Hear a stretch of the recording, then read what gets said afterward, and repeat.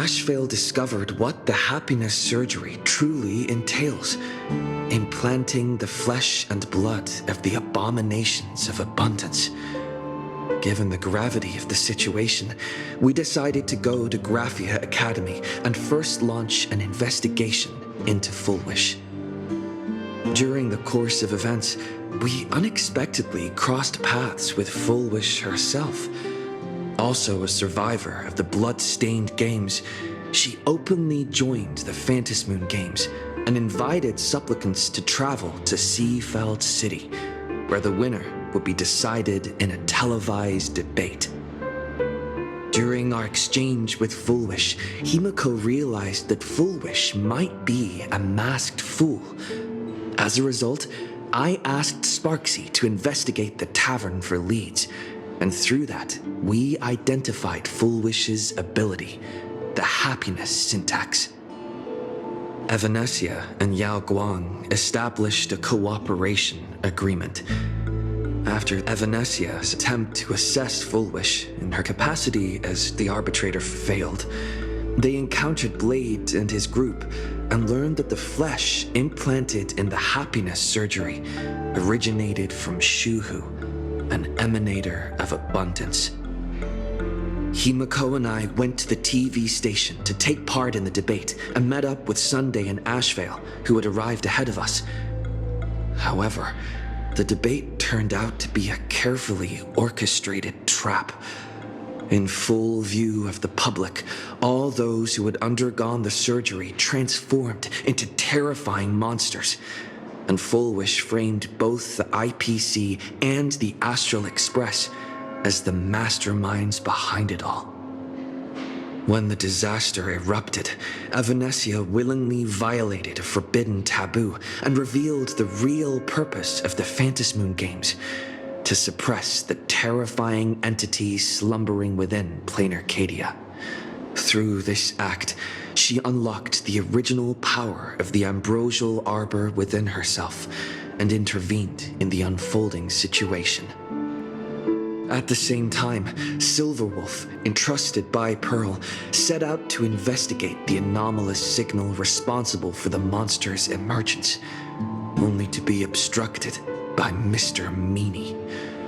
As the force backing Full Wish, he wields tremendous power, powerful enough to interfere with the Stellaron Hunter's script. Meanwhile, Full Wish continued to livestream our movements in the TV tower, distorting the truth by every possible means. Drawing upon the wish power of 200,000 victims, she manifested the Meanie Phantasmoon in an attempt to defeat us individually.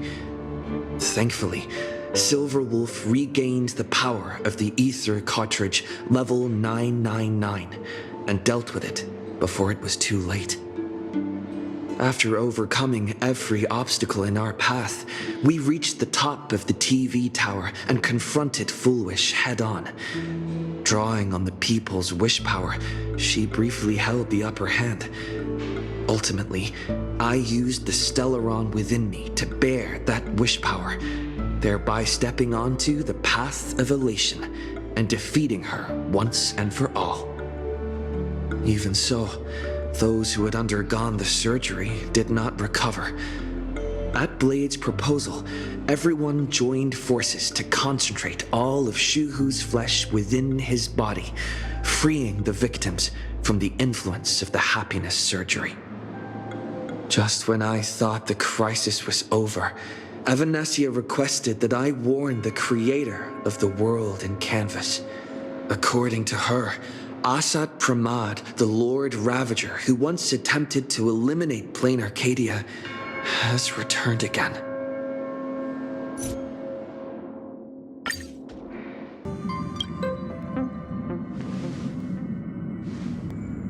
You're back! The incident that happened at Full Wish TV is causing a huge stir. Come watch the news! Hello everyone! Welcome to our brand new segment, the Phantasmoon Brief. I'm your host, Poofy! Hi everyone, this is your old friend Well then, as the Phantom Moon Games reach a boiling point, and for reasons that need no explanation, we are now joining Duo Mention TV to bring you live coverage of the latest and most critical news updates. Yes, we are! And after the director of Foolish TV and sponsor of the Research Society of Happy Smiles, Foolish announced that she was joining the Phantom Moon Games! That terrifying tragedy of 15 years ago once again swept through the psionic game! The supplicant debate, slated to take place at the Seafeld TV tower, was cut short when out-of-control Imaginée known as Joy Ascendants appeared suddenly and launched an attack. This Imagenesis plague centered on Seafeld City spread rapidly. Even Foolish herself turned into a monster atop the Seafeld TV tower. As of the latest reports, nearly 200,000 human and Imaginée inhabitants across plain Arcadia have been affected by the plague. Countless individuals are injured or missing, and total losses are estimated to have reached 8.6 billion credits. And in a chilling echo of the bloodstained games 15 years ago, footage left behind by Foolish points to the disaster as the work of supplicants from beyond the sky. She identified the culprits as the famed cosmic hero, the trailblazer of the Astral Express, and the wanted criminal, Stellaron Hunter Blade, claiming they were responsible for the tragedy. But a spokesperson for the Department of Aberration Defense said the disaster was planned and executed by Foolish herself through her organization, the Research Society of Happy Smiles. They added that the investigation will continue and the organization will be shut down. Oh, how familiar that sounds. 15 years ago, they made the same excuses. What is the real story behind this? The Phantom Moon Brief will continue to keep you updated. Over 500 years ago, a prophet made a prediction. In year 1999, a terrifying devil will descend from the sky. Will this prophecy come true? Can plain Arcadia safely make it through this crucial year? We will have to wait and see. Shame on them. How can they just say things like that on TV when it's not even confirmed? And the internet is flooded with fake news about you too. Also, those two hosts, weren't they from Foolish TV? They were spreading nasty stories about you on the news before. And now look, they've immediately jumped ship after what happened to Foolish.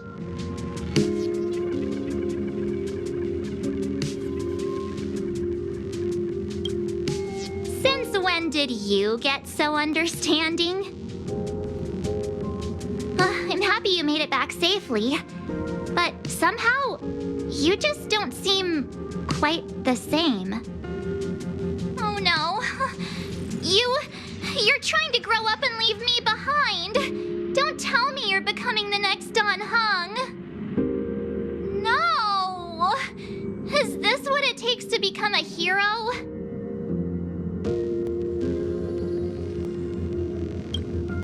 I am so cute and lovely. What's the problem with that? Oh, right. Tell me about what happened at the TV tower. I've heard Don Hung and Sunday's side of the story, but I haven't heard yours yet.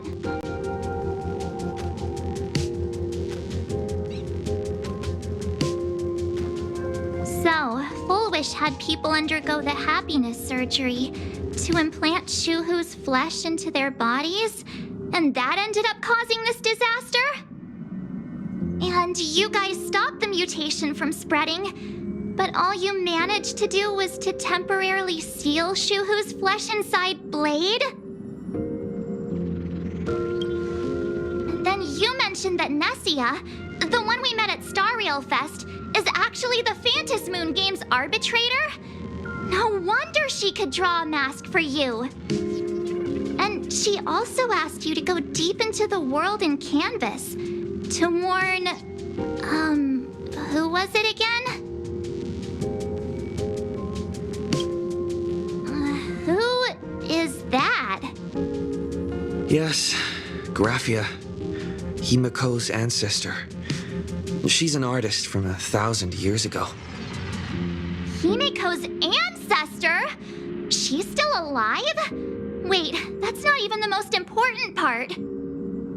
Nessia asked you to warn Grathia that the Lord Ravager, Asat Pramod, is back? Why does the Express have such bad luck? By this point, whenever we go on vacation, I'm always ready to deal with random problems. But running into another Lord Ravager while on vacation? This is way over the line. A Lord Ravager, Evanesia's request, Shuhu's flesh and Blade's body, and the unfinished Phantasmoon games. Suddenly, there are so many things to deal with. It feels like we're juggling a bunch of eggs all at once.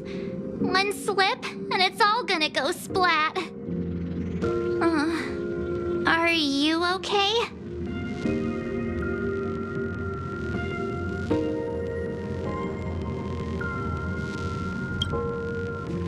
I wish I were as calm as you. I'm gonna go take a minute and collect myself. So many things to deal with right now. What should I do next? I've had a long day. I should just get some rest.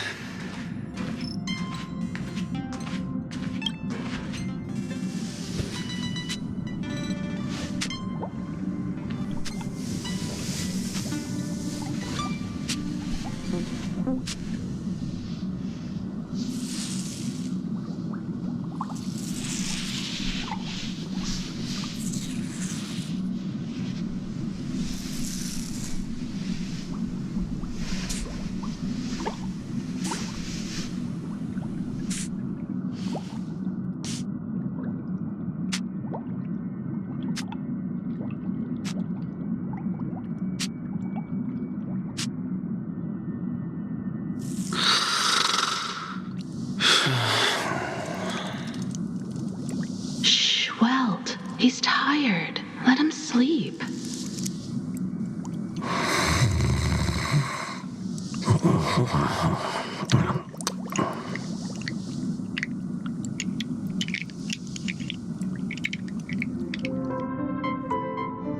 You're obviously tired. I never thought this vacation would become the prelude to yet another major war.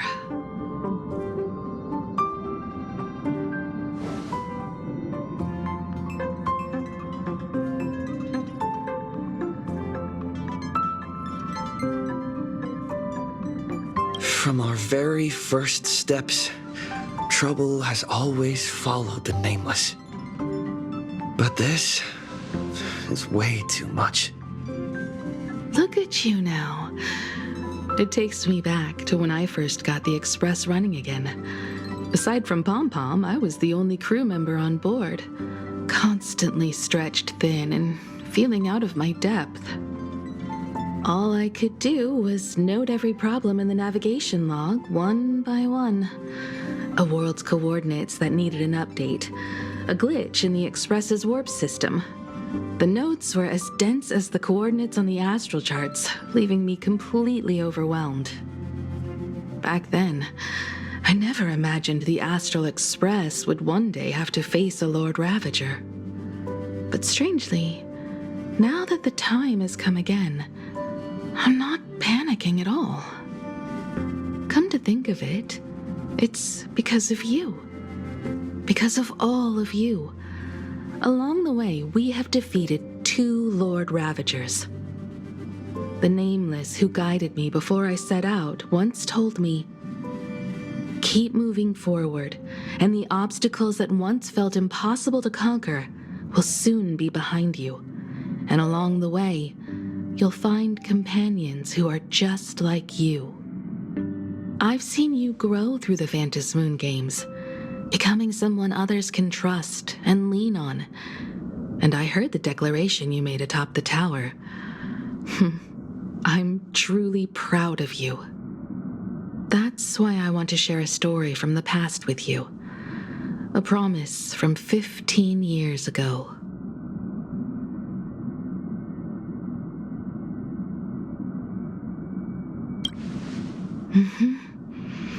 I promised someone that when the moon over my hometown was full again, I would go back to see her, to let her know I had made the most of this borrowed life and found companions I could trust with all my heart. I want to share this story with you all. The story of how my journey began. It's a long story, filled with many memories of my past. I'd also like to invite you all to the place where I repaired the Express and tell you everything bit by bit. All right, it's a deal. When I return from the world in canvas, you can make us... let Shush make us some coffee, huh? Then we'll settle in and listen to your story. Speaking of the world in canvas, March told me about what Evanescia said to you. Evanessia's request was not made lightly, and she was worried for a reason. Silverwolf saw that Lord Ravager in action, too.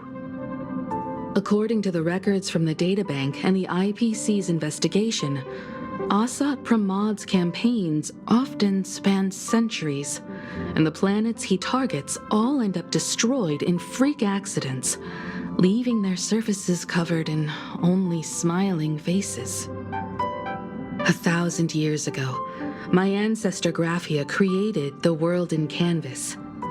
If that was to resist Asat Pramad's invasion of Ahatopia, then could this disaster unleashed through the Phantasmoon games be the prelude to his next invasion?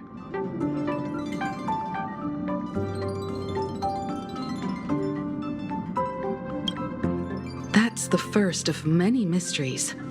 Based on our family history, we are clearly not descendants of any long-lived species. Quite the opposite. The weathering curse has shortened my family's lifespan for generations. What could my ancestor have gone through to still exist today? That too leaves me deeply curious. There are far too many legends about her. It's hard to tell what's true and what's not.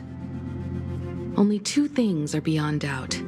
First, during the Cinderth Age, she created countless Imaginae and sent them into battle against the demon legions from beyond.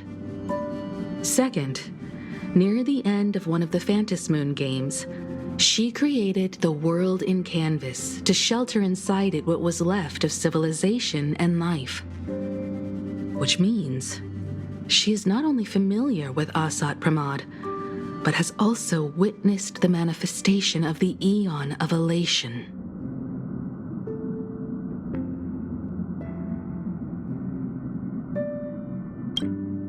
Nobody knows just how big the plane Graphia created actually is. Over 140 years ago, the IPC tried to salvage the world in canvas, but they were only able to reconstruct part of it in the real world. That portion became what we know as Plain Arcadia. Legend has it that Graphia used a vast ocean as her canvas and channeled the power of elation to step into the painting, which means she has not only seen Asat Pramad, but has also seen the Aeon of Elation descend in all their glory. Good question.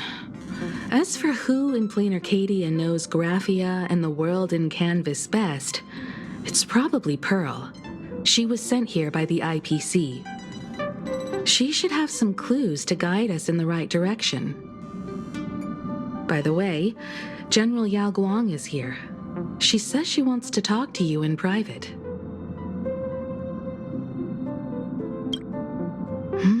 I'm not sure if she comes with good news or bad news. She brought a little gift from the Cienjo, though. Mung bean soda. Go talk to General Yao Guang, then. Don't keep her waiting. After that, come to the party car and fill us in on your next move.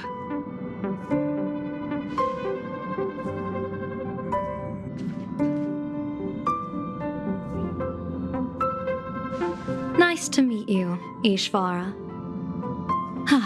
I always thought that the arbitrator, Evanescia, would step in and punish Foolish for the disaster she caused. But, to my surprise, it was you who defeated Foolish. In my capacity as an Arbiter General, I extend my deepest gratitude to you for halting the plague and sparing countless lives from suffering.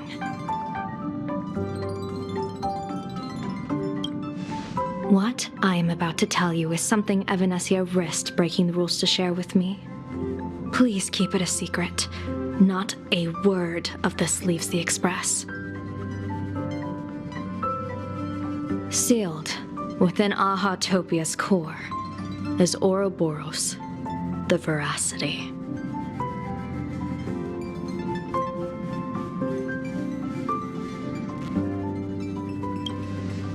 You mean the Leviathan that can swallow whole planets? That Ouroboros, the Veracity? Looks like you know a thing or two about Ouroboros. I've seen that terrifying thing in Herta's simulated universe. Rumor has it, they were last seen during the era of the Swarm disaster. They were hardly there to aid the Swarm, but rather to attend a cosmic-level feast, in which the Swarm served merely as appetizers, and the planets they passed were devoured as the main course. No one expected them to be here of all places, sealed away on this very planet after vanishing for years.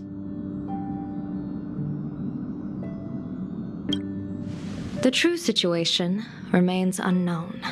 But with this information, we can understand why Asat Pramod set his sights on this world. Aren't you a little afraid, facing a huge disaster like this?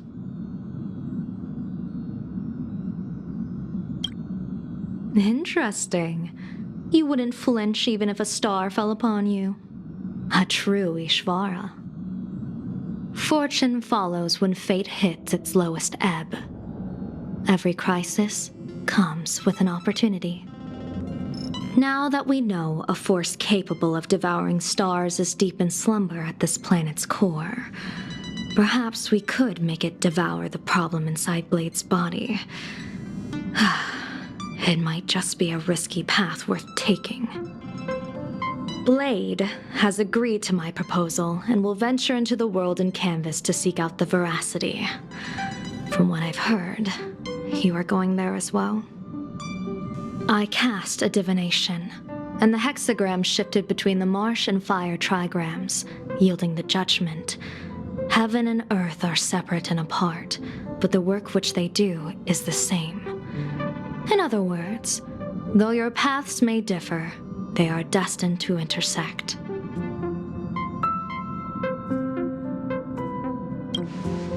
A funeral, or an adventure. Will it be a battle with only a 1 in 10 chance of survival to tear away Shuhu's flesh from his body and eliminate the Xianzhou's arch-enemy?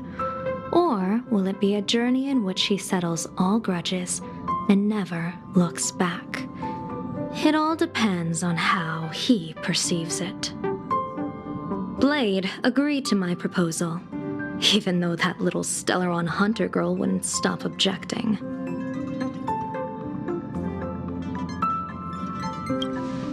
Betting? No, I don't see it that way. We are not chips laid on a gaming table, nor dice tossed at someone's whim. We trust in people, in ourselves, and in those beside us, knowing they can change the course of even the most desperate battle. That belief is what gave you the strength to overcome Foolish. It is also the only reason I stay for this world. My purpose has never changed. I am going to draw the elation into my divination, and overturn a fate marked for great woe. I have a plan for how to handle Asat Pramod if he strikes unexpectedly, but I still need more hands to make it work.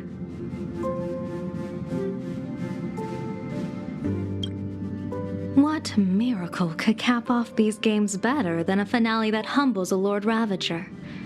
it will be a tribute to the elation. The shadow of the Lord Ravager looms, and from here on, everyone must carry their part of the burden. I will take my leave first. Before I set out, I still want to say a few words to everyone. You, over there.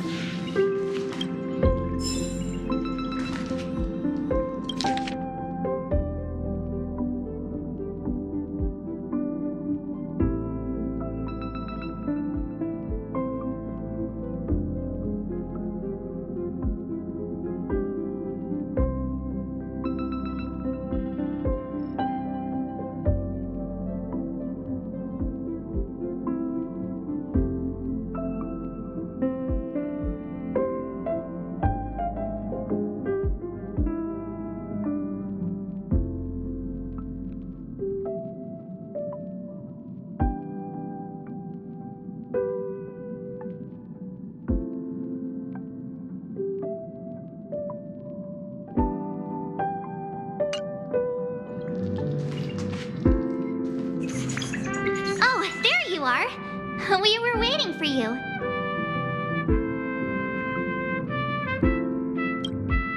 We're here to celebrate the Astral Express making it through another trial, of course. Pom-Pom's heard all about your latest adventure. It's a modest celebration, but a meaningful one. You stopped Full Wish's scheme, and that is no small achievement. Regardless of what the people of Plain Arcadia or the media may say, we raise a glass to you. Exactly. You knocked out the mastermind behind all those creepy whatever their name is. I didn't get to see it myself, but Don Hung described it for me. You killed it! Your victory gave Blade a chance to free himself from Shuhu's flesh. Thank you. With a Lord Ravager looming on the horizon, everyone will soon be heading off on their own missions. Before that, it felt right to have a small gathering like this. Now, let's make a toast. Here's to everyone who fights to protect this Arcadia. And here's to all of us. The Lord Ravager can throw whatever he wants at us, but I know the Astral Express will keep streaking across the stars.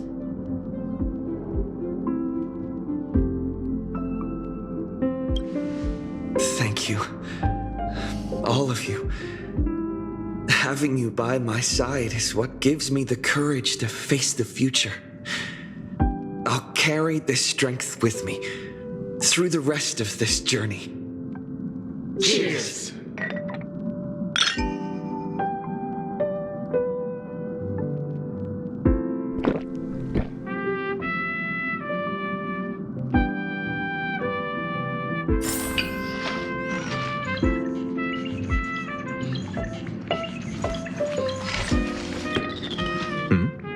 Did you need something? I need a break. I felt worn out ever since coming back from Seafeld TV Tower. Right now, it feels like I'm back in Oak Manor's banquet hall. At those parties, no matter how tired I was, I'd have to clutch my glass and smile, keeping myself calm. Mr. Yang insisted I should get a full day of sleep, but I didn't want to miss the chance to toast with you all. I should thank you for letting me embark on this journey.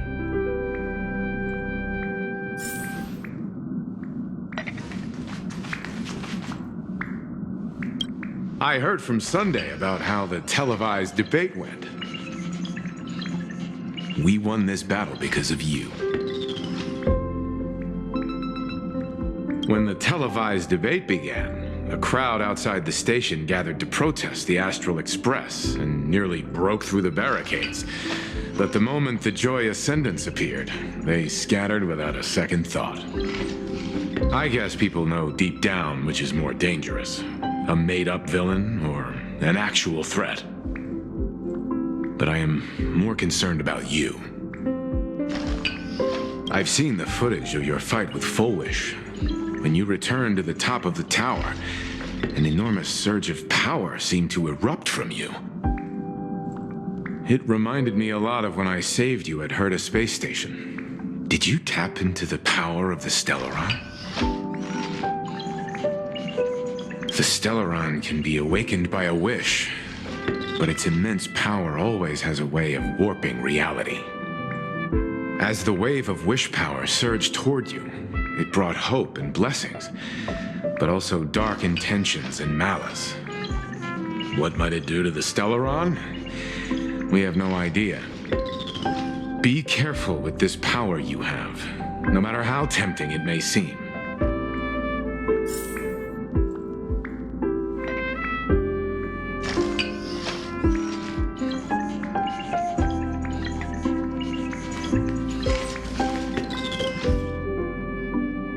Oh, it's you! Pom-Pom heard you've got a solo mission coming up. Be safe, will you? Sadly, Pom-Pom can't remember most of what happened right after the Express crashed onto this world. Pom-Pom's memory of those years is like a fogged-up Express window. No matter how hard Pom-Pom tries, Pom-Pom just can't wipe it clean. But it's okay. After passenger Himiko repaired the Express, Pom-Pom got to share a one-of-a-kind journey with all of you.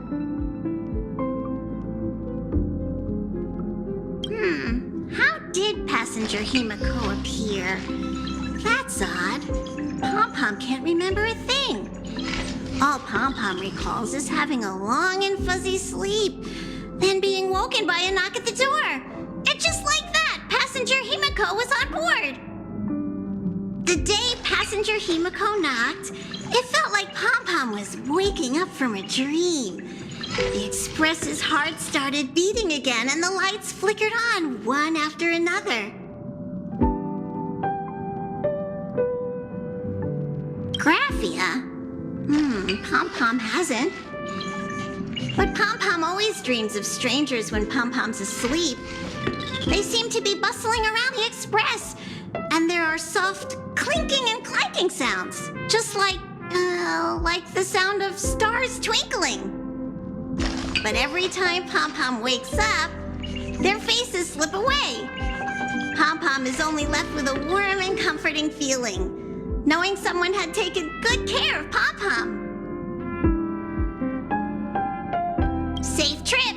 Pom-Pom will take good care of the Express while you're away.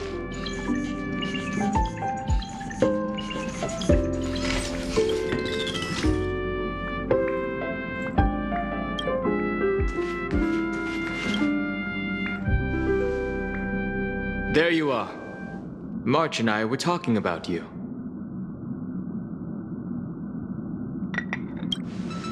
Yeah, of course. When did Don Hung start expressing his feelings like this? I guess pigs really do fly. This trip to Plain Arcadia is the first time we weren't necessarily working together toward a common goal. You dove into the Phantom Moon games. I crossed paths with that relentless old friend and foe again. As for March, well, she spent her time wandering and eating. Her perfect little vacation. Wait, hold up. How come all I get is wandering and eating? I grabbed plenty of comics as well. I call it cultural exploration, with a little extra time for me to recharge, of course. Right? Now that we're having this little break, it hit me that I might have neglected you and March.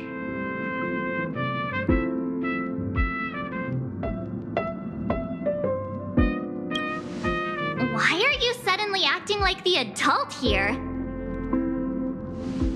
Blade has accepted General Yao Guang's proposal. Perhaps he has finally moved on from past grudges and that abundance curse, and is now ready to do something for himself. It's going to be a path fraught with danger, so I had hoped to accompany him for a bit longer, but he refused. From now on, I will turn my attention to this world.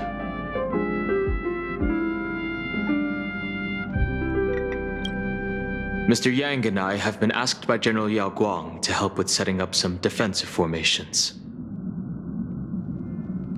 I've got work to do too. Mr. Ashvale wanted someone to accompany him to the tavern to investigate clues about Asat Pramod. Yours truly figured she'd been resting long enough, and it was time to stretch your legs. So I volunteered.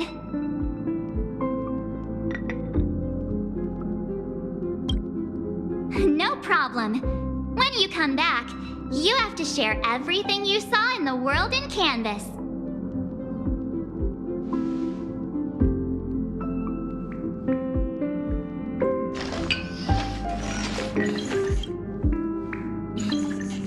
Just in time. I've talked to Madame Pearl. She will handle all the arrangements for your passage, so you can enter the world in Canvas to find my ancestor Graphia.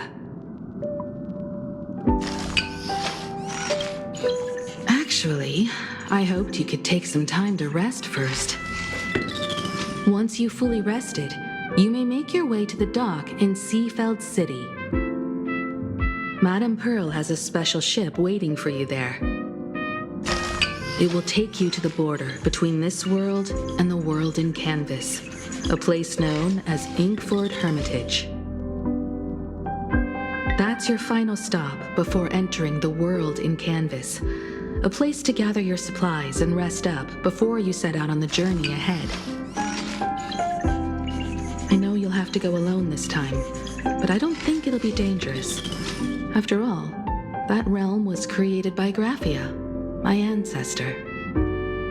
The thought of it makes me feel calm, in a strange but comforting way. If you get to meet her, please give her my regards. I am indeed quite curious. I'd love to see this ancestor of mine for myself and hear her story in her own words. But someone must stay here and keep watch. Madame Pearl wishes to confer with me and General Yao Guang about our next steps in dealing with Asat Pramod. So I'll be entrusting this mission into the world in Canvas to you. Go ahead. Set out once you've rested up. I'll be here with Welt and the others, awaiting good news from you.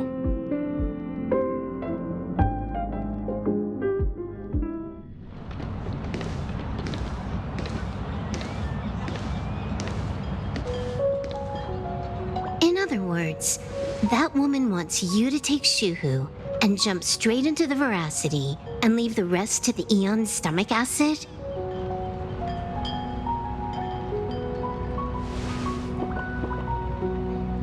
And this is between me and him, right?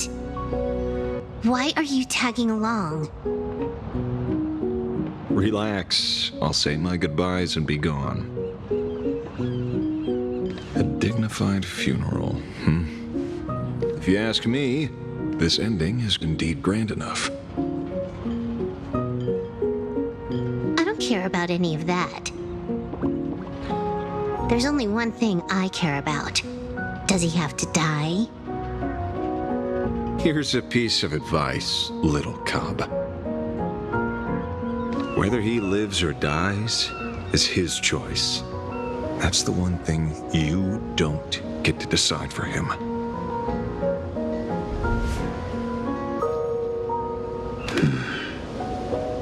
It has landed. What? Nothing. Just a seabird landing on the rocks. A blade forged of mortal steel cannot sever an undying fate. If Shuhu is to be put down, the options are few, and that Leviathan is one of them. In time, people will say this. The culprit of the Juming gave his life for the greater good. and plunged into the abyss alongside the abomination.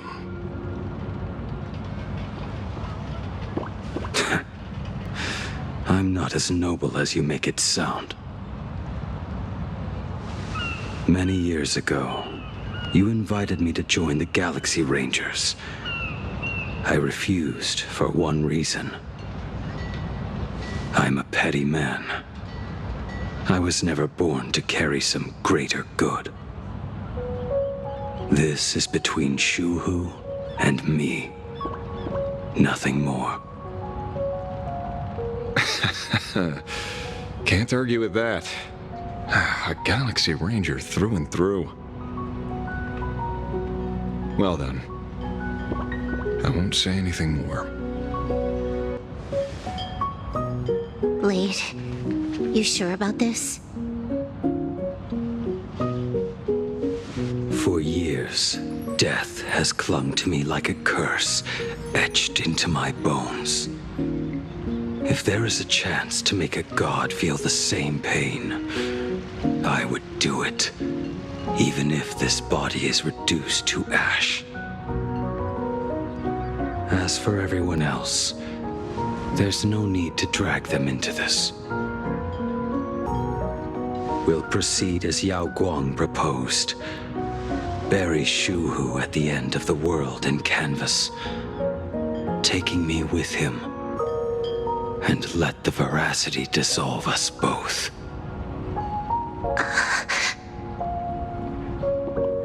Take care.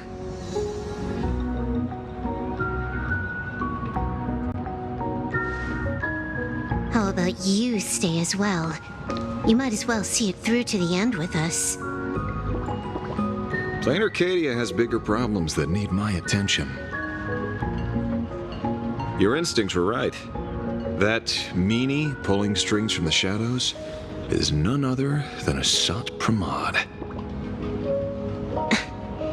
Who else would want to kick a Ha's head like a ball? So, I need to get back and finish my job. Investigating a Lord Ravager sounds like a job you don't come back from. Therefore, it also pays very well. Then here's hoping you live long enough to collect your payment.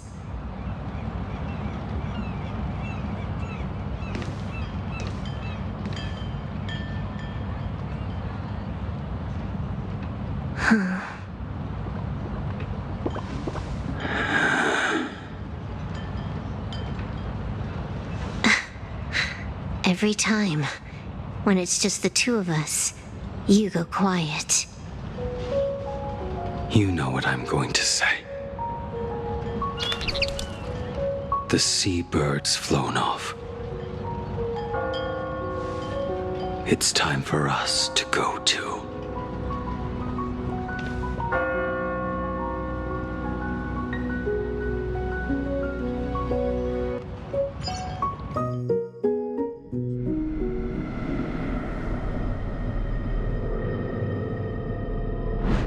The terror slumbering at the heart of plain Arcadia is Ouroboros.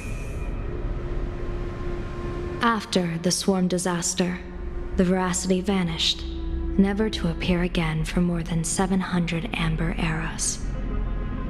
Their last rumored sighting was 500 years ago. History fictionologists claim that Ouroboros lies in wait at the edge of the cosmos, guarded by their children, awaiting the day of their return. I've heard that story before, but it wasn't about the edge of the cosmos. It was Pier Point. They say that the preservation is nothing more than a facade, and the IPC is, in truth, a cult devoted to the veracity. Organic life has quite the imagination. They've said other things, too. That Louis Fleming seeks to ascend as the Eon of Wealth. That the Council of Mundanites are mere hounds of Dr. Primitive. That the Marketing Development Department colludes with the destruction, turning a blind eye to the spread of Stellarons. Such rumors are endless. I believe the General should be able to tell which are true and which are not. I've never heard the last one, so let's assume it's the only one that's true.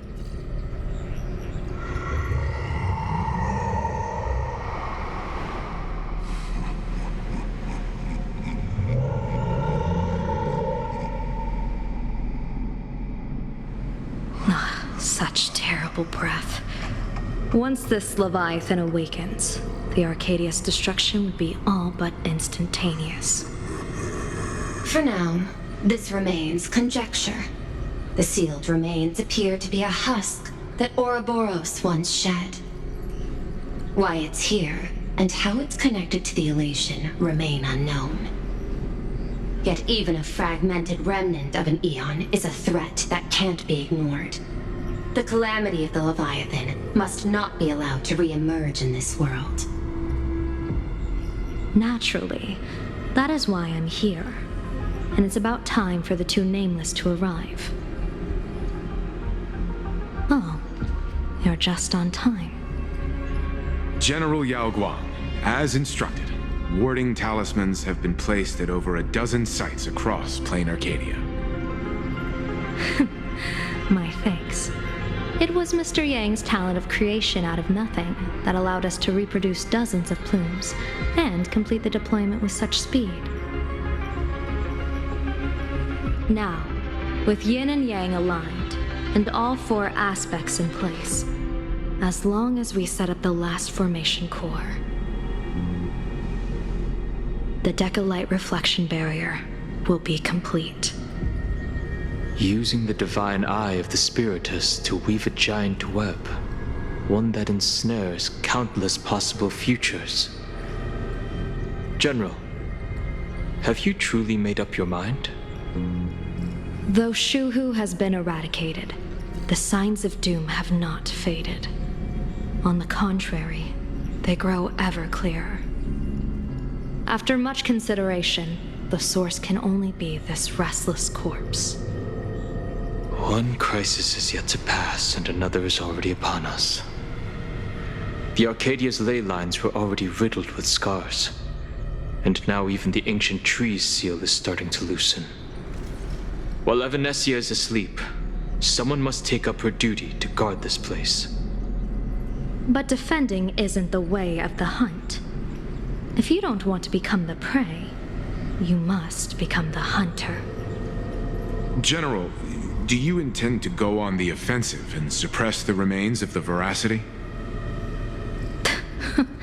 How could I? The Joy Seeker could barely confine that husk using the Abundance's ambrosial arbor as its cage. I'm not that arrogant as to place myself alongside the gods. I'm not here to guard against an Eon, but against a lesser menace. Lord Ravager Asat Pramod. This barrier is prepared for him. Asat Pramod has been meddling with the game from the shadows. His intentions unclear. We know little about him or the Veracity. By chance, however, a friendly citizen has provided us with intel. Ouroboros' remains are in Ahatopia, aren't they?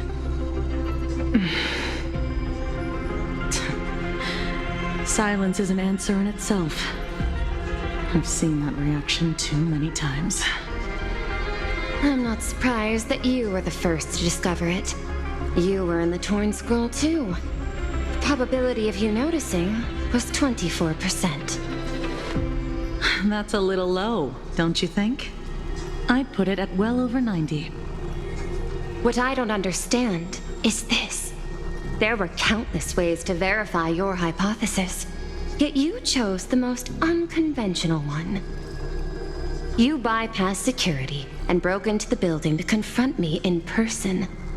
What is your objective? This is no confrontation. It's a warning, Madam Pearl. I'm a security officer, and there is only one reason I'm here. While everyone else is fixated on the Phantasmoon games, only the Department of Aberration Defense is watching other places. Like the location where the new Herald of Death case was closed? Correct. The incident involved 4 Daybreak warriors, 3 nameless, 1 detective, and 1 officer. But just moments ago, a 10th set of footprints appeared at the scene. After the investigation, we learned that the traces were left deliberately. A blatant provocation. The Lord Ravager bent on destroying the Elation came uninvited. Make no mistake. Planar Arcadia is a stage he chose with care, and drawing the Abundance into the fray was hardly a whim. Our top priority is to dispose of Shuhu's flesh properly to prevent it from falling into the wrong hands and causing another calamity. That said, we cannot afford to ignore Asat Pramad's next move. This giant web is prepared for that very purpose. Once the entire planet is folded into the divination's trajectory, under the gaze of the Omnitia, all possibilities will be laid bare.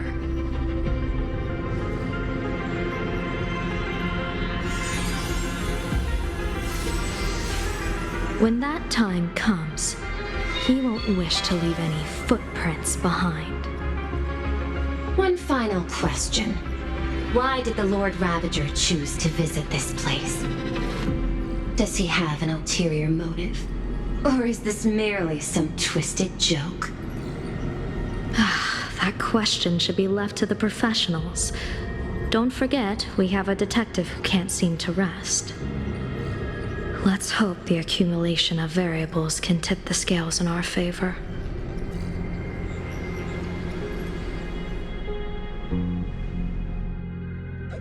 And so the people set out, and the gondola, bound for distant lands, set sail. At the end of the world, the Elation once again declared war upon the Veracity. Hey, frail little humans! Ouroboros split their mouth wide open! Whoever can fill my whole mouth with but a single thing shall receive a reward, my tongue. The fool known as the Shepherd captured a comet, but it wasn't even enough to fill the gap between the Veracity's teeth. The bartender Braji opened the wine cellar, yet they only grew drowsy, drifting off to sleep. And en route, he crept up to the Veracity's ear and told them a corny joke.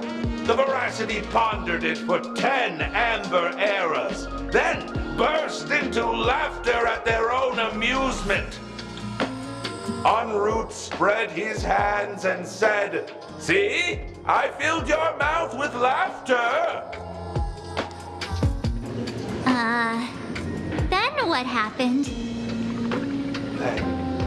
Then the Veracity said, "Are you kidding me?" And with that, they opened their gaping maw and tore en route to pieces. What kind of nonsense is that? Those are the facts, my inquisitive auditor. If you want to hear more stories, you're welcome to discuss with your classmates.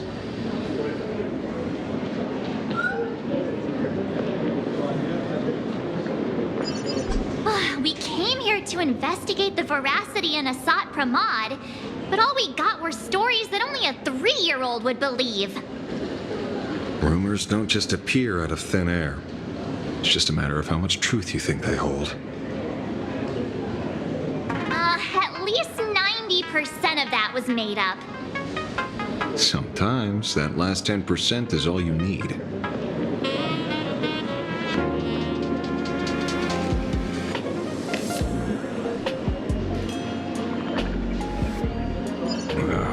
Plenty of bystanders around. Let's hear what they have to say.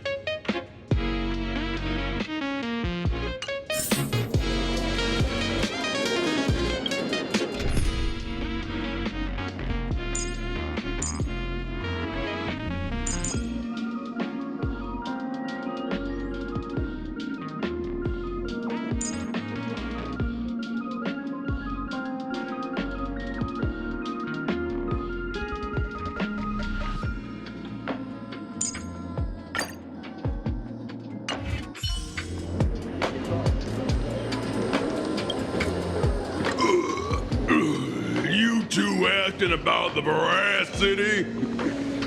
You think about walking that path? Walk the path of veracity? Do I need to eat everything in sight? You got it. Kids always dream big. Some are bulldozers, some are monsters, and I am Autobots. And the man. Ugh, can you talk normal? Stop gulping for air. I swore to become a veracity path strider. I eat everything. Tasty, nasty, anything I could chew. Finally, I pinched my nose and swallowed loose mouth, and they looked at me. Ouroboros. Nah. Very regrettable. Enough already. I'm telling you, it was all bluffing. The fools didn't lose. En route, Dorothy, the veracity wasn't looking, rolled up her skin like a crepe, snatched it up and poked it. Then, poof, they were gone. Comic-Con Collective don't got a veracity card. I already filed a formal complaint with the organizers. You should be putting this much effort into your studies!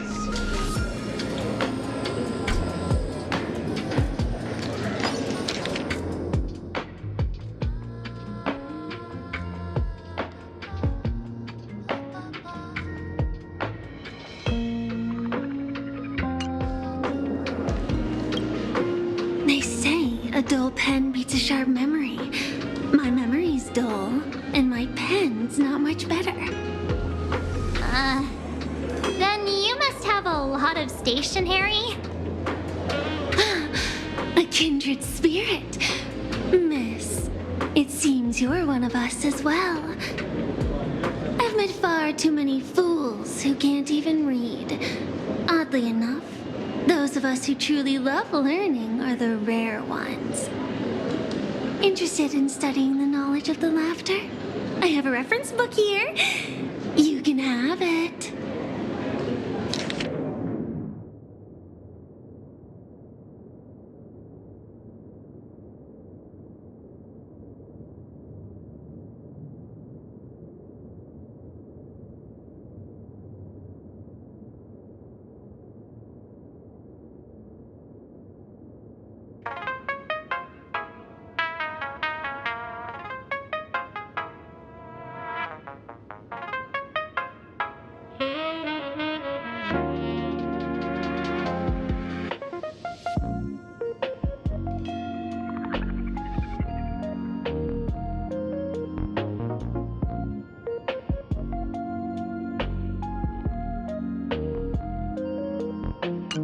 This feels completely made up.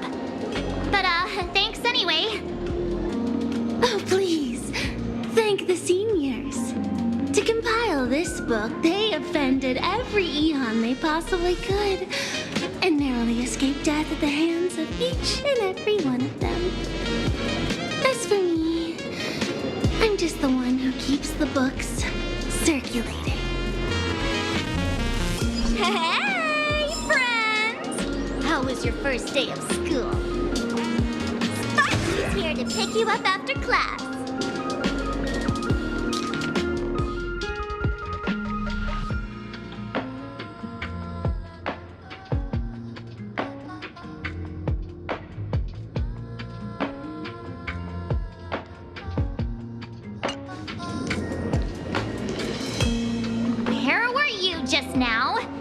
opened the door for us and just disappeared. Don't tell me you're up to something again. Still doubting me? You're breaking Sparkskull's heart here. That whole foolish thing. I took on every emoji in the tavern by myself, fought them all the way to the end of the world, and even wore my mask down to nothing. But honestly, this place runs on rumors. Aha is being chased by the Veracity. Aha chases the Veracity. We won't get anywhere following stories like this. Let's go through what we know so far.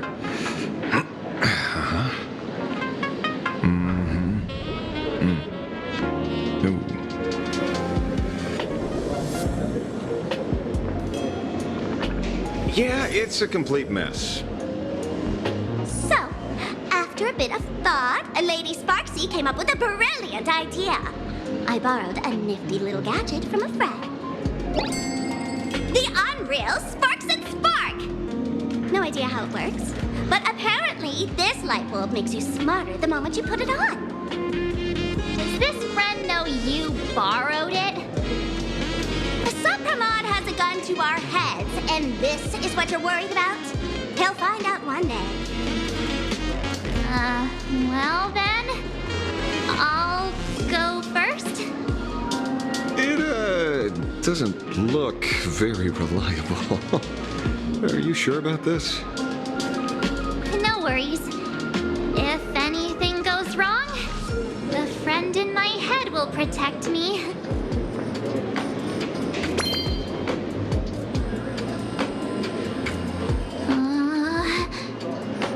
Doesn't seem to have any effect. No, it's working perfectly. I get it now. All of it.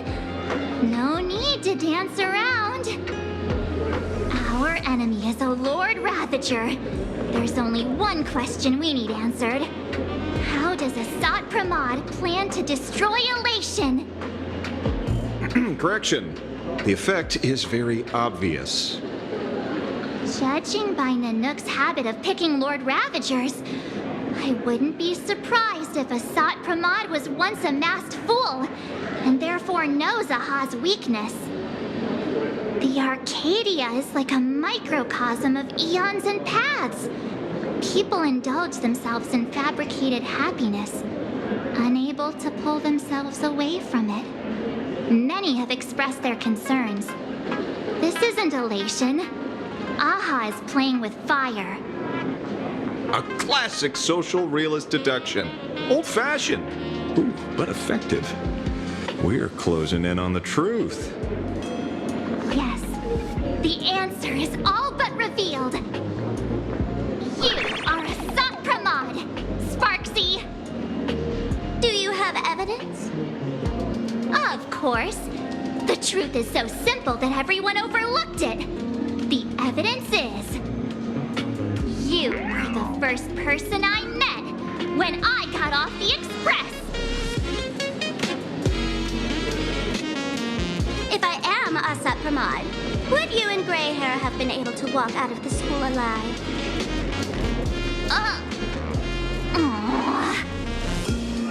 Yeah, fair point. Just take that thing off already.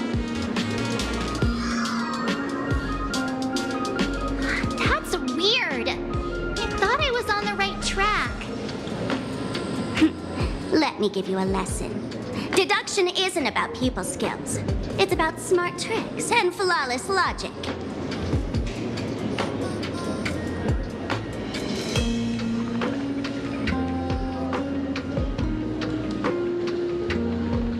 Watch and learn. Sparkle, master of the classic whodunit, has entered the chat.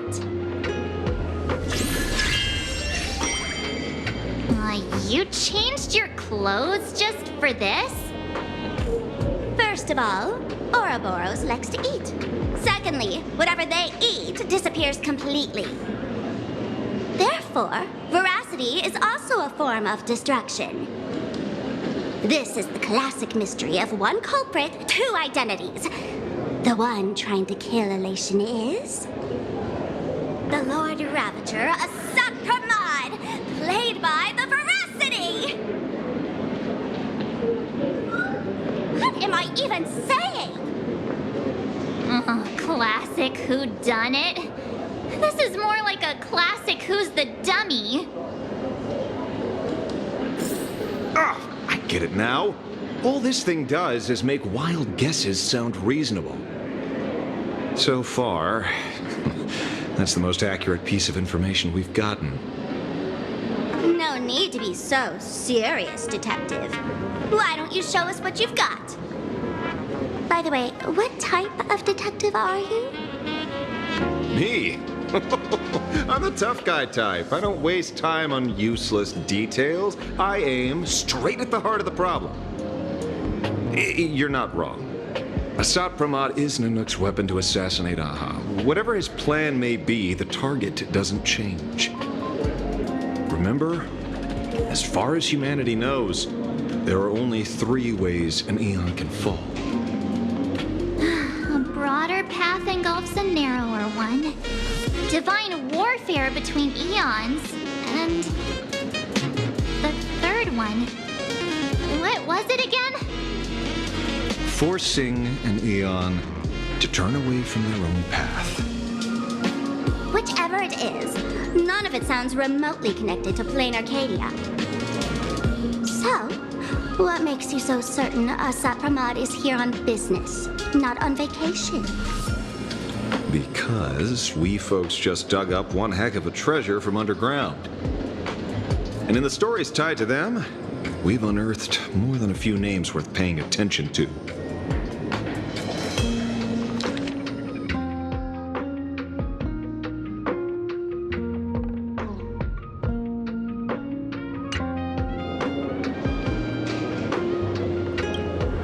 That's just a title.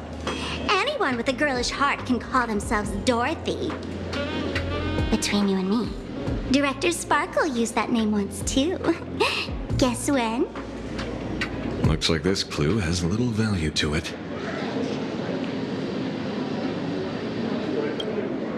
Right. He's the one I can't stop thinking about. The stories change every time, but they all circle back to the same logic. En route, defeated the veracity by some means. You're right. Then who is this en route? Do you know him? En route. Of course she does! Everyone in the tavern knows that name. Long ago, its owner grew tired of jokes, cast aside his mask, and walked away. Some say he became a morning actor. Others say he jumped into IX's black hole. But none of that matters.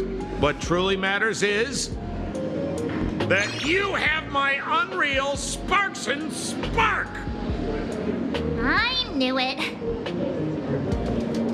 Give it back, give it back. That's a big order my client wants immediately. What do you mean, give it back? It just wandered off, and I happened to find it on the way, so I brought it home. You want it? Here, take it now. Absolutely not. Wait, right now? This doesn't sound like you at all. No. If it's a no, it's a no. Guess I'll keep it. Bye-bye.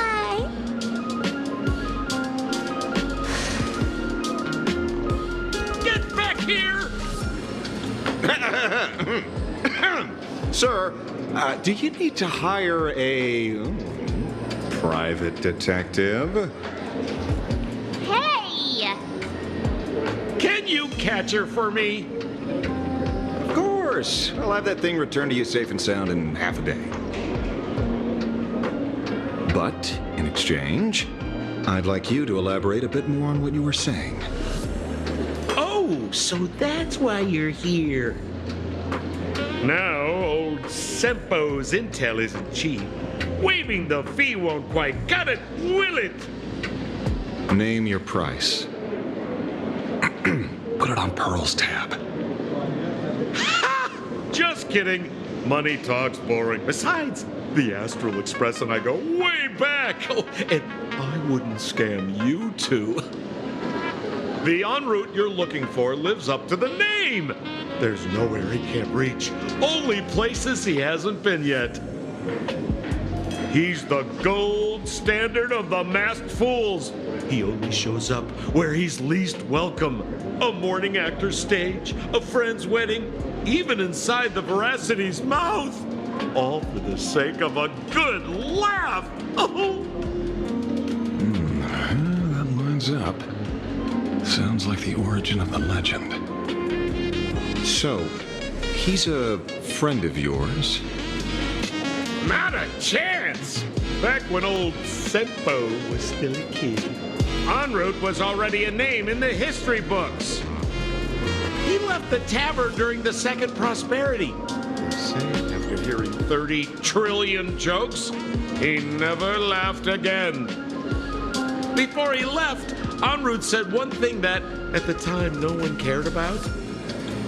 Elation has been dead for a long time.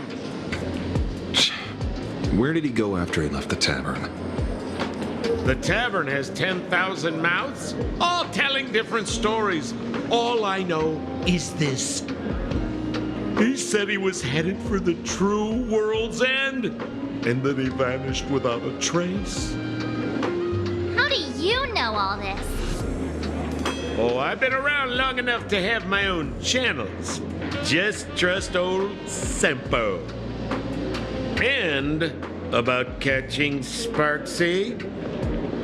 Leave it to me. I keep my word.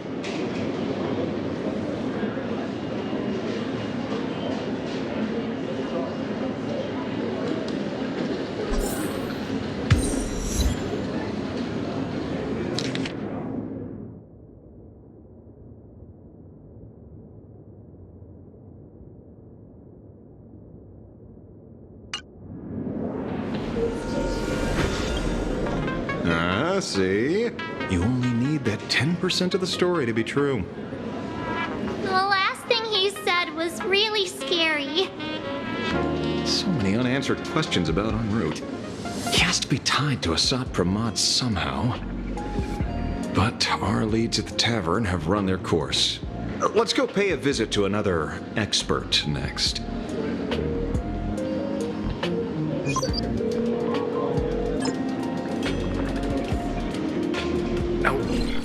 Speak of the devil.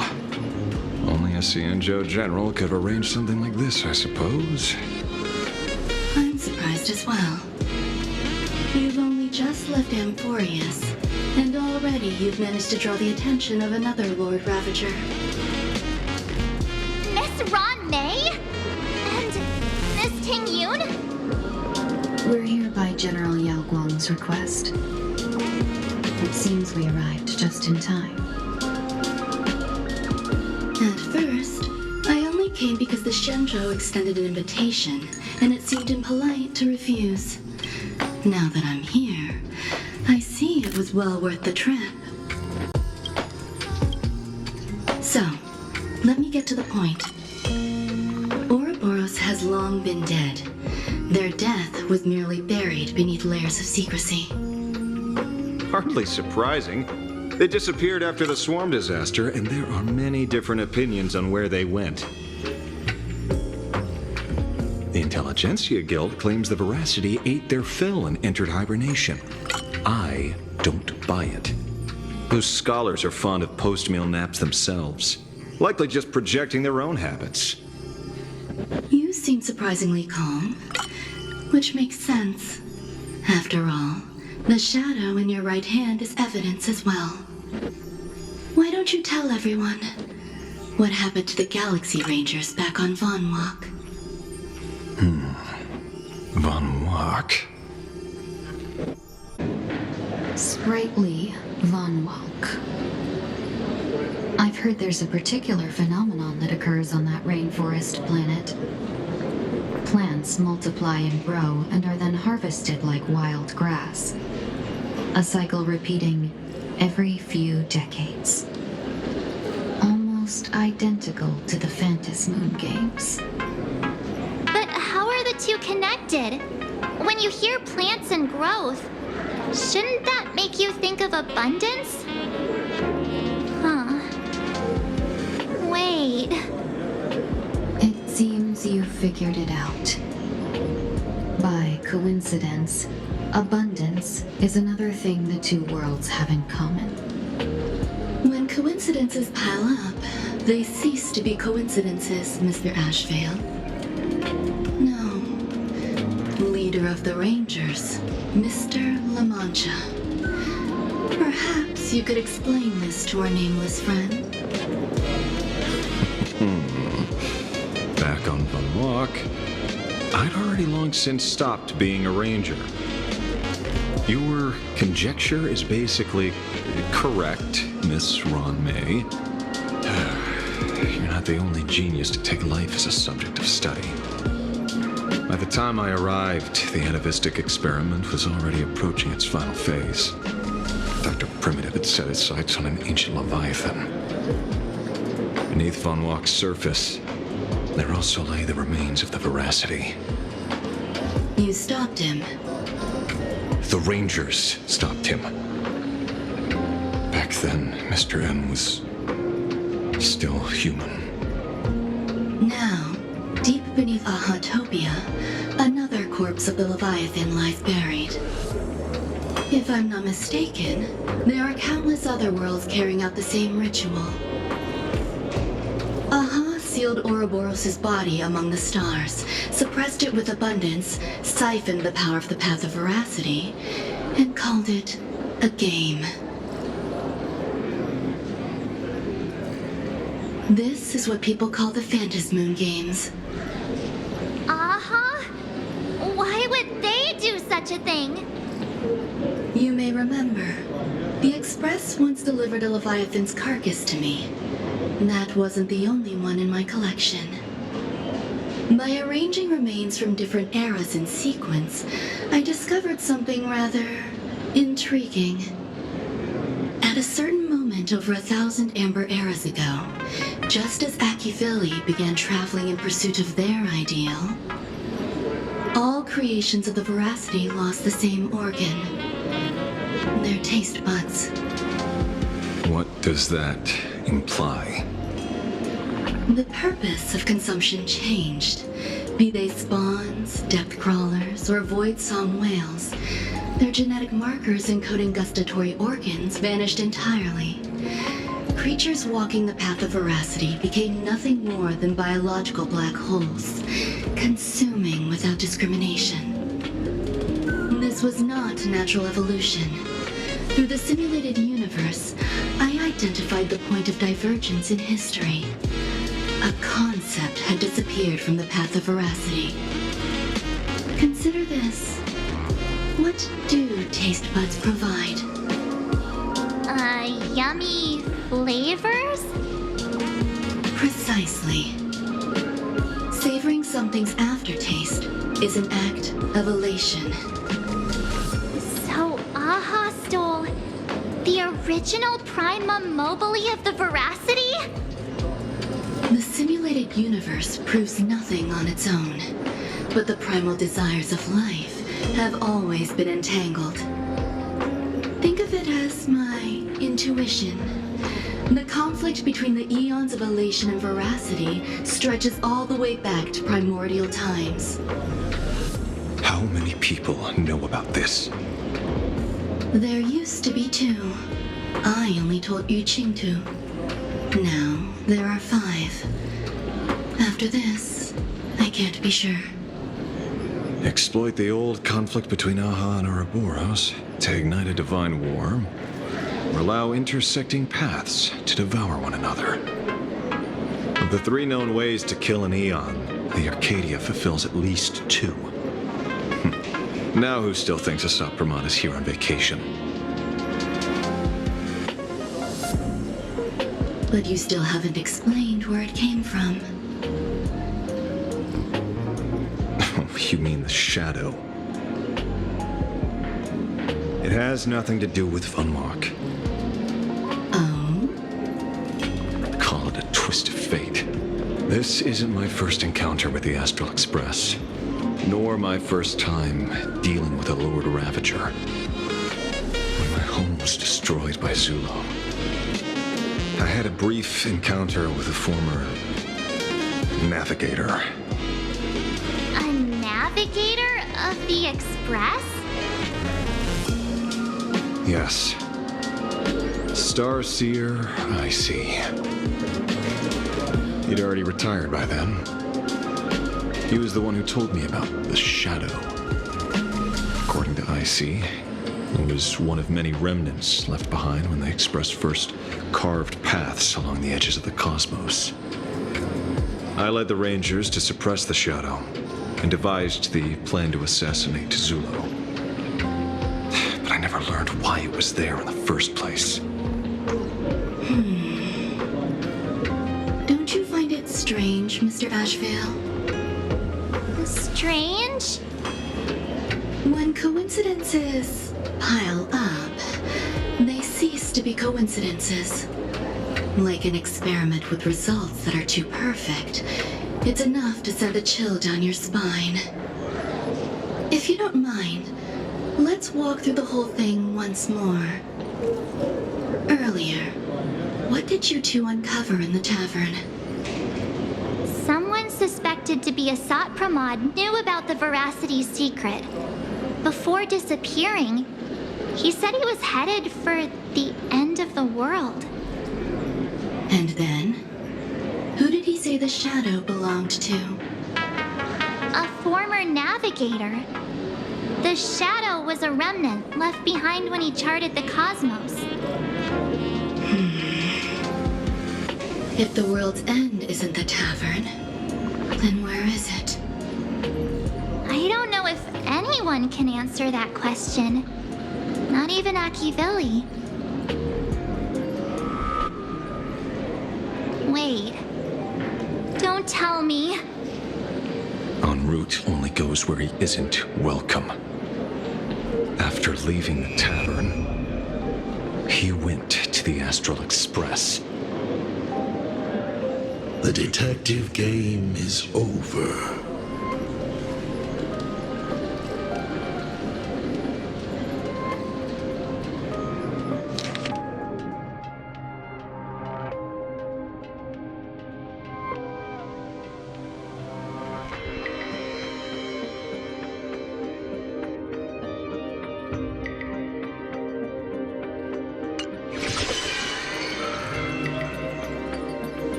To say, not many people can make me change my plans. Whether in the past or present, you've always been one of them. So, it is you. You know how it is, kid. I've always enjoyed arriving uninvited.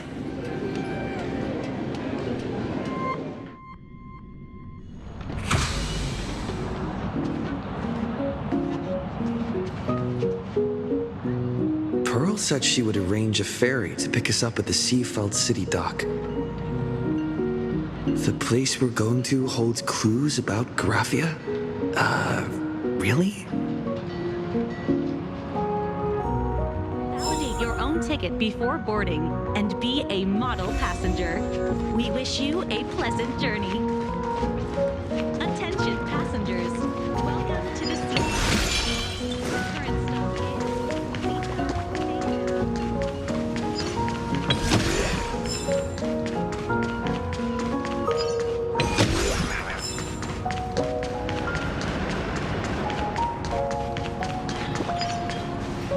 It is an honor to, well, shall I say, be of service to you again.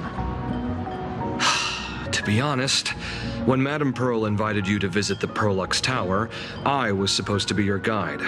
I ended up being replaced by a total fraud. My name is Feld. By order of Madame Pearl, I will be escorting you to your destination. You are too kind. I followed the battle in Seafeld City very closely. Serving a hero such as yourself is a true privilege. I assume Madame Pearl has already briefed you on our destination?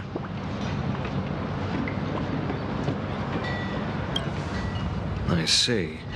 It so happens that Madame Pearl is tied up with an unforeseen event, so allow me to brief you in her stead. The destination of our boat journey is a hotel known as Inkford Hermitage. It is situated at the end of a Dovebrook tributary that ultimately flows into the sea. It is one of the points where the world in canvas intersects with reality.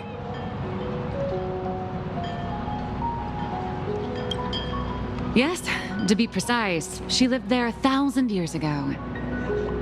Legend says the miraculous encanvassing of the mortal world happened there. Would Madame Pearl, a die-hard fan, pass up a sacred site like that?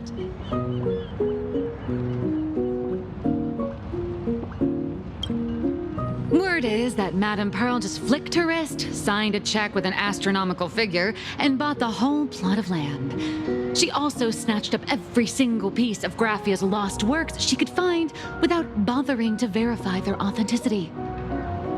Whew, I guess money really does let you do whatever you want. That's not even half of it. I don't know where her obsession comes from, but she's dead set on the idea that Graffia is still alive.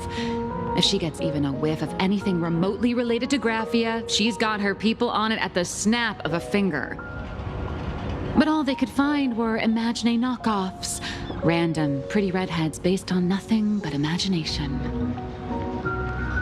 I bet her reaction went something like this. Objective. Locate the original.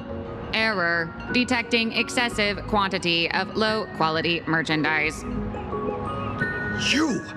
I remember you! You're that fraudster from Perlux Tower! Perlux Tower? I've never set foot in that place in my life.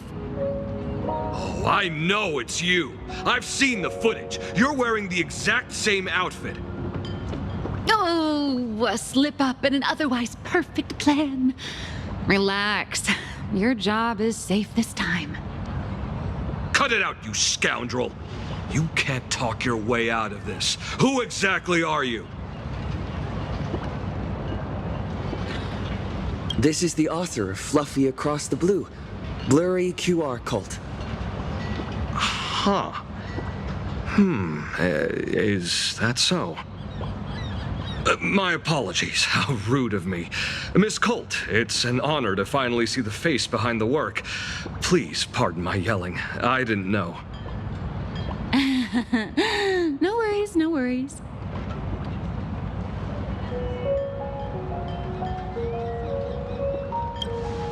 Well, yes. Would you believe it if I said I was going on vacation? Miss Blurry QR Colt, let's be clear. You are being transported under escort. Your current credit balance is in the negative. Madame Pearl has offered you a lifeline by asking you to complete the next volume of the Fluffy.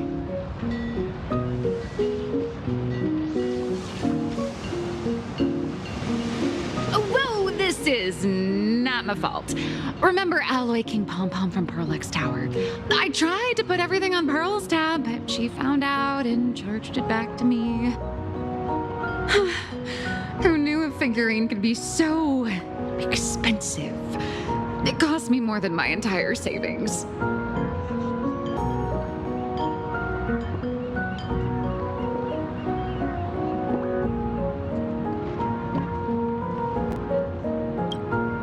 I went all in on learned coins.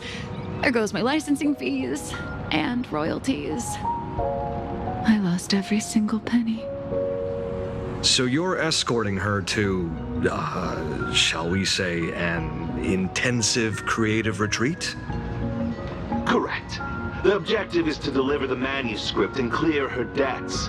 The estimated duration is 56 days. Hear that?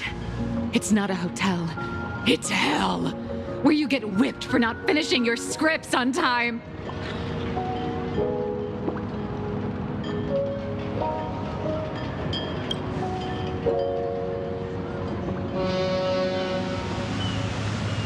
The boat has arrived. When you're ready, let's begin our journey to Inkford Hermitage. Please, mind your step as you board.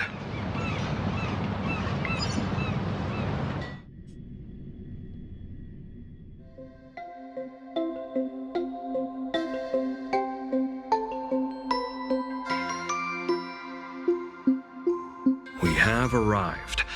This is the snowy shore of the canvas world, Inkford Hermitage. Are those Wispe floating on the water?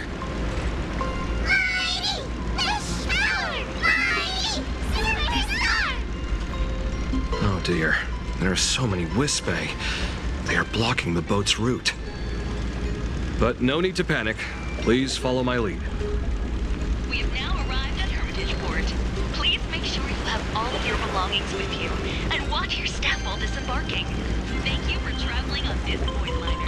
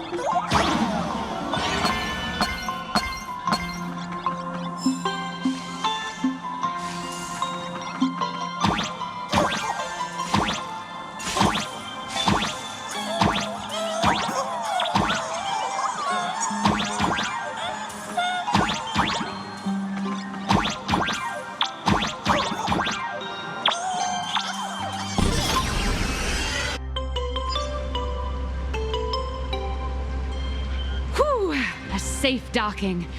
For a second, I thought we were going to hit an iceberg or something.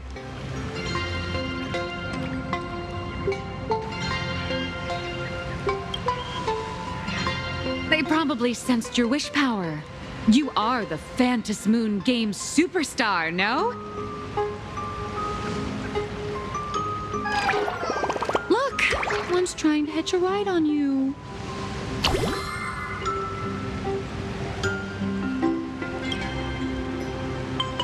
Must have been when we came ashore. Oh, what a devoted fan.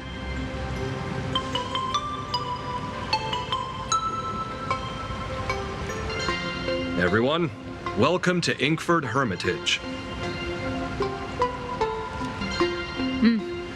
I was imagining a Benzai Tengoku style manor or something. So you demolished your idol's old residence and replaced it with a luxury hotel. Of course not. Benzai Tengoku vanished more than 1,000 years ago. The original structure is long lost to time. The IPC only chose this location because this is one of the weakest points between reality and the world in canvas. Many Imaginae are born every day, but just as many ancient lineages of Imaginae hide themselves away in the world in canvas once their wish power dry up, or as they grow weary of the mortal world. This is the final stop before they enter the world in canvas, and this is where they bid farewell to reality. They rest here, organize memories spanning centuries, and then pass beyond the point of no return.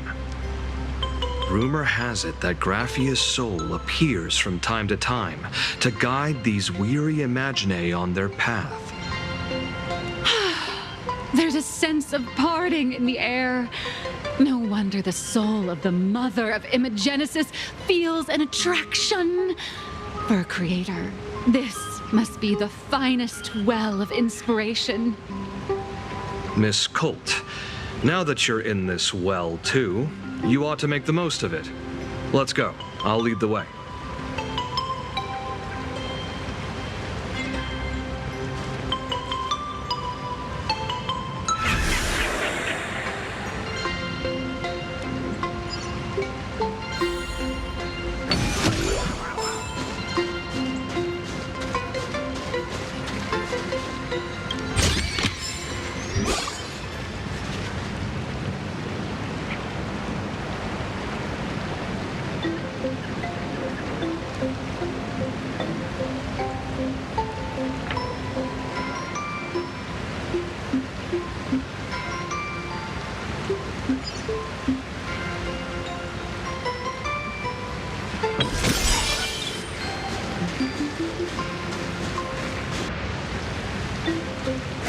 Is that...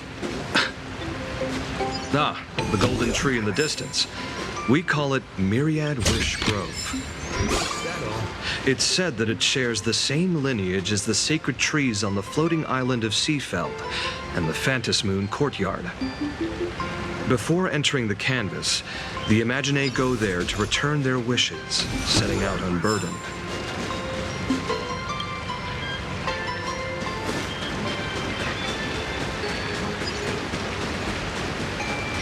All those years of effort, and in the end I still live.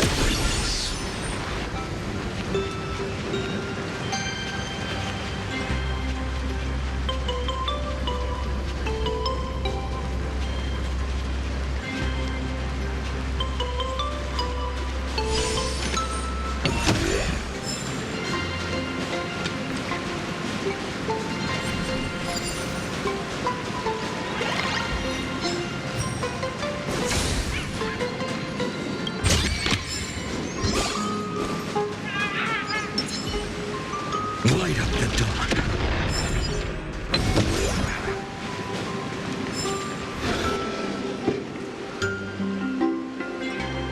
We have arrived. The hotel staff will take over from here. I'll take my leave.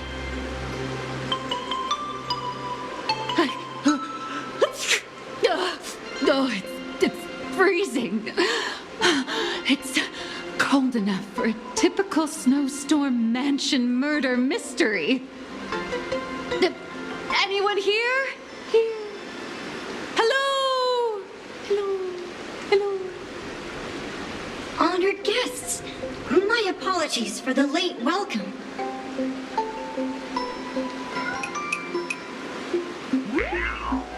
Oh, no wonder it's so cold. It's an actual snow wispy. Hello there, little one. I am the lobby manager, Casper. You have a very high body temperature. Please, try not to overheat the room. Allow me to introduce myself. I am the popular comic artist, Blurria. The former comic artist, Miss Nihilux. Oh, my true name is gone, just like that. Oh, wait, did you say former? The big shots upstairs gave me a heads up. You are now an asset of Perlux Corp. You'll be staying here until you finish your next volume. Every guest in this hotel is an Imaginae with quite a history. That Arcadian over there? That's a former superhero. Which one? Never heard of him. That one over there is one of the oldest strangelings. They're a former Kappa. These days, they work as the hot springs manager. A Kappa? Didn't that lineage of Imaginae go extinct when the IPC first arrived? There are still a few survivors that slip through the net. As for Casper myself, I am a former frost giant. Little old me was once a tall, mighty, and majestic giant. Of course, that was back in the Cinder Age. So you're basically an antique who knows a bunch of old secrets. What corner did they dig you out of? from a block of ice. It is sad how a giant block of ice melts into tiny pieces over time. I have forgotten the names of most of my friends. And I have not tasted a crispy, charred Void Ranger in a long, long while now.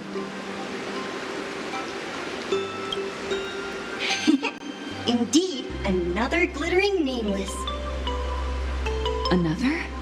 How's that? That is a secret.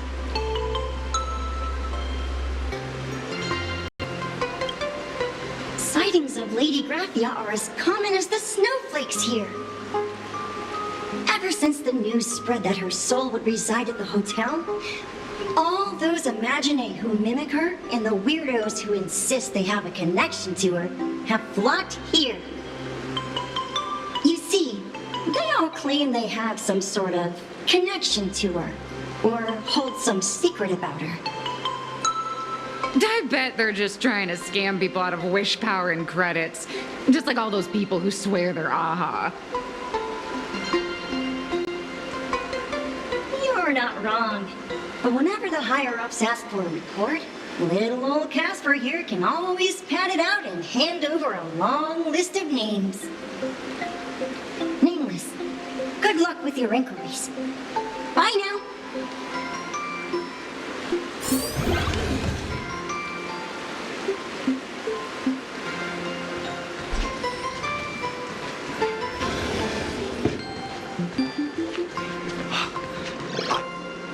You can see me, and I shall hide no longer. Indeed, I am Graphia, the sovereign of all paintings, the source of all schools, the mother who birthed all Imaginae. Unfortunately, my wish power is spent, and I can no longer weave my imagination arts. But you and I share a fate, with just a few wish bays to aid me. I am Graphia. If you're giving away wish bays, you should give them to me. No, I am Graphia. Does this red armor not make it obvious?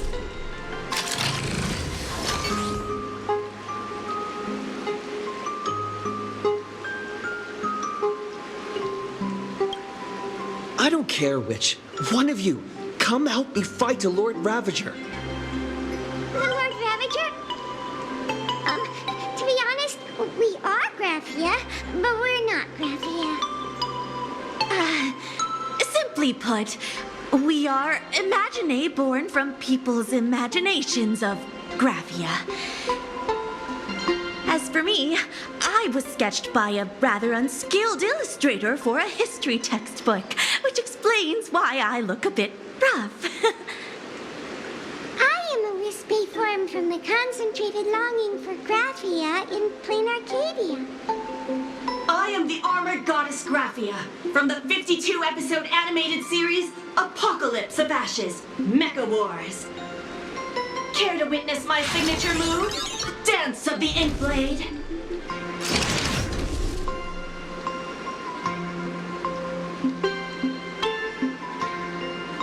If you're looking for the real Graphia, I'd suggest you give up. I've seen countless Imaginae on the verge of exhausting their wish power, begging the mother of Imagenesis to extend their lives with her paintbrush. Not a single one has ever succeeded. In the end, only those of us making a living off the Graphia brand are left.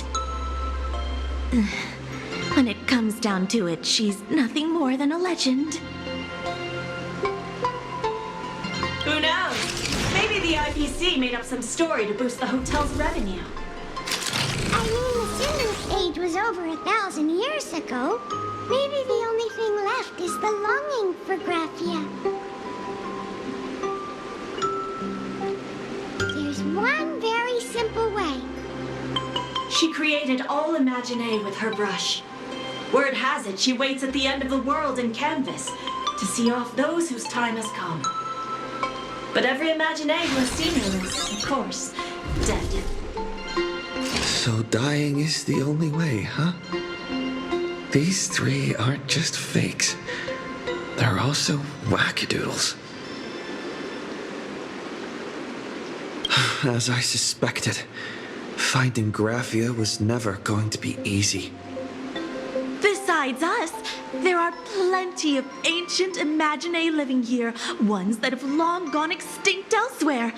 Some even claim to be original works by Graphia herself. If you're serious about finding Graphia, you should try asking them. I heard Graphia is still here in this hotel. I spent my whole life doing art. I sense more stray thoughts and disturbance in the water. The Imaginae of today are far too restless.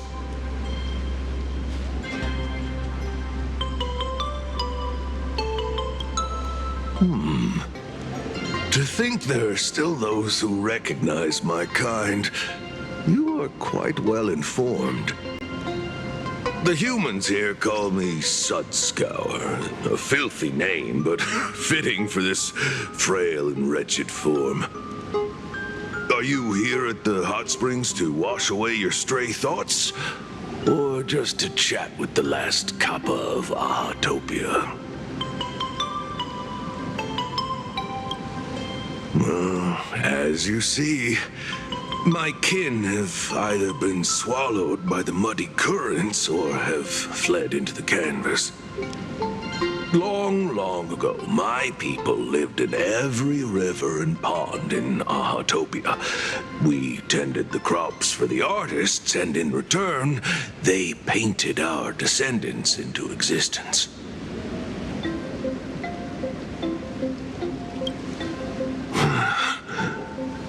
It is hard to leave one's homeland. Even when my kin have entered the canvas, even when the waters here are no longer clear, and even when the new Plu tribe has replaced us, this is still my home. It needs someone who remembers the old days.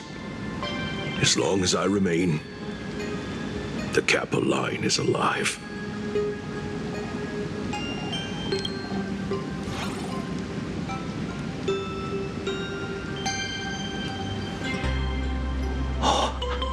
Lady Graphia is the one who guided all Imaginae. Her name shines like moonlight through my dimming memories. Back then, the demons from beyond swept in like a dark tide. The filth and flames they brought could turn even the clearest stream into a toxic swamp. We Kappa were weak and could only shiver at the bottom of the rivers, but it was Lady Graphia who found us. She encouraged us, saying that every drop of clean water held power against the darkness. She taught us how to use water to protect the displaced mortals and wash away those impure monsters.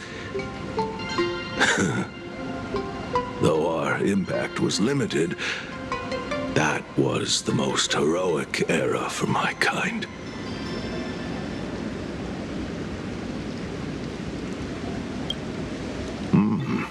Legend says that when she was a painter, she was a woman of radiant beauty. But in my fading memories, on the battlefield, she was a warrior with flowing red hair and pigment-stained armor. Some say she fought like a demon, but to me, her eyes shone brighter than the smoothest river stone. If you seek clues regarding Lady Graphia, you should visit the mountain behind the hotel. There are atonement statues left by Imaginae there, filled with their prayers. It is also the site of Graphia's former residence. Casper likes to wander around there. He is a strangeling far older than I. Perhaps if you play in the snow with him, he might show you the way. That is all I can tell you. After all, I am just a stubborn old Kappa, trying to keep this one pool of water a little cleaner.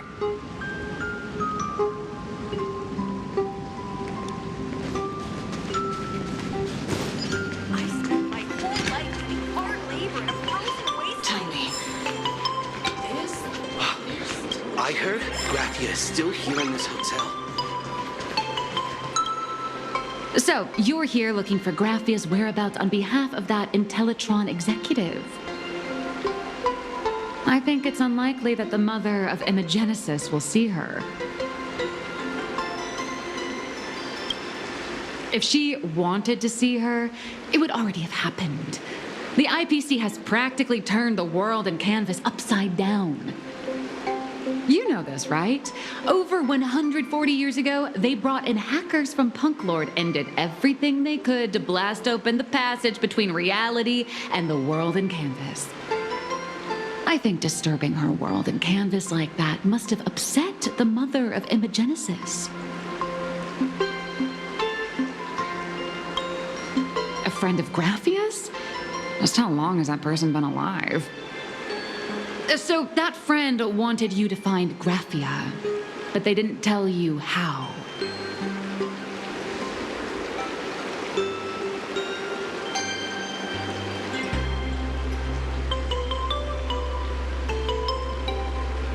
The only thing Avanesia left that could be a token is the mask she painted herself, right?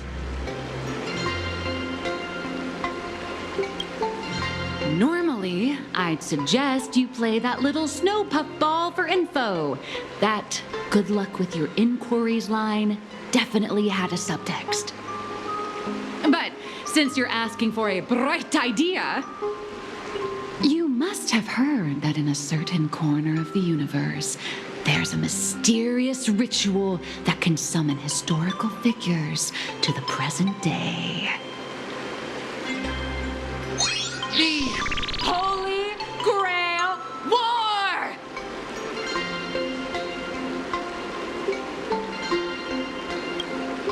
Oh, right! That was your big adventure in Penacony. Oh, how nice. I hope Plain Arcadia holds one too. Then I don't need to explain the method. First, we need a catalyst. Do you have Graphia's brush or palette? Doesn't look like it. No matter, Miss Kalt has got you covered. We use ley line resonance. This hotel is built on Graphia's former home. It still has a connection to her, like that vibrant golden tree.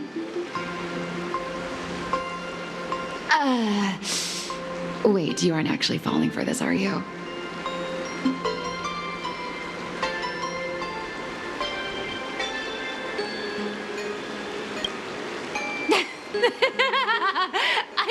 I was just kidding.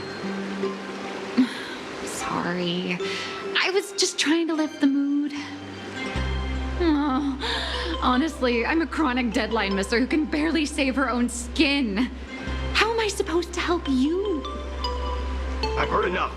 Break time is over, Miss Nihilux. Now that you understand your situation, stop wasting time. Start drawing! I just checked in, and I have to work already? I'm not some fully automated painting Mechatron. You do know that, right? A Mechatron can run for hundreds of hours straight. You cannot. That's exactly why every second counts. Now right this second, start increasing your value as a quality asset. Hey, wait! This is kidnapping! Little raccoon, help me!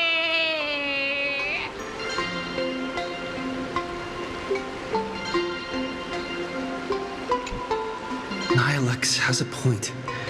If that Casper guy is a survivor from the Cinderth Age, maybe he really does know something.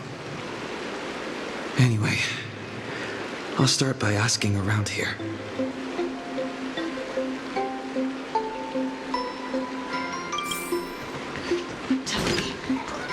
I spent my whole life doing hard labor in a frozen wasteland.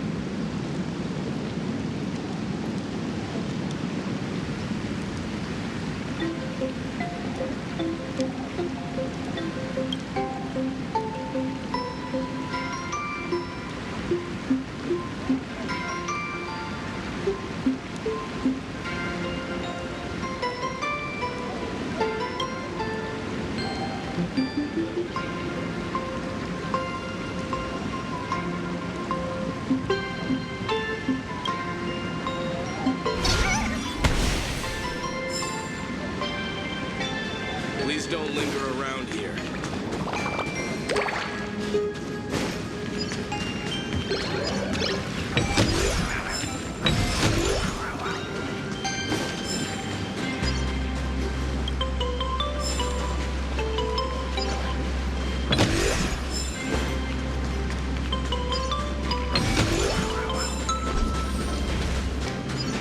Casper?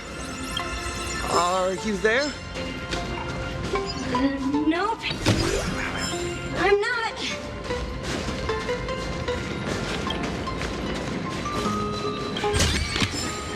Looks good.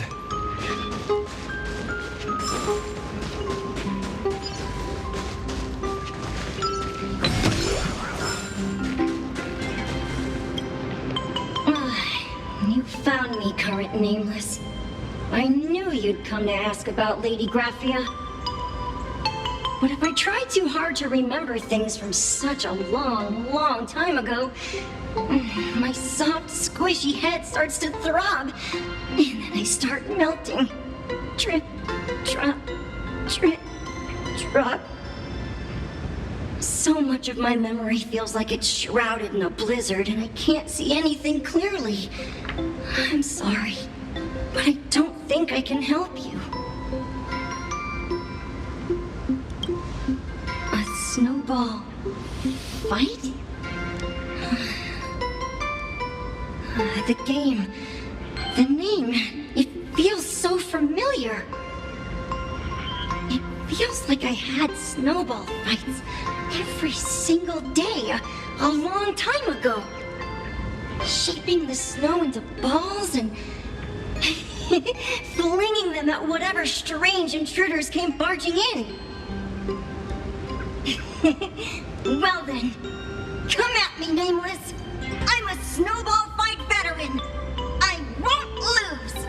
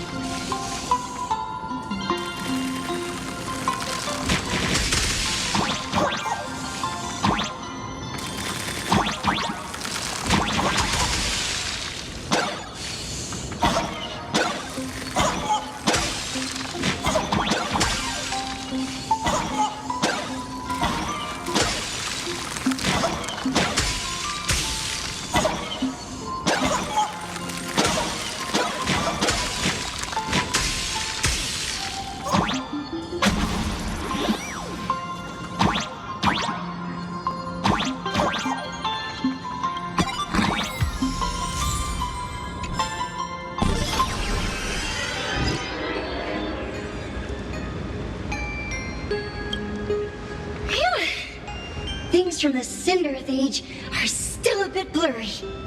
But I definitely met Lady Graphia. I had snowball fights with her.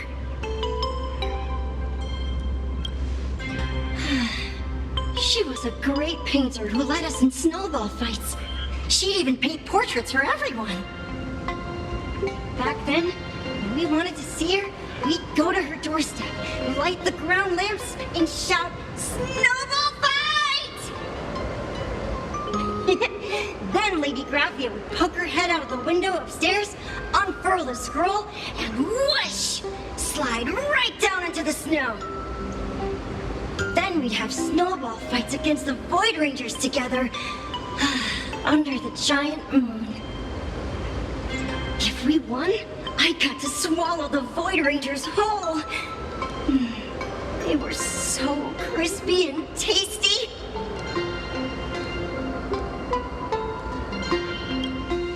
There was someone else. Just thinking about them makes my blood boil. He was a snowball fight master. I remember one time 8 of us teamed up to challenge him. But that guy knocked us all down with his snowballs like it was nothing. All from so far away. 6 of my friends were lying on the ground feeling beat. Losing the game got everyone so down that no one uttered a word. As for me, I think I got hit right in the neck.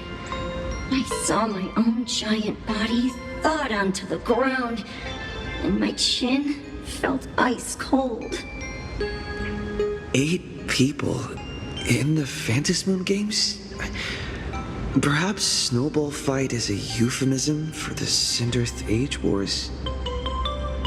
So in that round of the Phantasmoon games, Graphia must have fought a terrifyingly powerful opponent. It seems only she and Casper survived the fight. I saw her once. Just once. By then, Ahatopia had already been transported into the canvas. It was so quiet and lonely. I couldn't find my other 6 friends, but I remembered where Lady Graphia lived. So, I went to her front door again, lit the ground lamps, and shouted, "Snowball fight!" It felt like only a second had passed. Just the blink of an eye, yet somehow it also felt like forever. At last, I saw her drift out. She held me and cried, saying, "I'm sorry, and you've done well," over and over. It was just one lost game. We could have just won it back some other time, but that was the last I saw of her.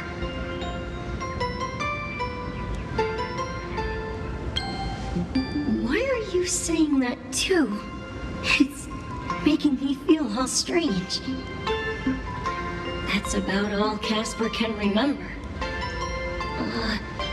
If you're still up for fun and games, come find me for another snowball fight sometime.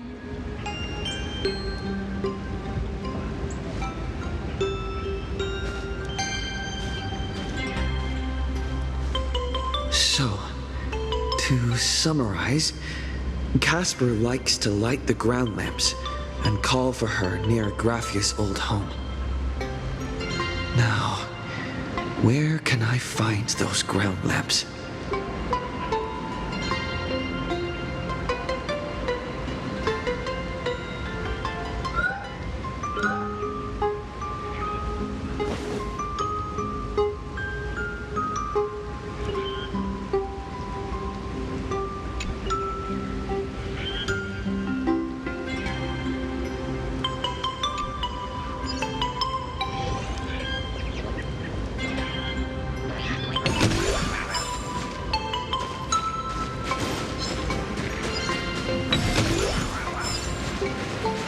Even next to such a lively hot spring hotel, there's a secluded mountain path like this.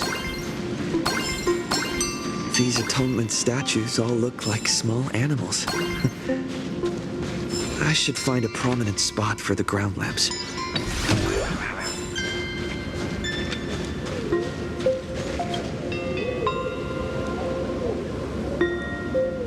These two little lamps don't look reliable at all. Whatever. It's not like I have any other way.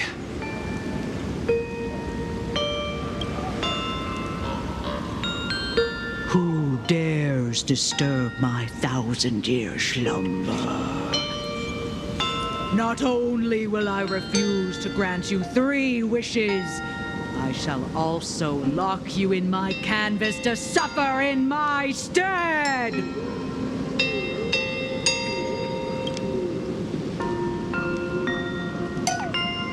Thanks for the invite. I'm not quite dead yet, but I don't feel alive either.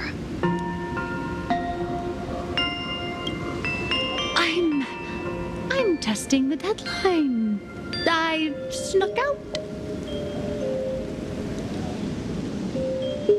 This mountain path is so quiet and secluded. Ooh, what a great spot for a night stroll, listening to the calming sound of the springs. Who knows? Maybe my inspiration will flow again like these waters.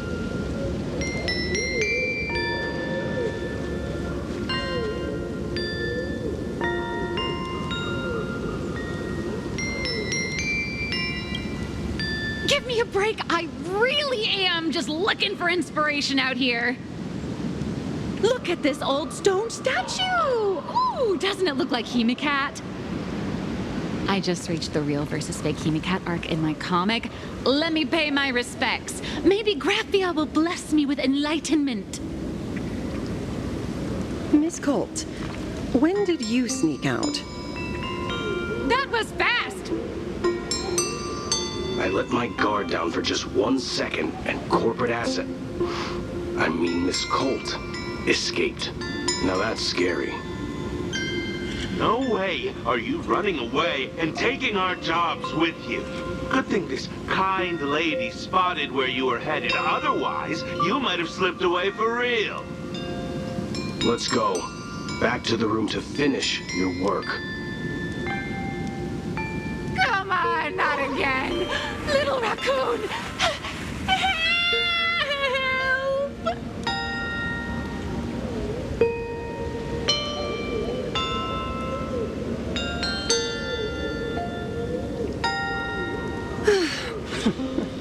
Being an artist sure is grueling.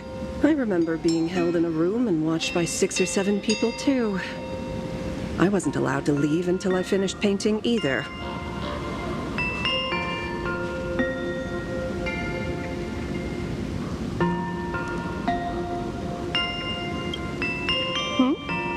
You're asking me? Weren't you the one searching so desperately for me? My name is Murata Graphia, guardian of the world in canvas. It is a pleasure to meet you, nameless of the Astral Express. You're saying... you are Graphia? She really does look a lot like Himiko.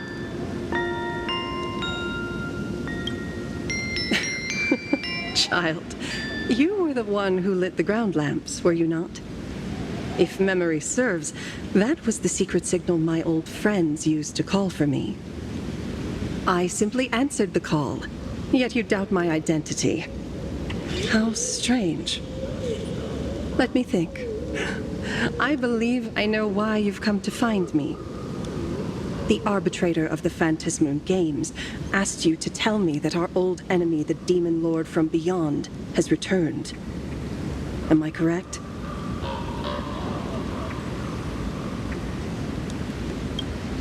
Since Ahatopia's in canvassing, Evanescia and I agreed to guard reality and the world in canvas separately, never to meet again. But over the past 1,000 years, I often hoped we might reunite in some way. Who would have thought, when word of her finally reached me again, there'd be no warm greetings, but instead only an impending crisis. You must have many questions.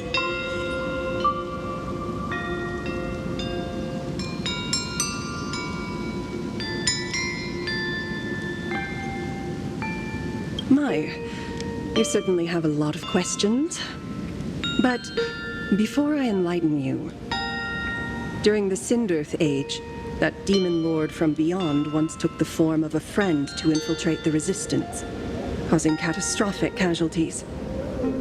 I must confirm your identity, Nameless. Do you carry a token from Evanesia?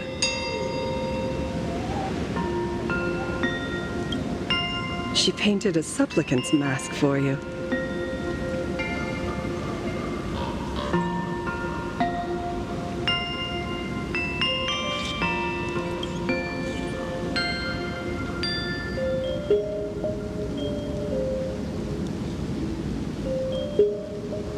The secrets you seek are many and tangled. Perhaps I should start by telling you a story. 1,000 years ago, the legions of the demons from beyond descended upon Ahatopia, marking the beginning of the Cinderth Age. For the destruction, taking a life is easier than brushing aside a feather. Among the countless victims, a baby girl was saved by a painter from the brink of death. He took her in as his daughter and named her Graphia. To protect his daughter, the painter kept her confined to their home. While the fires of disaster swept across the land, Graphia lived in seclusion. Until one day, a falling star streaked across the dark sky, and a deafening roar shattered the silence of the wasteland. Unable to contain her curiosity, the young girl slipped out of the house to follow the sound. And so she saw it. Beneath the cold Phantas moon, a tower of infinity stood on the mountain range at the edge of the horizon. This tower had countless windows and rose section by section, slender and tall. More than an actual tower, it looked like a wounded iron dragon that had fallen to the earth.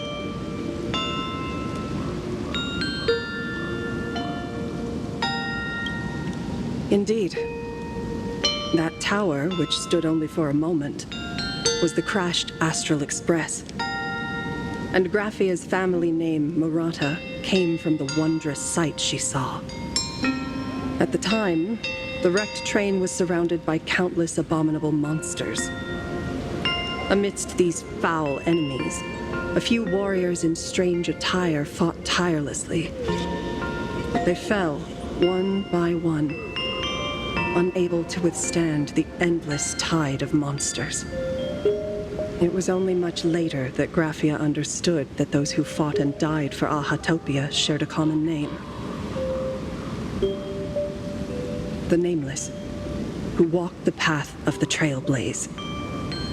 That was the day that Graphia stepped into the mortal world. Her life as the mother of Imogenesis began. In a long, drawn-out war, fought at a severe disadvantage. She was forced to seek the aid of the Phantas Moon Games, attempting to use the mighty power of an Ionic ritual to lock the terrifying demon lord from beyond within a limited battlefield. This was also the first time in the history of the Phantas Moon Games that the 8 supplicants joined forces to confront a powerful enemy from beyond, the Lord Ravager, Asat Pramad.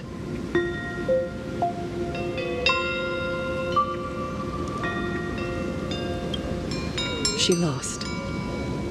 Graphia did not win the Phantas Moon Games, nor did she manage to kill Asat Pramad. In the final days of the Cinderth Age, she gathered every ounce of wish power to paint the world into a scroll. Using herself as a nail to steady the canvas, she sealed the Lord Ravager outside.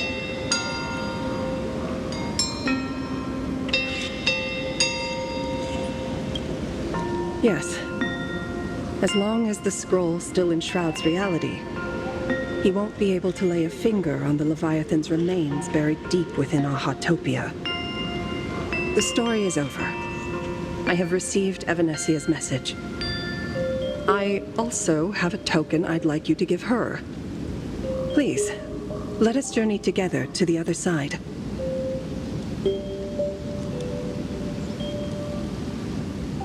So, are we leaving right now?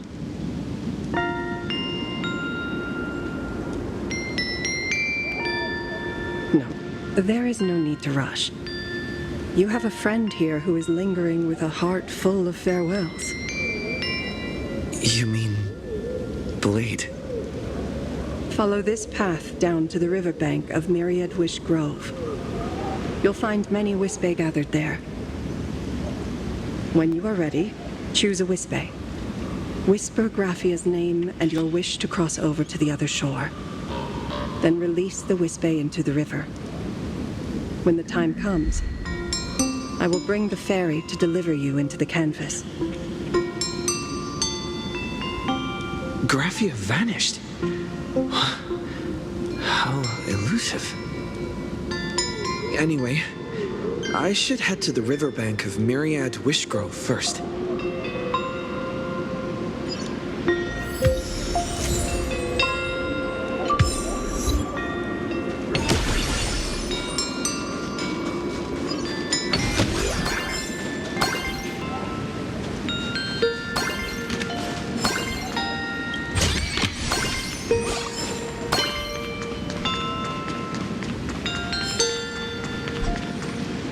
I've heard that in the same forest, giant trees will fight each other for nutrients.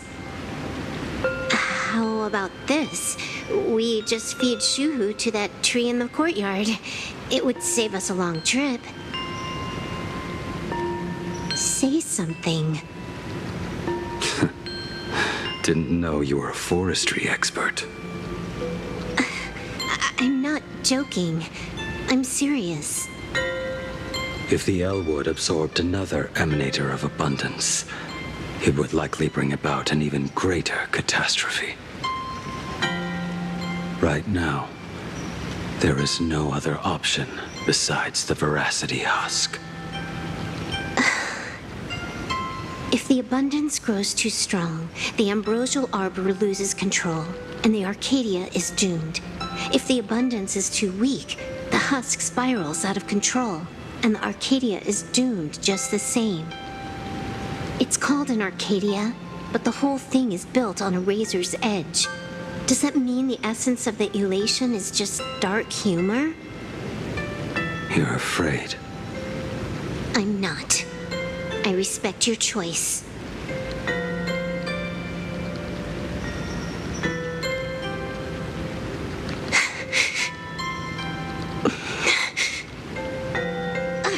Fine. You're right. I'm afraid. So what? You don't think I know what that Xianzhou person meant? 1 in 10 chance? There is no chance at all. Listen, I just can't stand by and watch one of my kin sacrifice himself. Kin? What else? Friend? Colleague? Playmate? The guy who carries my bags when we go shopping? I suppose all of those fit. Fit? How? Sometimes I can't tell if you're actually dumb or just playing dumb. I hear you. Just assume it's the former. Simpler that way. My mind is made up. You should understand. Misplaced emotions will only cause the mission to fail. You really are just playing dumb. To be honest, I'm the same way. If I could see Firefly cured of her illness, Kafka finally finding the heart she's looking for, and that guy reclaiming his future, then I'd be willing to pick up that level 999 cartridge too, even if it means becoming nothing but a shadow of the Dark Zone. Don't. At the TV tower, you already severely overspent your time. Don't touch that thing again. Besides, why are you telling me this? You should tell them yourself.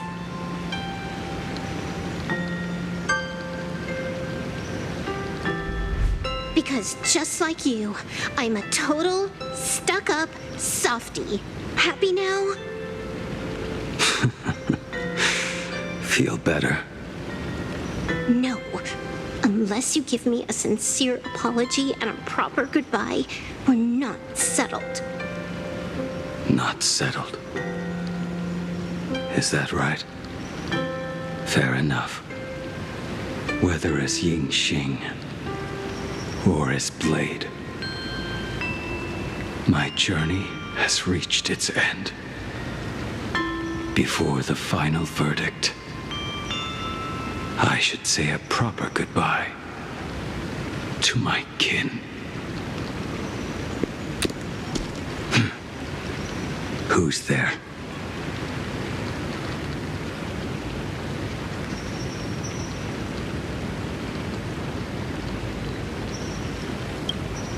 I get it. It was a deliberate accident. I knew you would come.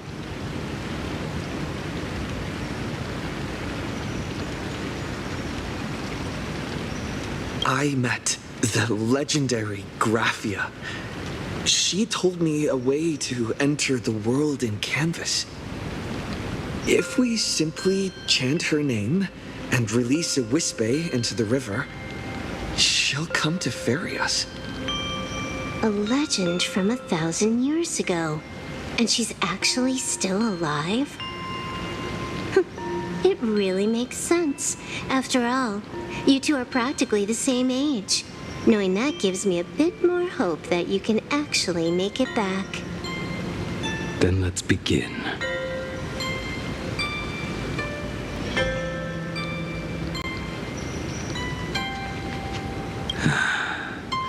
You are unusually talkative today. Are you trying to buy time?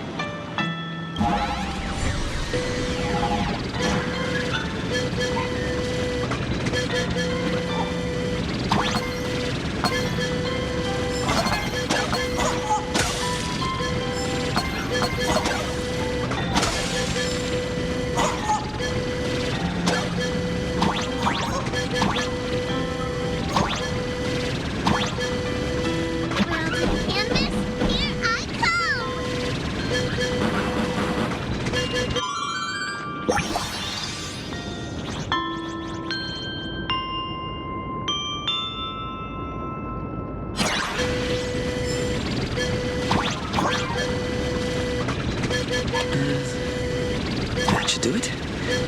Right?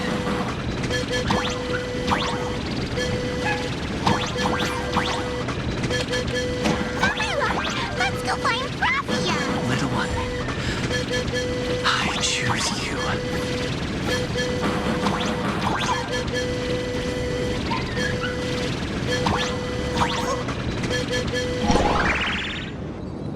I summon Graphia, Mother of Imagenesis. May she come forth and deliver us into the world in canvas. No Wispe were harmed in the making of this operation.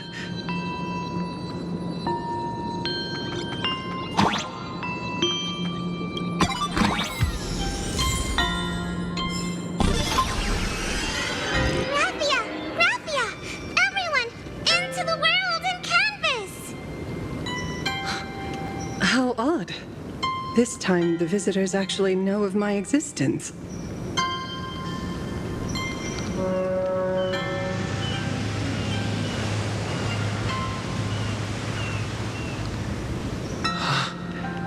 Strange.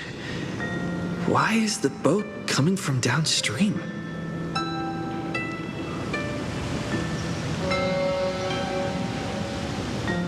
heard your call, and have come by boat to guide you across. Greetings, travelers who seek to leave the mortal world behind. It is a pleasure to meet you. Oh? Not an Imagine, but someone here to settle the past and family members seeing them off? I guess so. The power of abundance. What a nostalgic scent. There is something terrifying slumbering within you. I've heard that something lies at the end of the world in canvas with the power to suppress it. Will you show us the way? I see. You are better informed than I thought. I understand. Time is of the essence. Please, step aboard. Thank you. The mountains lie distant. The waters still. And snow settles. A fine moment to bring this weary life to its end. Bring a weary life to its end? To my eyes, the power taking root within you is far from withering away. It's just a matter of time. The journey downstream is long. As is custom, I must collect your past stories as fare. I shall use them to paint the path forward, which will guide us to the other side. My past stories. I am not much of a storyteller. There is no need to weave your thoughts into a complete story. A single memory, a single breath. These too are parts of your past. Only by letting go of the past can you truly set forth with an open heart. Is that not so? Go ahead. Say something. I'm curious too.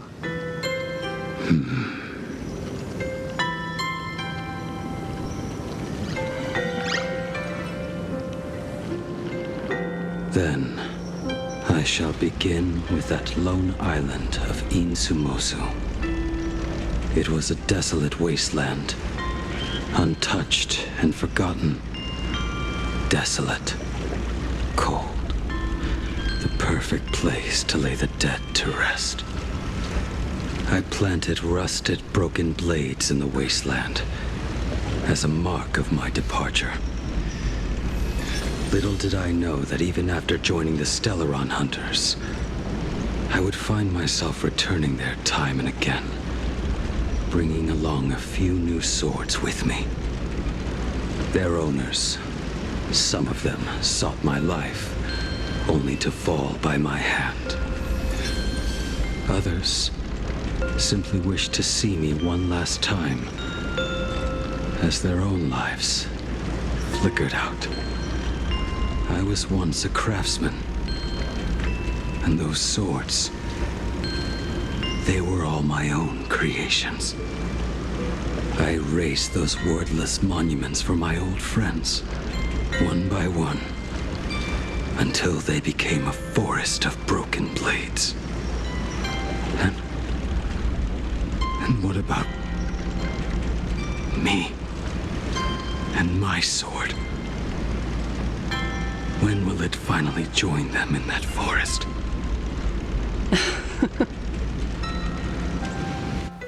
I will follow your words with my brush and paint the ideal end.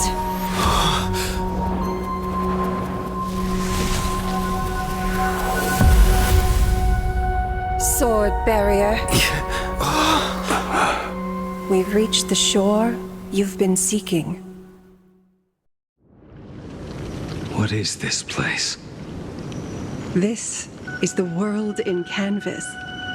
A mirror to your soul, blooming as your heart dictates. May this meadow be everything you wished for. Superb artistry. And yet, I thought you would paint the desolation within me instead. Desolation? I saw no desolation in your story. Instead, I found the lingering regrets of a master craftsman. The fire that tempers black steel and shapes 100 blades does not burn upon the forge or anvil. It burns within your heart. That spark within you has yet to fade. It is why this plane has chosen to bloom into flowers. We've got no clue what you two are on about with all this cryptic talk. But you smiled just now, didn't you? No, I didn't. We should go.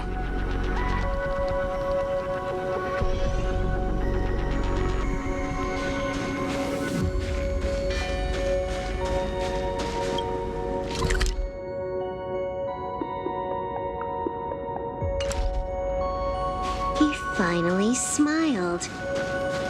I'm actually the one who can't even smile. This sucks.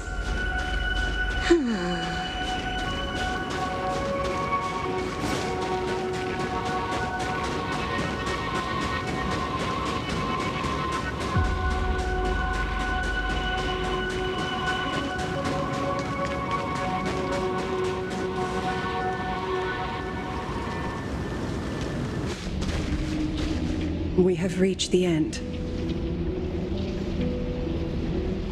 That blue maw. So, this is it.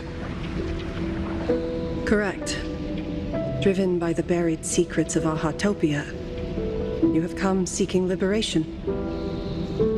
And now, I have shown you the silhouette of the beast's maw. If you should find a way to get out, I ask that you swear to keep this secret.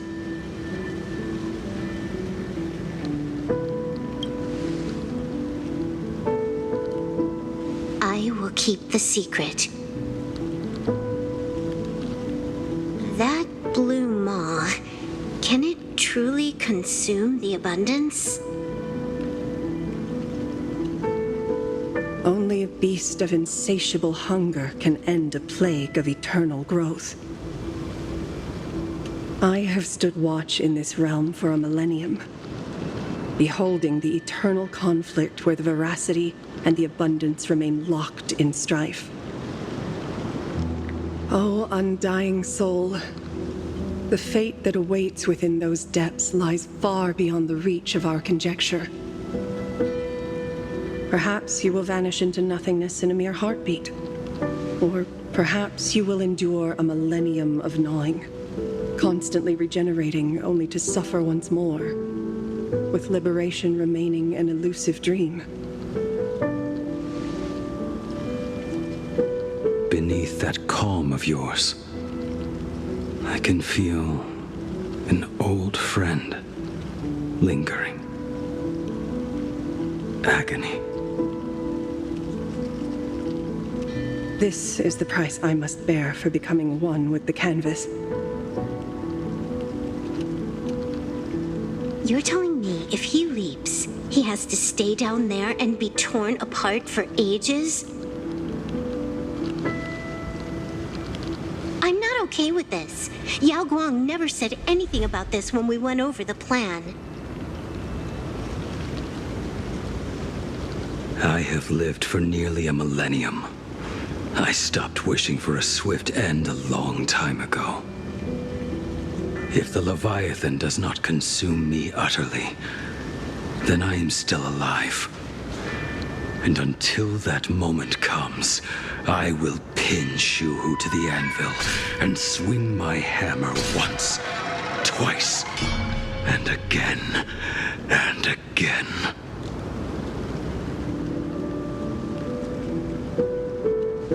Is there really no other way?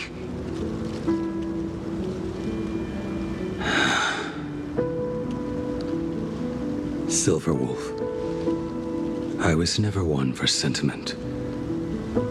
I'll only say this. In my past life as a smith, I made it a point to forge something for those friends I found tolerable. But ever since I joined the Stellaron Hunters, Oh, right, I get it. You want me to go back and take apart that box Kafka uses as a footrest, right? you already took it apart. A long time ago. Quite a few treasures in there. A master-crafted blade, a game controller, and a portable reactor. That's the armor core, reforged from the remains of the Glamoth Queen. Oh, and a cat-scratching post. When did you find out about these items? You? You mean we. We all found out. Think you hit it that well? Please, give me a break. We're a pro team, you know.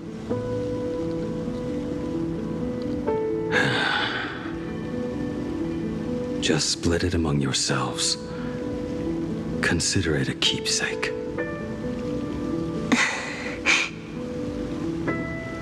Kafka should be the one saying this, but you are the most perfect blade the Stellaron Hunters could ever have.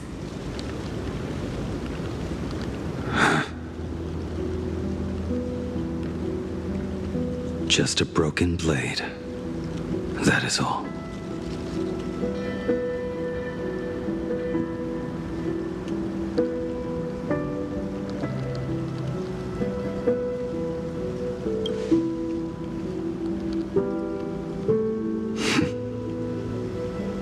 Thank you.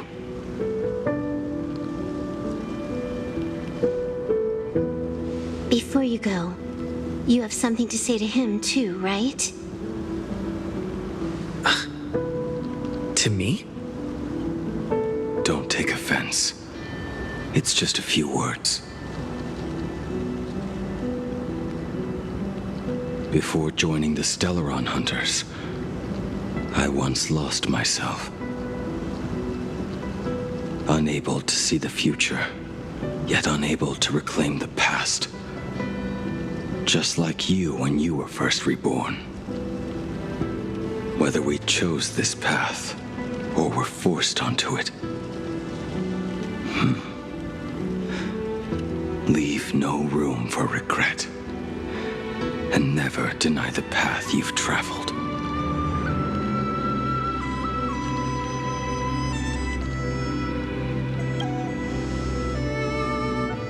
Then, let it be.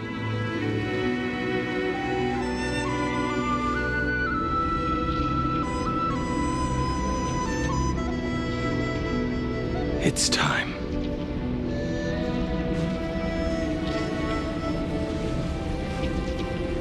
Do you still remember that passphrase?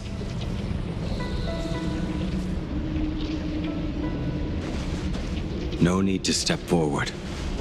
Just recite it in your head. 3 of a kind. 2 pair. Ace. Go.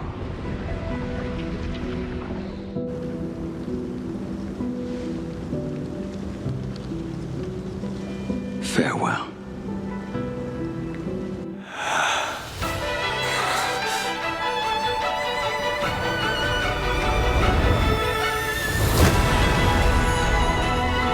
Let everything end, or truly begin.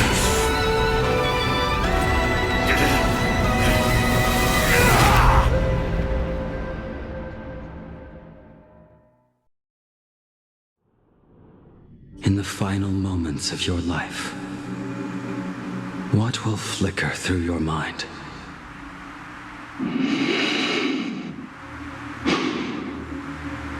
The devouring. Has it begun? How much time has passed?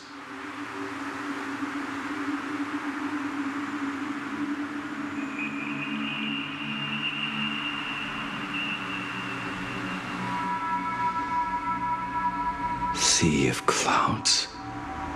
Ambrosial arbor.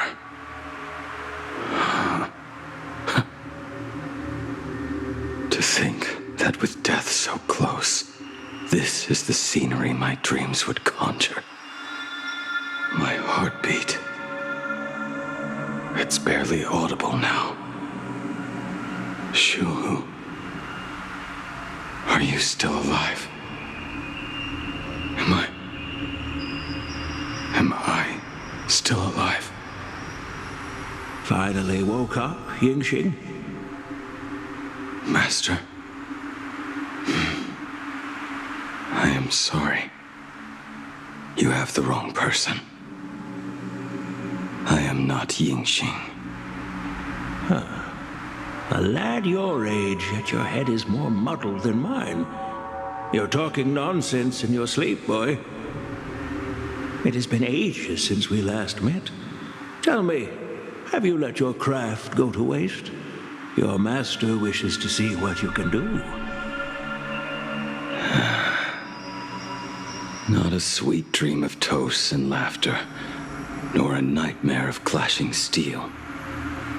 Instead, it is a dream of returning to the very beginning, to confess my sins before the master who taught me everything. Typical. This is a standard issue sword I forged for the Cloud Knights, back when I first began my training.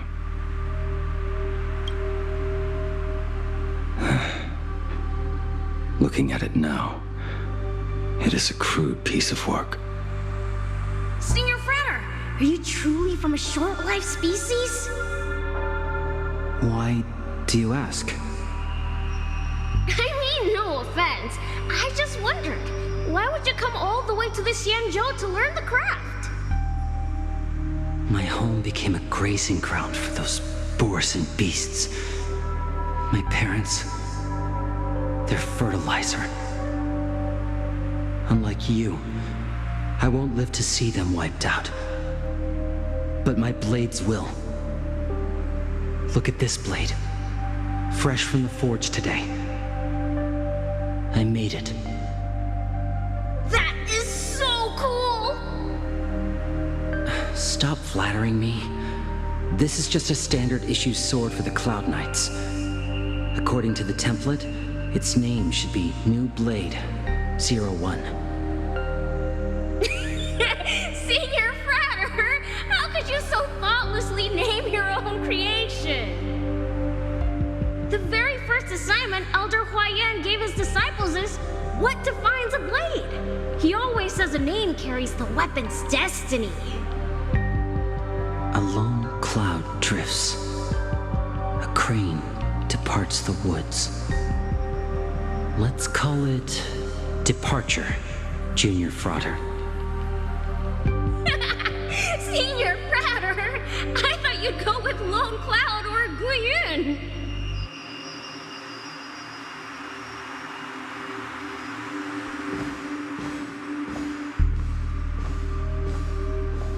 Bai Hung, and that bow I forged for her.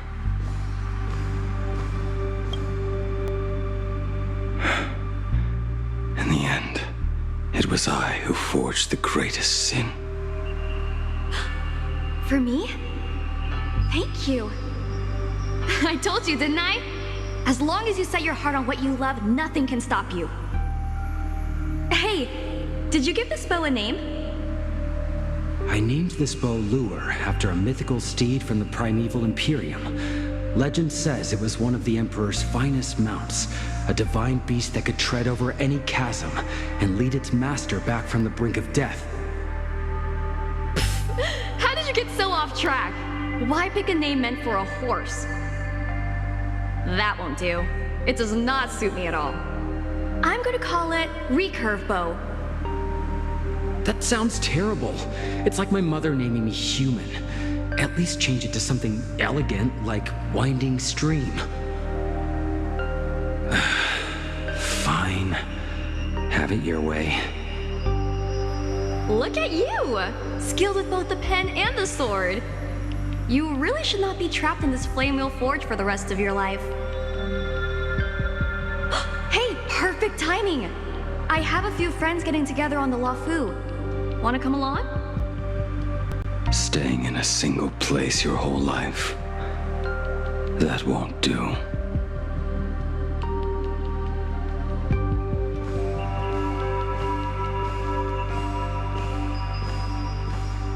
Jing Yuan's Devastator Glaive. The weapon I promised to forge for him all those years ago.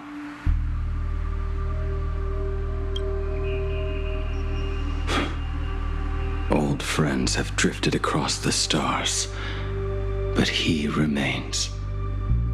A genius. I suppose Master Jing Li's swordplay should be no trouble for you then. You little rascal. Do not try to act like my senior just yet. I am from a short-life species. Xianzhou's swordplay takes hundreds, even thousands of years to master. I simply do not have the time. I heard your bold claim. I'd rather leave this world in a blaze than live until the end of time. It seems you think little of us Xianzhou people, then? My, the future sword champion has sharp ears. It was just drunken rambling. Don't take it to heart. It would be a waste to throw my skills away on the battlefield. You go to the front, and I will forge the divine weapons for you. It is a promise. All right, deal. Then I want a Devastator Glaive, 4 meters long, decorated with green silk, and you should engrave the blade with cloud patterns. Or maybe lightning. Wait until you have grown a bit taller. Then it is settled. When the time comes, you shall arm each of us with a weapon of our own. Let us face the fires of war in your place, and handle all that tedious business on your behalf. Come, friends, drink up. We 5 come from all walks of life, but here and now, we are one. Together, we shall bring glory to the Xianzhou, and peace to all who dwell beneath the stars. By the rainbow and the 10 lords, if I betray our bond, let all of existence hunt me down.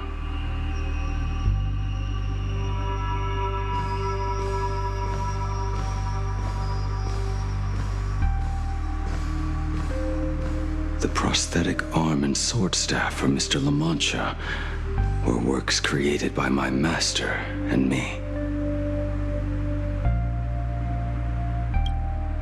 He came to visit me even after I was cast into the shackling prison. Yingqing. No. Yingqing. How did you end up like this? The shadow has tasted the flesh of abundance within you.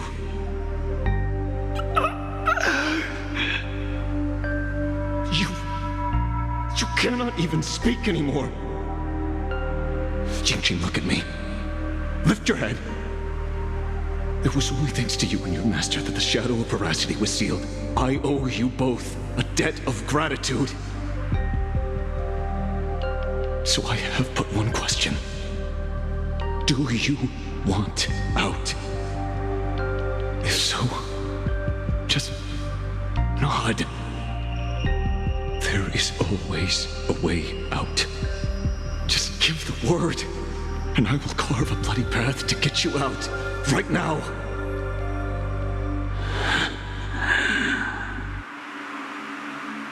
There is no need. I must atone for my sins. Perhaps if I had taken you away from Flamewheel Forge back then, your fate would have been entirely different.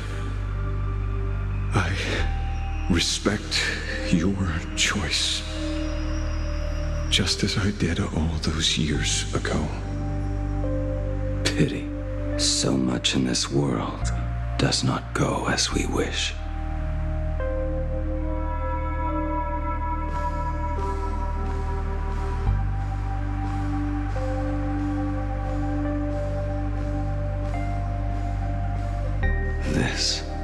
is not my work.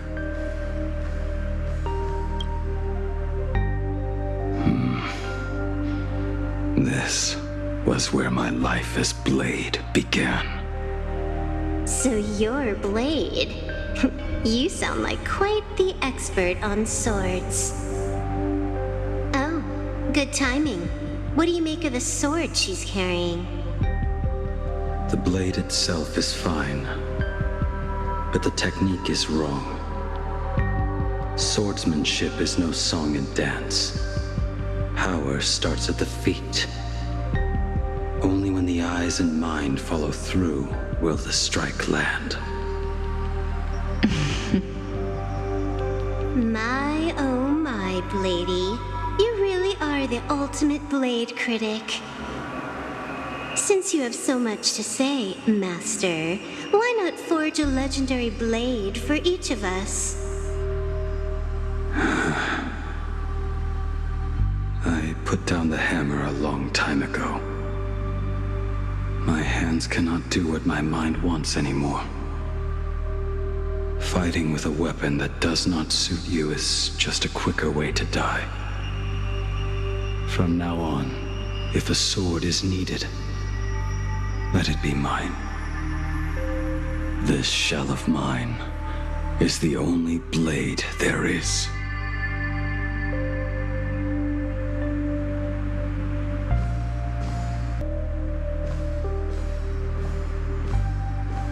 A weapon given by Ying Xing to an old friend. But we are no longer who we once were to each other. Who I am does not matter. What matters is, do you remember this weapon? I don't understand what you're talking about. All that happened. You think you can just walk away from it all? You would do well to keep Cloud Piercer by your side.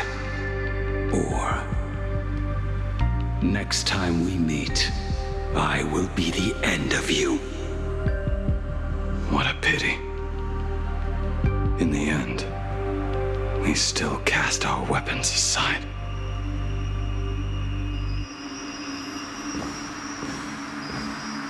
Apprentice, come here. Finally.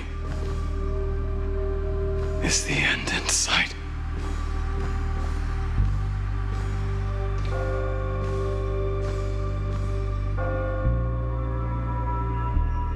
I am here, Master. Good. I have waited a long time for you. You have seen every blade I have forged in this life. Fine work. Somewhat flawed, perhaps, but their edge is undeniable. The marks of a true master. Gazing upon the weapons I forged in days past, I can only feel a surge of endless regret. The hammer falls and cannot be undone, yet I have spent my life taking one wrong step after another. I betrayed my friends and broke my oaths. Even with these divine blades, I failed to protect those I held dear. My hands are stained with blood. I loathe the reflection it casts back from my blade. But what weighs heaviest on my soul is the debt I owe you, Master. In this life, I fear I will never have the chance to repay it.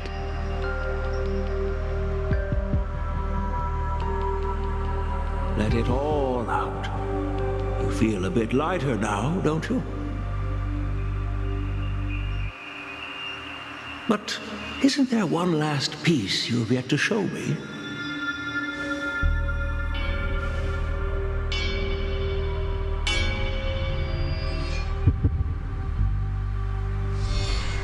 It is yet to be named, has it not? That is was a mere scrap from the forging of Shard's sword. I hid it away, fearing it would bring shame upon our school. Master, how did you... Can a mere boy keep secrets from his master? I entrusted General Yao Guang to bring it to you. Since the day you left, I have kept this blade hung in the hall, gazing upon it daily. That raw, youthful spirit within it, it burns to the touch. It is the same light that shone in your eyes the day you bowed to me. It is the keen edge of a craftsman. I am but rusted scrap now. My light has long since faded. This is where I belong. Buried.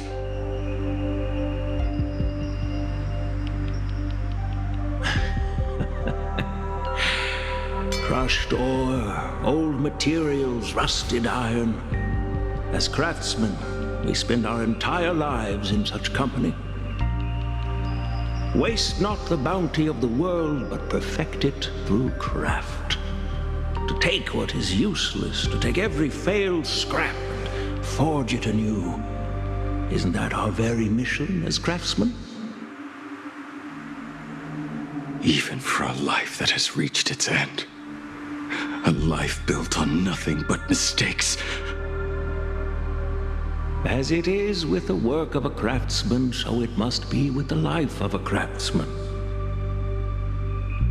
Do you still remember the question I once asked you?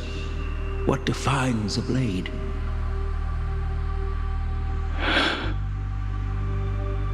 The answer already lies within you. Go now and forge it anew.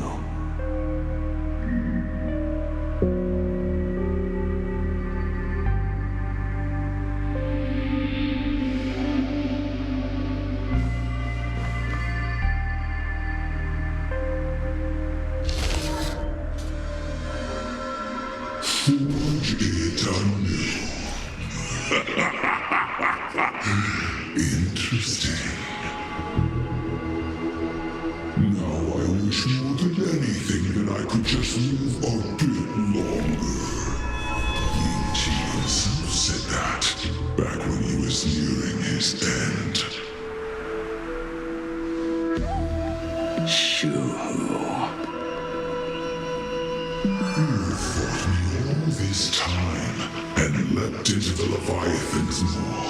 Nothing more than a bit to drag me down with you. A pity, truly. For so long as a single soul in this vast world prays for abundance, I shall return to bestow my grace. I have come in answer to your prayer. Within the Leviathan's maw, I shall grant you 1,000 years of agony, as your flesh will be remade, only to be devoured again and again. You shall find no release. Is this not exactly what you call forge it anew? Poor child. You and the Xianzhou citizens are always so short-sighted. Trapped in this waking dream called life, you cling to what is gone and tremble at the thought of being forgotten. Yet when I come to carve through your flesh and awaken your minds, you spurn my beautiful gift. You were once a master craftsman. You should know best about the beauty of shaping. I can grant you the power of reshaping life and death. Bringing those you loved and lost back life.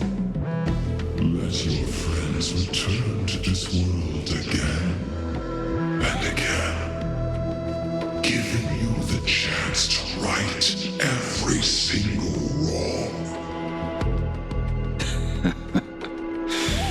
Righting wrongs. You mean by carving out more walking husks like me? Things that crave an end they can never reach? That is but a fleeting pang, a necessary tempering on the path to eternity. If you persist in spurning this gift, and this law shall become your prison for all time. Your body will churn for millennia, caught between being digested and reborn. Every inch of your flesh will remember the agony of being ground to pulp, until your very will dissolves into nothing, leaving only a hollow husk that can cry out my name. Are you done talking? Do you truly believe that I am the only prisoner here, Shuhu? You are the one bound most tightly by your chains.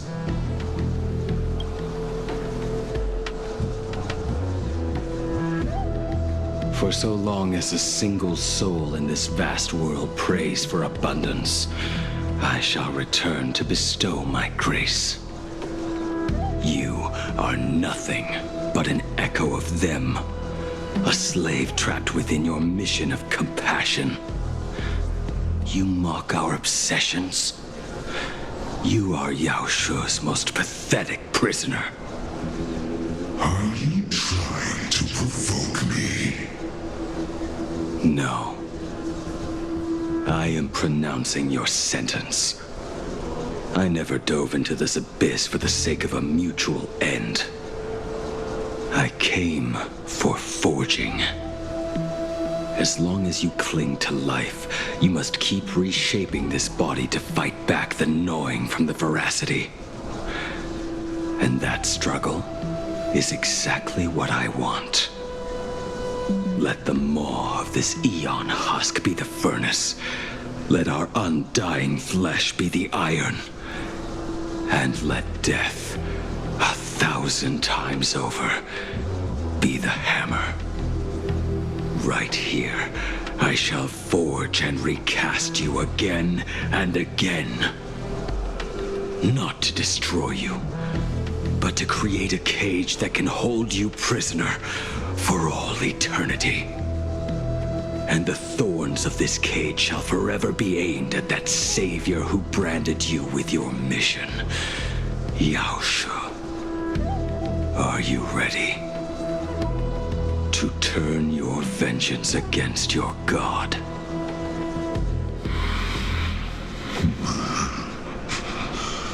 I see now.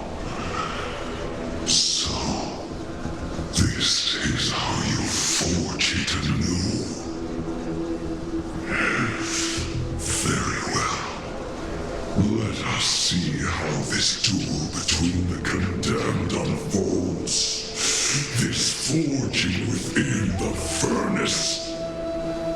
In the end, which of us shall forge the other into a blade?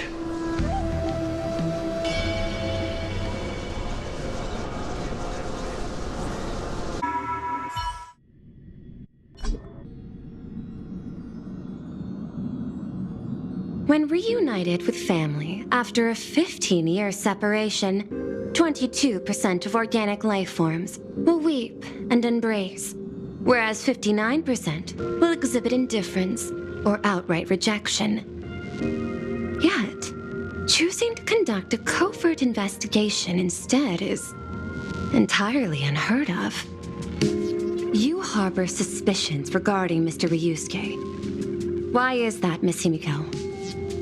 Before Star Rail Fest began, I stopped by his office to look for the family's records on the Phantasmoon games.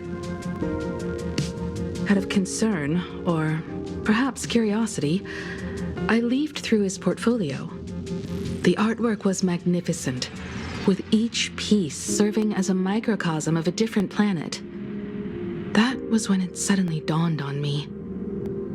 5 of the worlds he captured in these paintings are now gone, lost to the fires of war waged by the Antimatter Legion.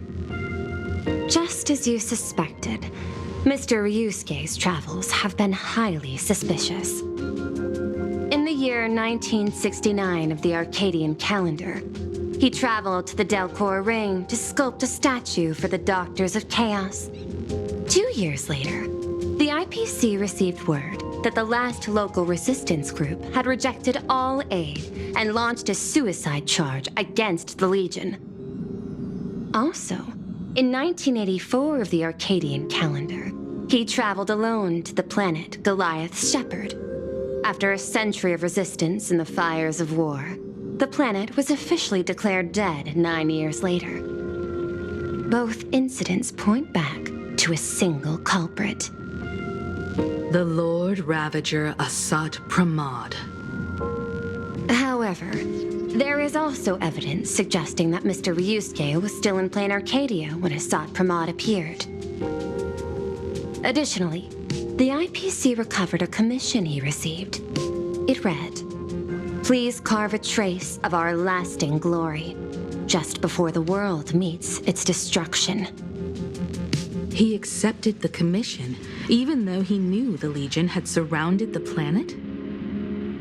Legends of the Graphia clan abound within Plain Arcadia. To this day, many believe the Weathering Curse is a scar seared into your very bloodline from Graphia's struggle against the Legion. Conjecture. Mr. Ryusuke was tracking the demon from beyond. He likely believed that finding him was the key to breaking the Graphia clan's curse. Any other conjectures? There is another possibility. Please forgive me if this sounds out of line. There is a 52% probability that Mr. Ryusuke was being used by Asat Pramod. He might have even chosen to work for him. I'll have a word with him. I'll leave it in your hands, Miss Himiko. Dad, do you have a minute to talk? Oh, I do. I'm 1000% free for you. What brings on this surprise call for your old man? I was worried you were too busy, so I didn't want to bother you these past few days. That foolish didn't hurt you, did she? Actually, what am I thinking? A mere herald of death is nothing to my Himiko. You probably handled her in no time. And that kid is something else, too. I'm telling you, everyone at school is a huge fan of the Astral Express now. 15 years. The blood-stained games are finally over. And this time everyone survived. It's time we sat down and talked. Just as father and daughter. Huh? Am I dreaming? My little girl actually wants to have a real talk with her old man. Well, I don't care if I heard you wrong. I'm taking this to the bank. Praise the Astral Express. Praise Hachivelli. Give me 10 seconds. No, make it 8. Your old man is on his way. There's no need to rush like that. Love you, kiddo. I should have seen that coming. Himiko, open up. It's your time. Himiko, come over. Tell me more about this.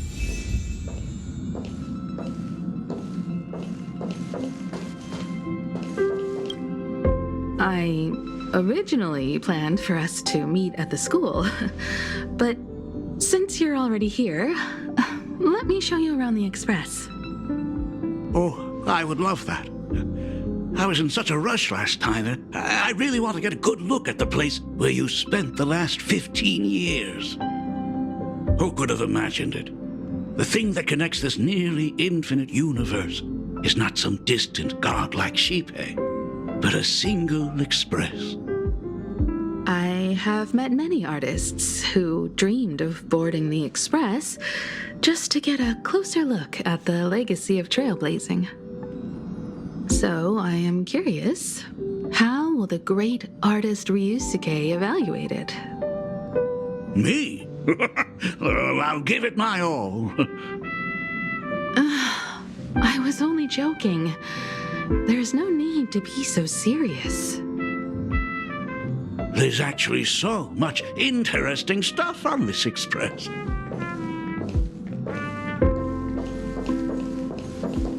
This table is kind of different from the others, isn't it? I mean, they all look alike, but this one doesn't seem authentic. A lot of old furniture was destroyed when the Express crashed.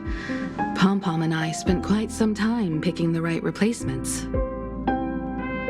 Ah, out with the old, in with the new, huh? Well, the Express has been running for years, so it's only natural to have to patch things up every now and then. You must have had a hard time keeping it running. It's not that hard. I'm used to it.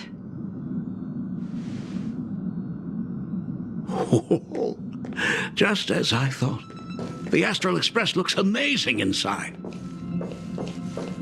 These chandeliers. The designer used the skeleton of a void song whale as a reference. They say it's been here since Dolly's days on the Express. It catches the eye of many people who board. But the light seems a bit dim in here, doesn't it? It's always been this way. Oh, well. Have you tried swapping in a polarized conductor? Or rinsing the light units in an alkaline solution? Are you an artist or an electrician, Dad? Well, I am just speaking from experience. Don't forget, your dad was once the one who set up all the lighting in those classrooms. Is it there? Oh, let me see. It's bigger on the inside. Oh, the phonograph also has music from all sorts of worlds, just like the versions I've heard before. Oh, it's a shame I didn't get to see the legendary infinite ice cream machine. Dad, you actually believe something like that exists? I thought only kids would fall for it. A long time ago, such a thing did exist on the Express. When the Express passed the desert planet Talon, Granholm left the machine there. Now, it has become a popsicle planet. Conductor! Long time no see. Your fur looks a lot smoother than last time. Really? Thank you very much. Hey, my daughter Himeko finally opened up to having a heart-to-heart with me. What a special moment! Pom-Pom will leave you to it then. They say family is one of the most precious treasures. Pom-Pom believes we should cherish them. See? I told you. This time, Dad wins. Oh, Himeko, you may be a fully capable navigator now, but sometimes experience still beats youth.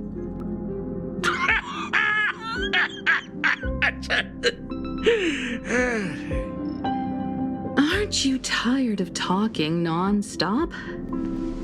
Are you actually worried about me? Oh, I am so touched. Perfect. I'll make you some coffee. Huh? Huh? Ah, well, might as well swing by the meeting car to say hi to that, Intellitron buddy.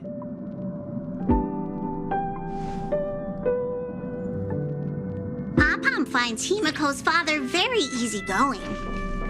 Himeko, come on. Let's walk together. They say family is one of the most precious treasures. Pom-Pom believes we should cherish them.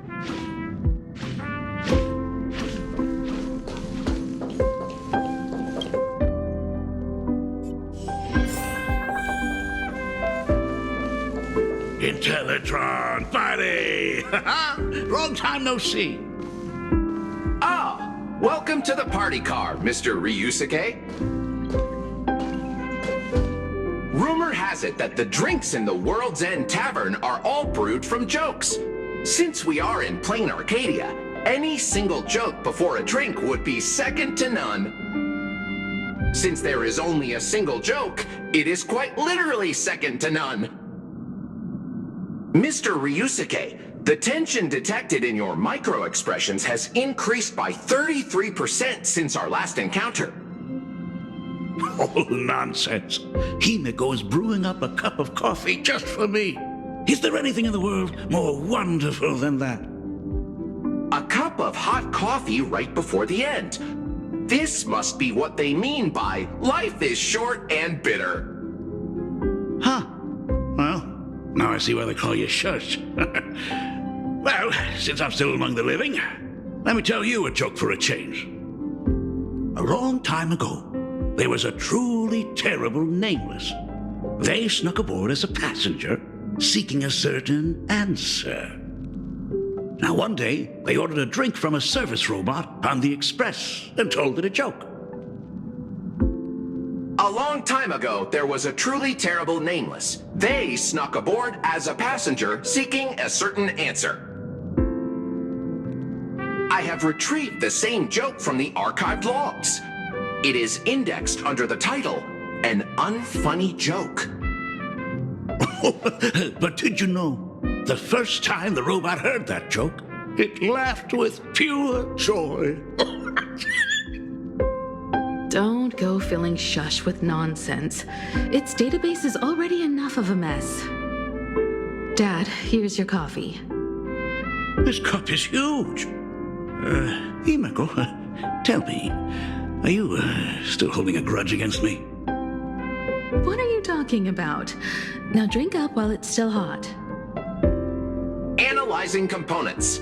Results show coffee concentrate, Heldoran butterfly scales, a species of fish from a gas giant, trace amounts of iron particles, and various other unknown substances.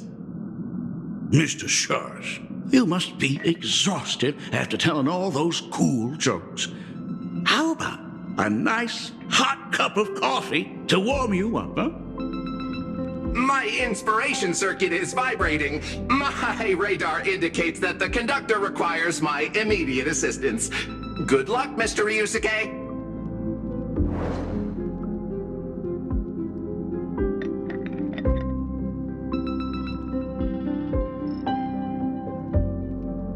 Oh, Himeko, if I do not make it out of here, please deliver my resignation to Miss Dolly. Tell her I will not be coming in tomorrow, which is really no different from any other day.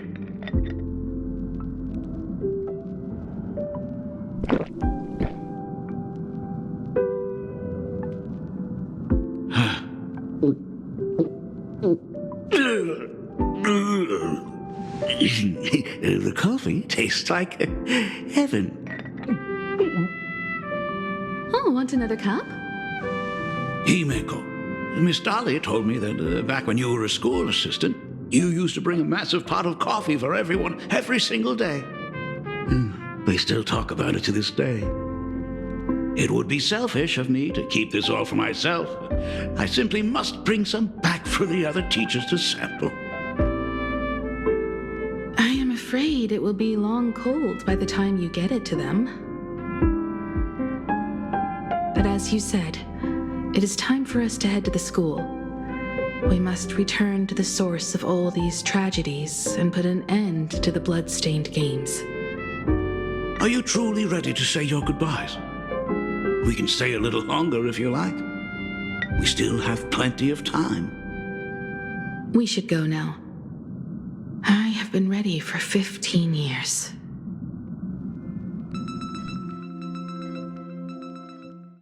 It has been 15 years. Those ghosts have been repeating their final day over and over, trapped inside the classroom you imaginated.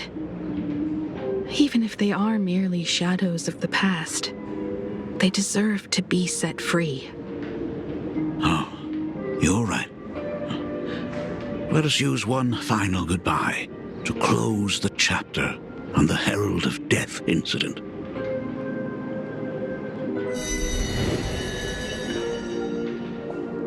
Senior, you are back! We are all waiting for you. Sorry I'm late, everyone. It's okay.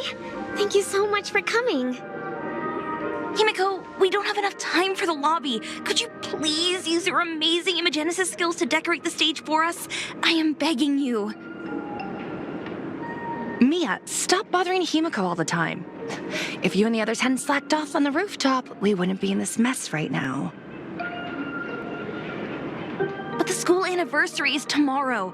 If I do not get this done, Ms. Dolly is going to skin me alive. You should start by tidying up those ribbons.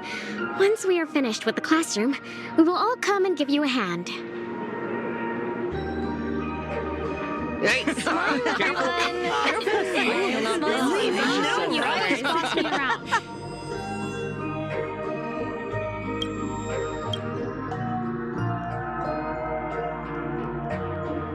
Wait, did you hear that? It's him. He's back again. Everyone, hide! Don't let them find us! Run, Senior! The Herald of Death is back! Don't be afraid, Belle. I'm here. No more running away. We don't have to face any Herald of Death anymore. Really? When have I ever led you astray? Look, even the Dean has arrived. Let us run through the anniversary program one last time. Right now? But we still have so much left to do. The decorations are nowhere near finished. Oh, it is all right. We have plenty of time. This sunset will linger for a very long while. Just long enough for us to finish our celebration. I hereby declare that the Graphia Academy anniversary and the graduation ceremony of 1984 has officially begun. Since the other grades are not with us today, we shall keep the proceedings simple. According to our school motto, every student must truly understand their purpose before they depart from these grounds. Students, have you all discovered who you wish to become? Why so serious? It's only a rehearsal. Well, in that case, I am going to be an artist. And not just any artist. I will be even better than you, Senior. I plan to study at the Intelligentsia Guild. I want to learn how to create even more interesting Imaginae. I want to study cinematography and become a director. I want to capture every single moment of happiness in the Arcadia. I hope that in 10 or even 20 years, you will all still hold these dreams close to your hearts. And now, please welcome our distinguished graduate representative, Himiko, to the stage to offer her final blessing to the graduating class. Our senior is doing this? That doesn't happen a lot. Himiko? Are you nervous? Relax. Give us a smile. I do not know what to say on an occasion like this. All I know is that this is a comfort the living leave for themselves. But take that step forward. Go and embrace tomorrow.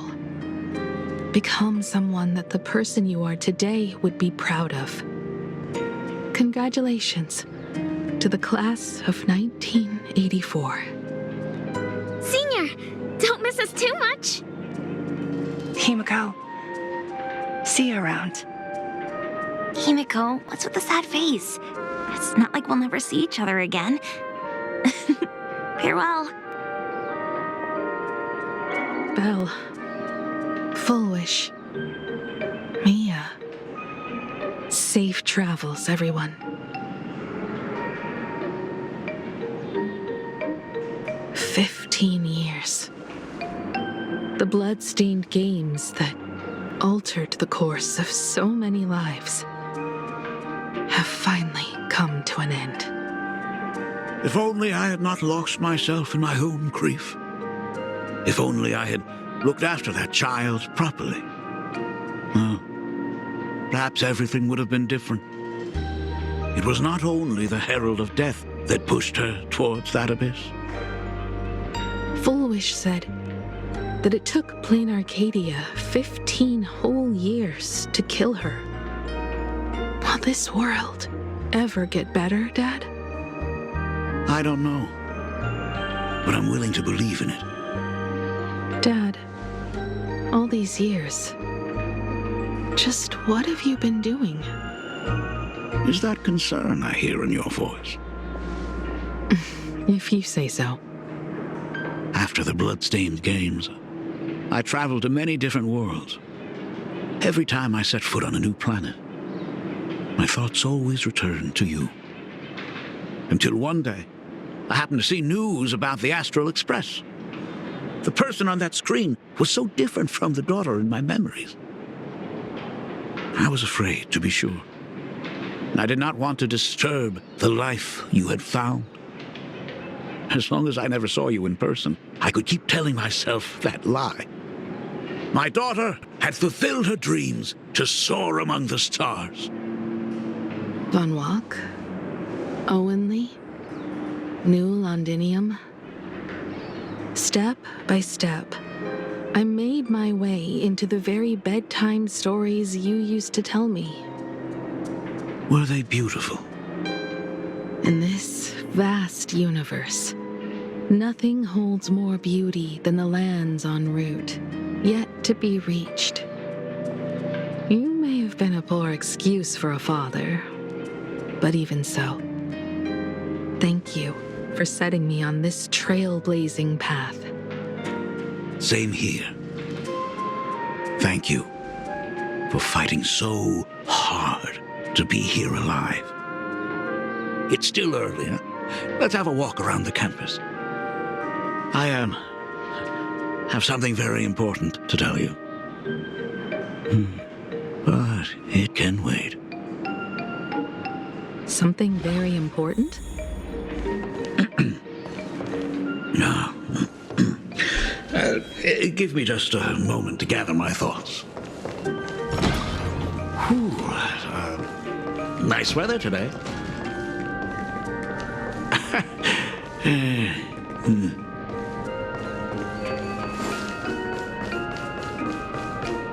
Let's go downstairs. Oh my God, it's her!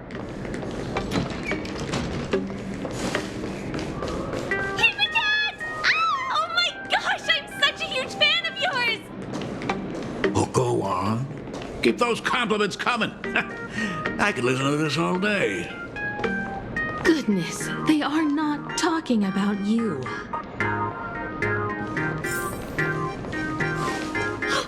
Senior Himiko! Oh wow, she actually looked at me! Her navigator aura is incredible!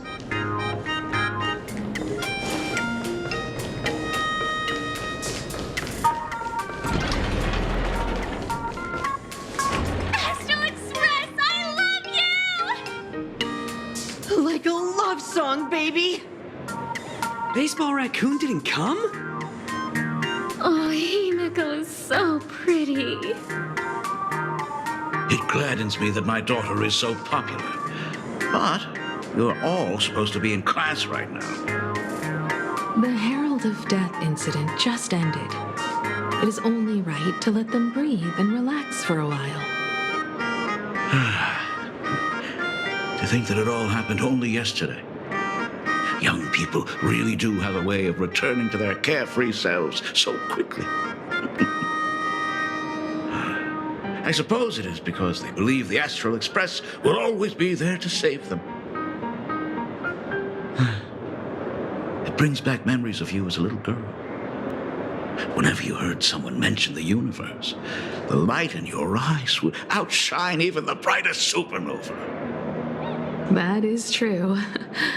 The very first Imagine I ever brought to life was modeled after the rocket atop the Phantom Moon's head. That little fellow had quite a temper. It was so determined to fly higher and higher. To this day, I still wonder if it ever truly reached the moon. Dad, do you still remember it? How could I ever forget? That thing came crashing down and poked a hole right through Miss Seadrake's tail. I had to take you to apologize in person. I ended up redrawing the tail myself to make it right. These days, I wouldn't be able to handle that kind of trouble anymore. My poor old back wouldn't allow it.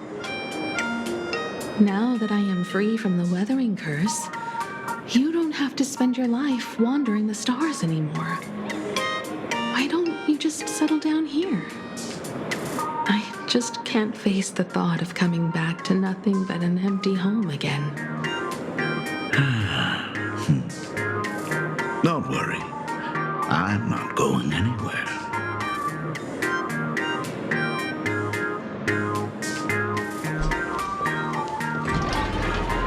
The Imagenesis classroom is ahead. So nostalgic. Ms. Dolly? She might have taken the day off. I never noticed it before, but on closer inspection, this classroom is so much bigger than it used to be. It must be because of that incident. As the culprit behind it all, you haven't forgotten, have you? Of course. Well, since I couldn't get you onto the real Astral Express back then, I figured drawing you a substitute instead would be easy enough. The principal himself imaginated an express and went tearing across the campus with his daughter in tow. It even made the front page of the Dual-Mention City News back then. Looking back, you were always such a bright and spirited girl, which is why I encouraged you to reach for the stars. When the weathering curse took hold, did that dream only end up weighing you down?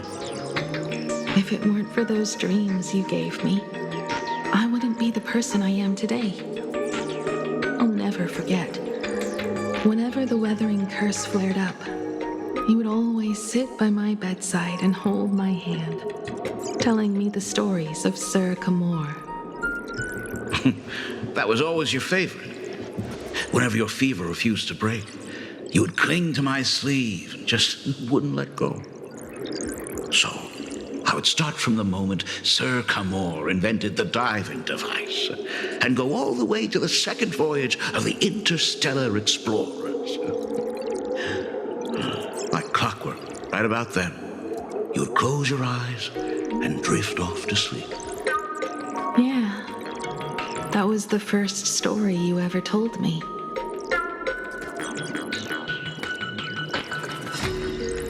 And the very story that helped me make up my mind. Even if I could never leave this place, if fixing the express meant sending just one soul to the stars, that would be enough for me. Yet before I knew it, I'd already traveled far beyond anything I ever imagined as a child. I think I understand how you felt back then. Perhaps one day, I'll set down my duties as the navigator and come back to this place too. What about the Astral Express? A crew of the most incredible nameless will keep the express sailing on. Like a teacher watching their student, or a father his daughter. I understand that feeling. Then your dad will always be here at home waiting for you. So, what is this important thing you need to tell me about? Yeah, that important thing. Dad, are you hiding something from me? I knew I couldn't hide it for long, Himiko. I am sick. What? This isn't the right place for this discussion. Let's go to my office.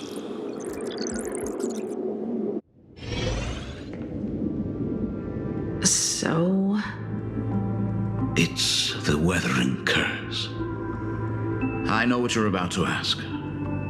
I do not share the Graphia lineage, which is why I believed I could find the demon from beyond and save you and your mother.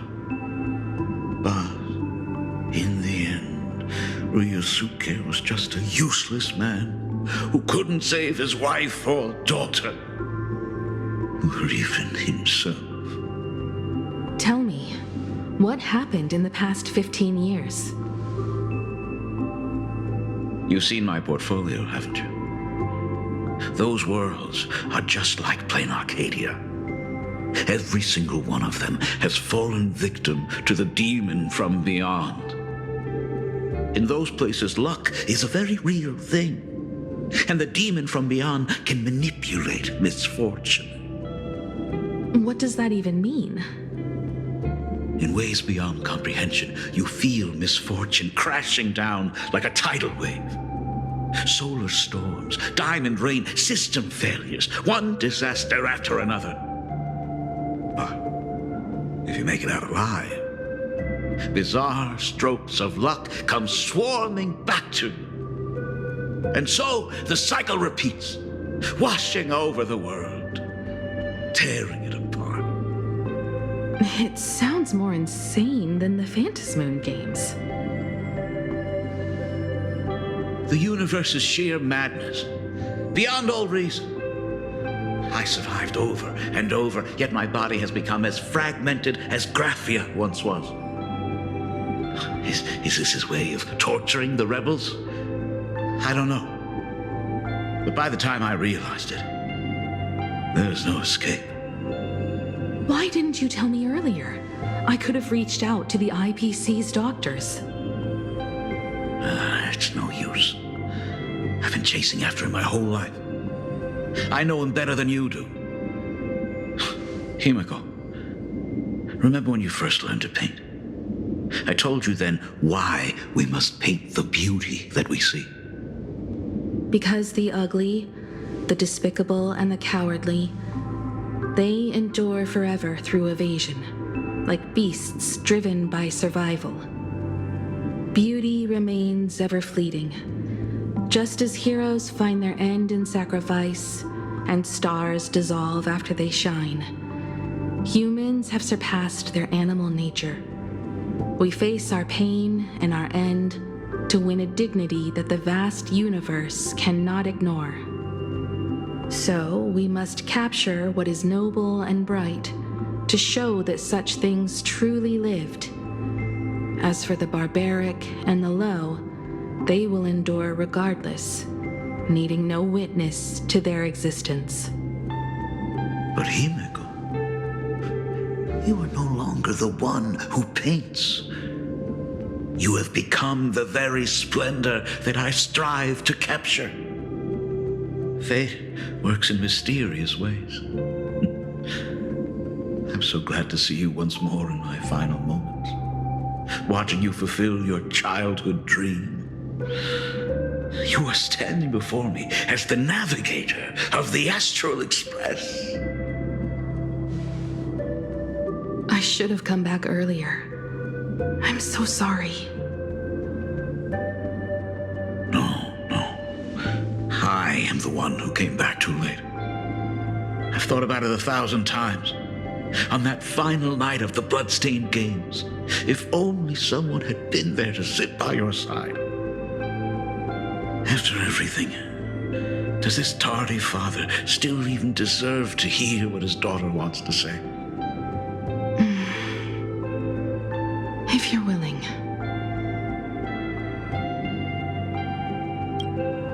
Thank you, Akiveli. Thank you, Himiko. All of this happened after you went away. You were jumping from one job to the next, and for 4 long years. I had heard nothing from you.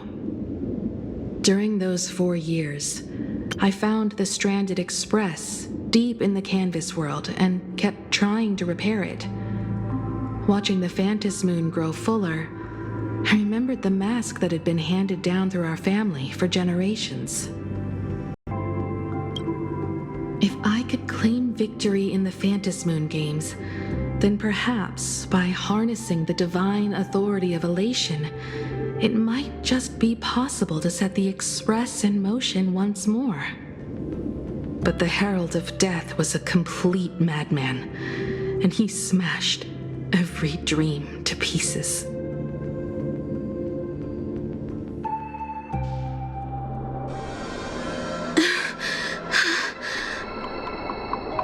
These bloodstains. The Herald of Death is heading to Dovebrook. He's already killed so many people. When will it be enough? Himiko, are you afraid? You're asking if I'm afraid? Of course I am. After seeing all that carnage along the way. Belle, Mia, everyone was splattered everywhere. Like spray paint. Twisted and crushed. They watched themselves turn into... while they were still alive. But Himiko, I'm here for you. I'm okay. I'm fine. If I don't stop him right here and win the Phantom Moon games, there will be no tomorrow for anyone, let alone a new journey for the Astral Express. And someone needs to avenge those students at the Academy. That is not your responsibility.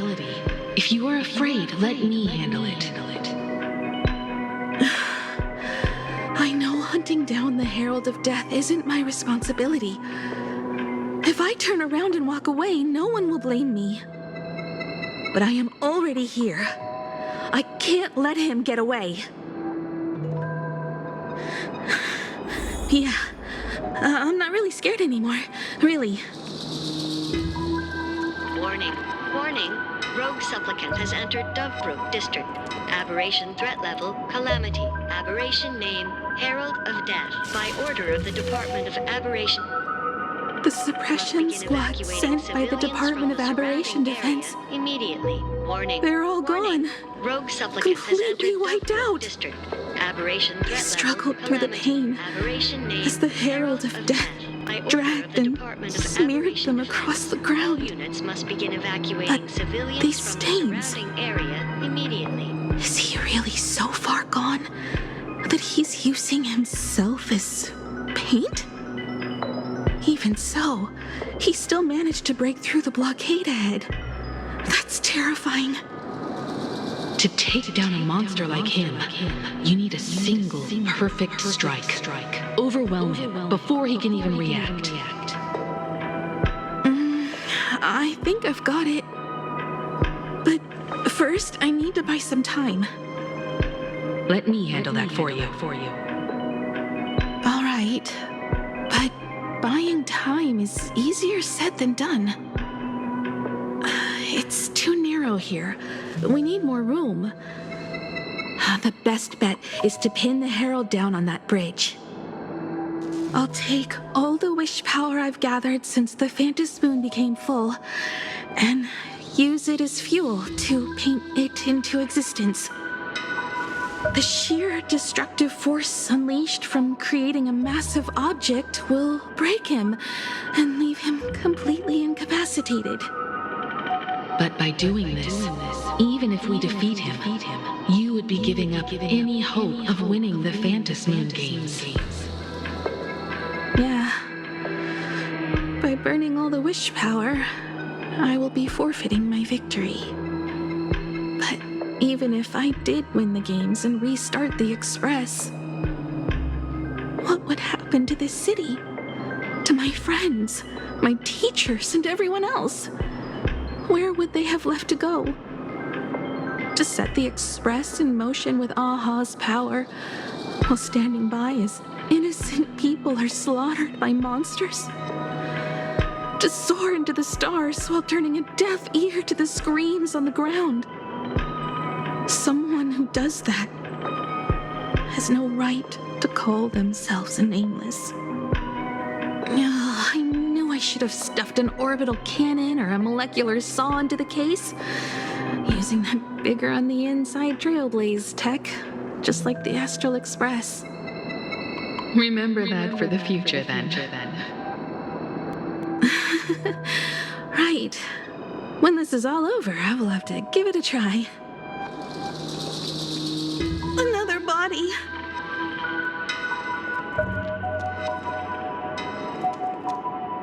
Black Birch. Guess he was after the Herald as well. Black Birch, the masked fool? The one who turned Gotham City upside down not long ago? Only 2 supplicants are left in the games now.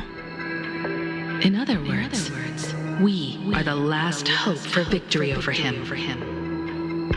Just like those legends I grew up with. A hero confronting a monster to protect everyone. Now that responsibility falls to me. I will take him down. After that, I will repair the Express myself and see it fly over the horizon and break out of the atmosphere. What a beautiful sight that will be. Then consider this the first world to be saved before the journey on the Express begins. The very first stop, then?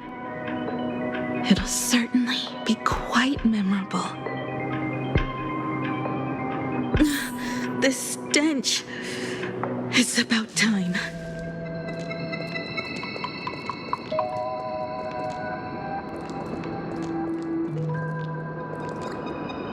So exquisite! These flowers blooming in plain Arcadia! Ooh, I can hear them dancing at the tips of my nerves! What is that? You say this is not enough? Still not enough! I need more pigment! I will mix my colors with screams of terror and pray for the catecholamines to drown me! Department head, I shall show you the error of your ways! This flesh is the culmination of life! Its own king is right here! The giant tree running through our heartopia! I shall become her! We will be as one! No, I will surpass her. I will devour her and become the one and only existence. Another new shade, dazzling, shattered crimson. Are you perhaps the color I've been missing all along? Step into this masterpiece! Become one with me and lay the final cornerstone for the future of human evolution!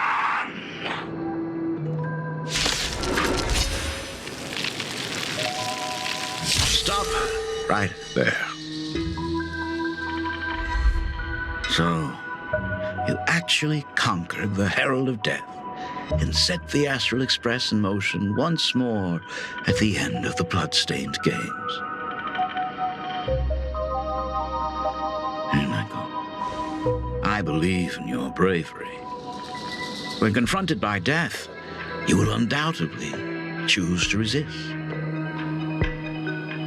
But you were so frail and sickly. How could you possibly defeat the Herald of Death, who slaughtered every single supplicant? Then how could you hope to repair such a massive, stranded express? The answer is clear. It would be impossible for you. That is, unless you had another person helping you.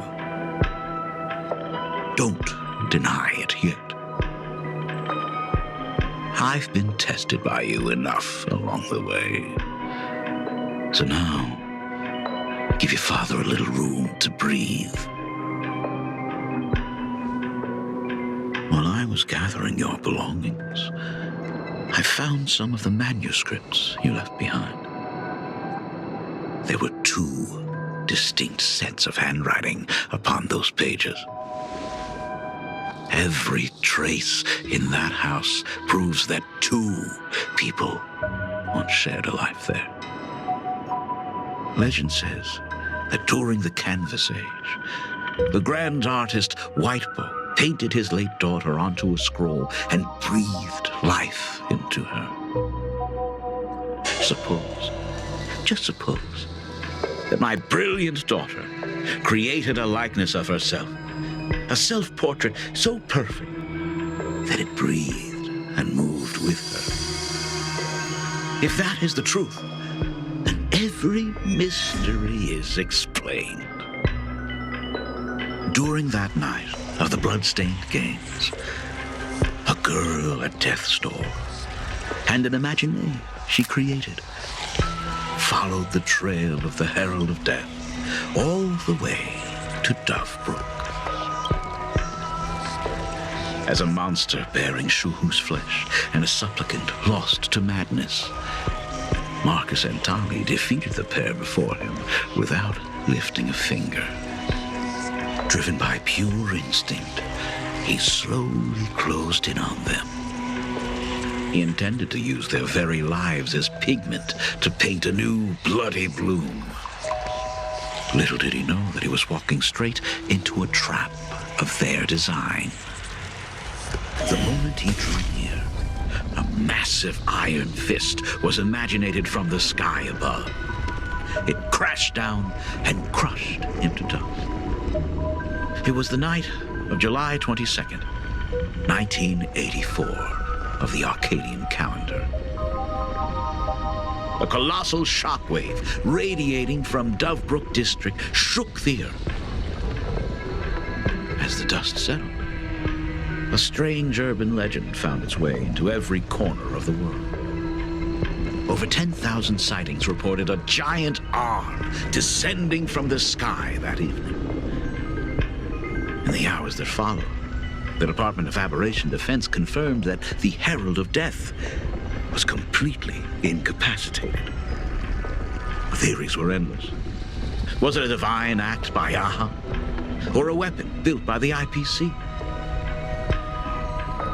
No one knew for sure. Yet the silhouette of that giant remained etched in every mind as a testament to heroism. It was just an arm, yet beneath the brush of a girl who yearned for the stars, it became an extension of humanity's reach.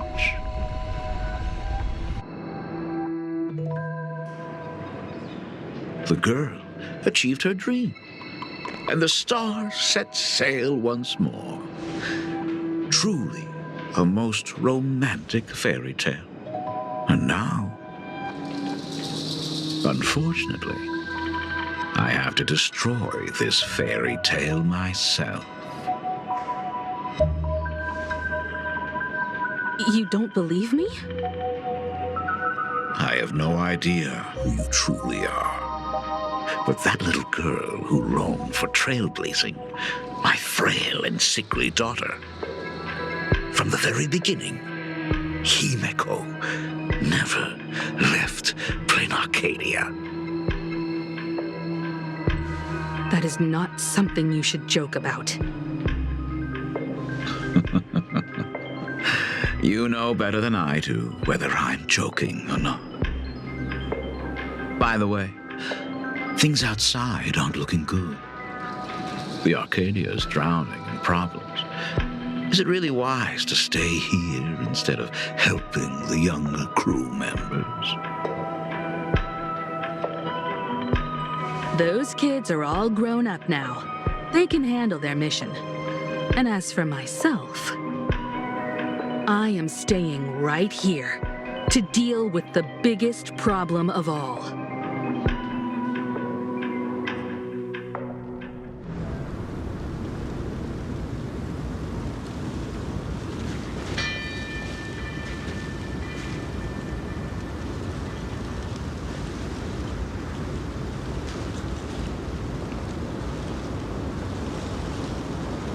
Are you intending to stay here until the outcome is revealed?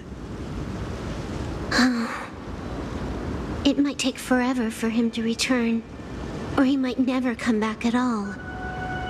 Or maybe, if I just complain and say, I wish Blade were here, he'll just show up. Anyway, it was his choice. We already said our goodbyes. Thank you for staying with him until the very end. Now, it is time to deal with your matters. Gray-haired boy, you seek me out with her token in hand. What is it that you desire?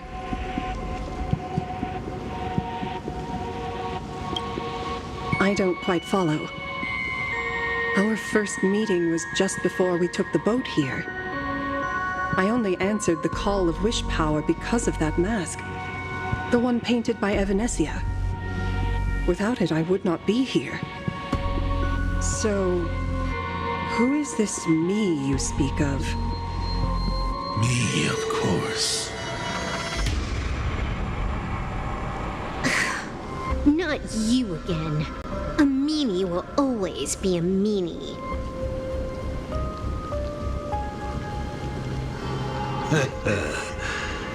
Misfortune and I share one thing in common.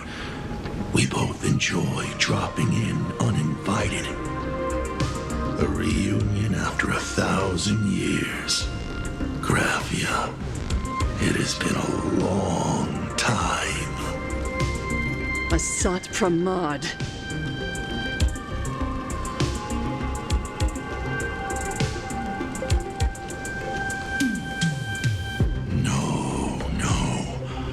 We're far more than just arch nemesis. Back at Ingford Hermitage, what you heard was only half the story. 1,000 years ago, amidst the ruins of Ahatopia, I found a baby girl on the verge of death. Her cold, lifeless body reminded me of the legend of Elation. Aha heard an infant cry and burst into laughter. Too bad I never did get the joke. So I came up with a much better one. I infused that child with the power of destruction, giving her the rebirth of a Void Ranger. I taught her to paint her monstrous beasts using the life of the veracity as pigment. All to carry out the Legion's divine will. Graphia, your name was your commission. To paint the world and carve a trace of our lasting glory just before the world meets its destruction. You were doing so well, right up until you saw that express crash. It gave you ideas, Graphia. Unrealistic, foolish ideas. Since that day, I have had nothing to do with you or your destruction. Your failure began the moment you tried to destroy the Express. All you did was turn the spirit of the Nameless into a rallying cry for rebellion. I took the power you forced upon me and used it to save the innocent. You commanded me to record the end of worlds, but instead, I created a sanctuary. So, you think putting on a human mask makes you one of the trailblazers? How amusing. Look at yourselves. That weathering curse is still eating away at you and your kin. It is the inescapable price for being a child of destruction who dares to betray her fate. World and canvas, a total disaster. Yet you still try to dress it up as a victory. Do you know why I haven't spared Ahatopia a single glance for an entire millennium? Because you bore me.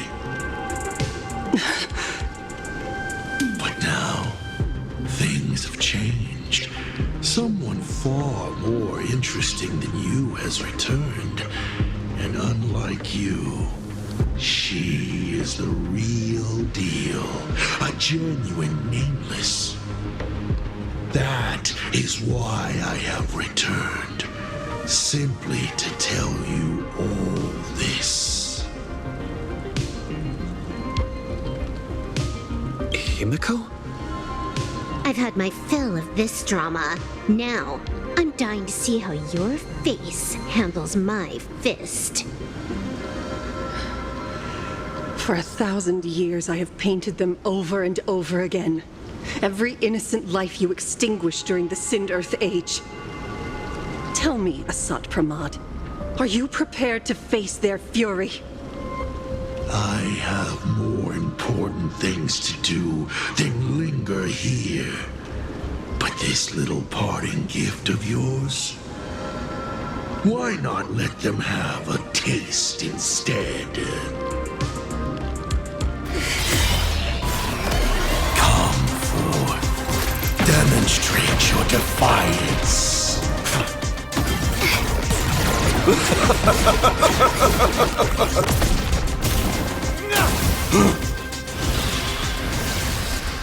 Is it over? Watch out! Pity. Such a clean strike. But the odds of success are 0.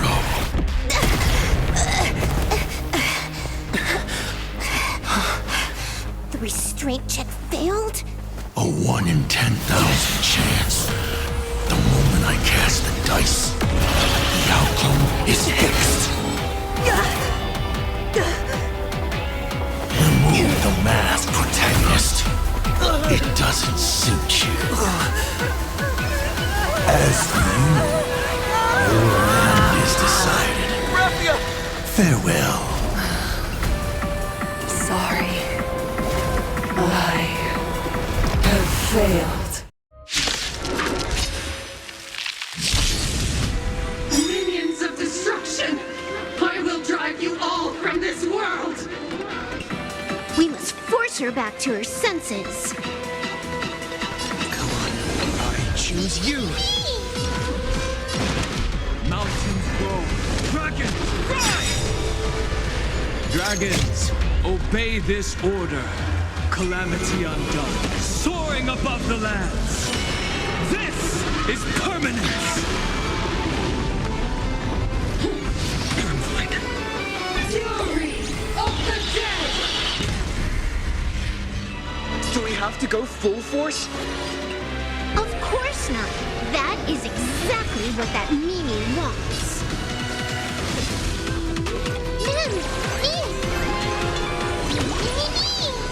There's no other...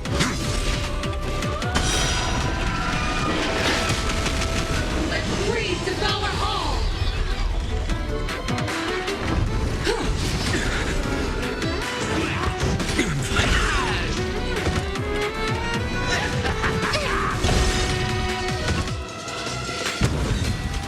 Don't worry, I'll do it. Mimi!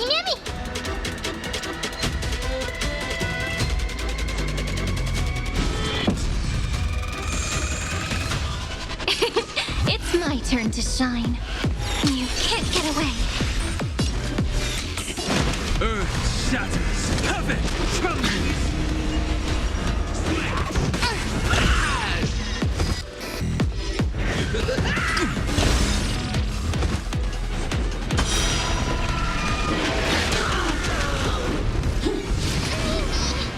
Burn, vengeful spirits! Document your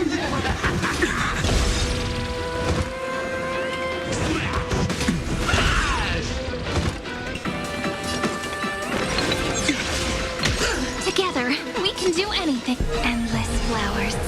Please bloom for tomorrow. My existence is of little consequence.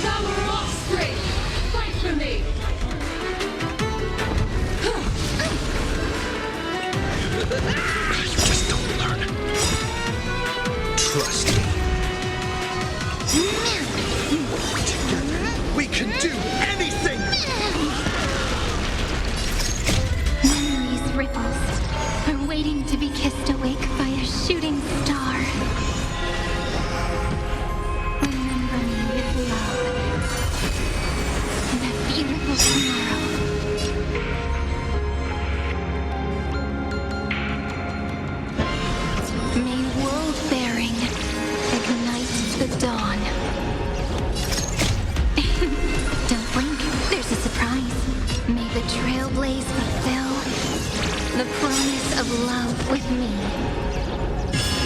Rewrite destruction with me. Trust me. Together, we can do anything! Dragons, obey this calamity undone, soaring above the lands. This is permanence! That won't work, you know.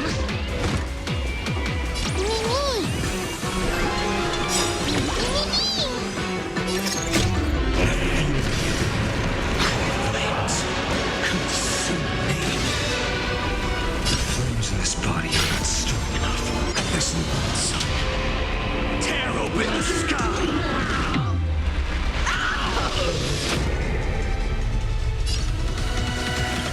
Empty shell. I will never yield to such a fate. Quench the flames with blood. Burn, vengeful spirits! Strife's name!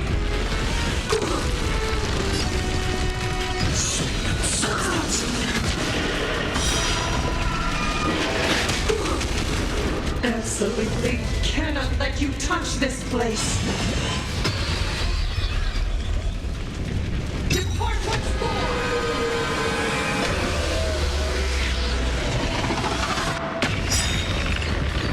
We need to finish this fast and catch up to Asat Pramod.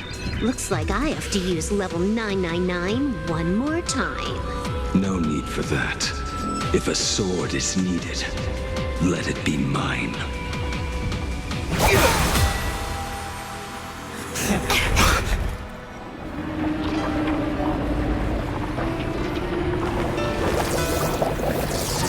Have you thought it through? What defines a blade?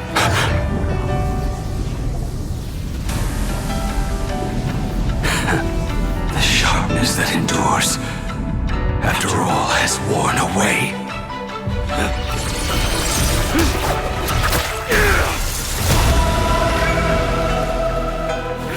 I shall take veracity as my forge, and abundance as my iron.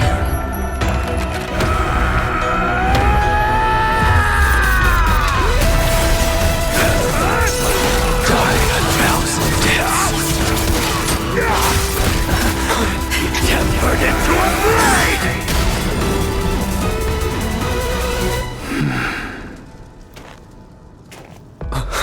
What? Not even a welcome back? The flames in this body are not strong enough. The old sun's embers hail the new world's dawn!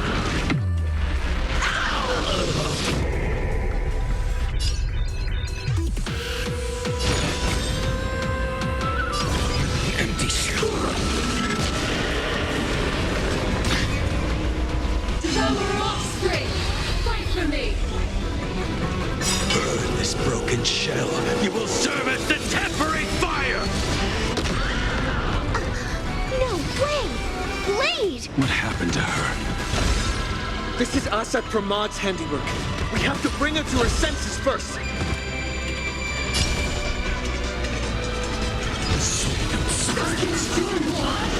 I grant you a dawn where all stars burn to ash. There's no one sun. Tear open the sky!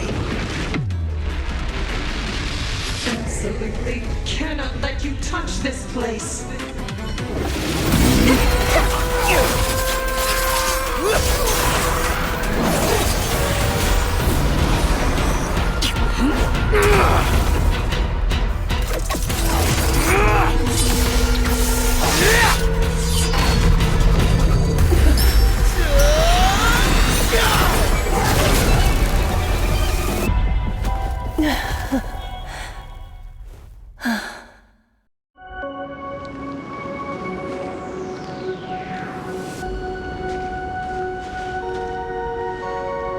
I hope I am not too late. Are you kidding? Your timing is impeccable, Blady. Isn't this a bit much? How did you even change outfits? What happened down there? I used the Leviathan's maw to imprison Shuho. But that doesn't matter. What matters is that you made it out alive and got the job done. Not yet. I have made a decision.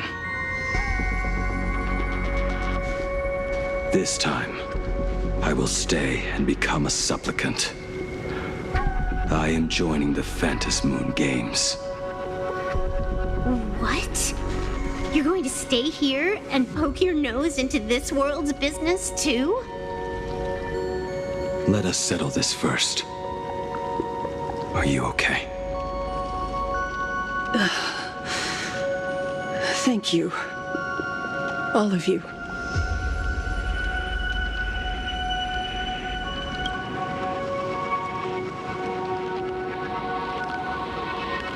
As long as the canvas remains, Asat Pramod cannot kill me. You have fulfilled what Evanescia entrusted to you. It was all me. For 1,000 years, I was the one obsessed with bearing every responsibility alone. Asat Pramod was right after all. I have been a ghost of 1,000 years past, arrogant enough to think my seal over the world in canvas was unbreakable. I really believed that accumulated wish power would be enough to strike him down when he returned.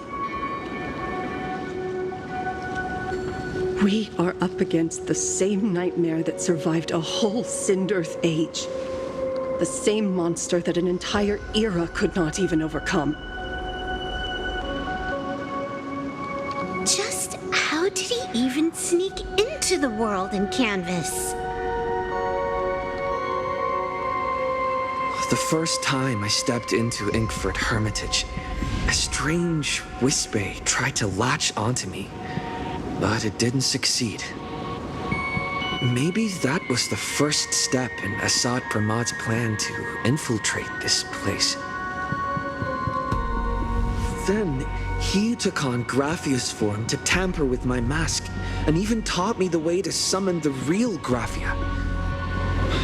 In the end, he got what he wanted. So, this guy has only been after one thing this whole time.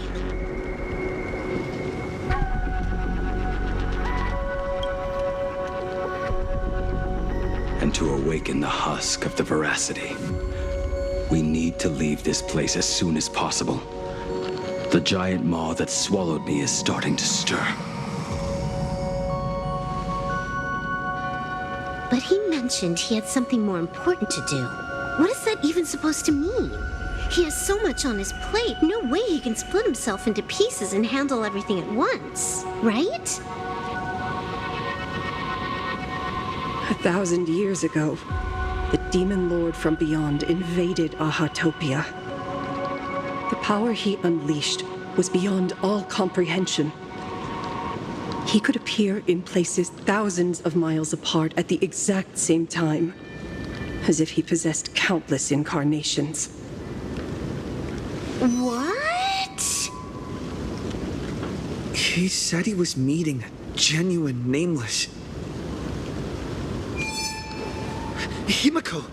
She's in trouble!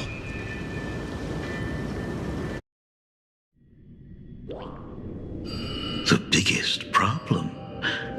Do you mean me?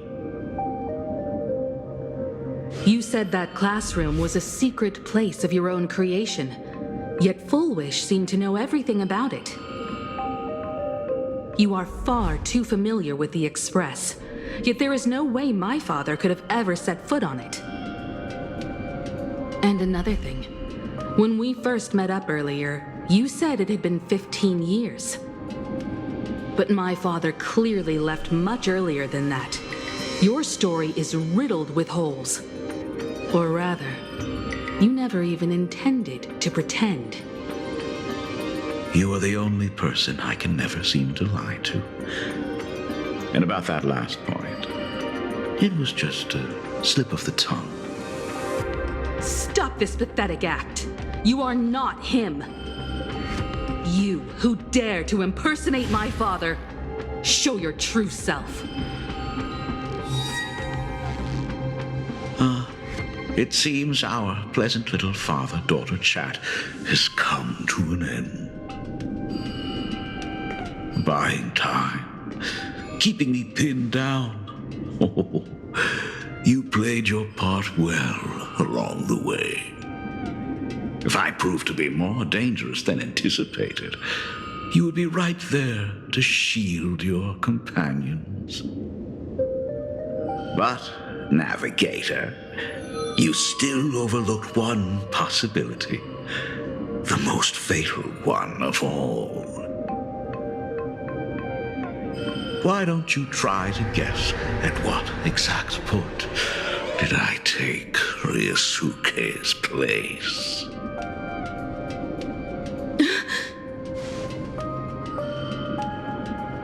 It happened on the day that man, in his desperate search for the source of the weathering curse to save his family, was destroyed by me.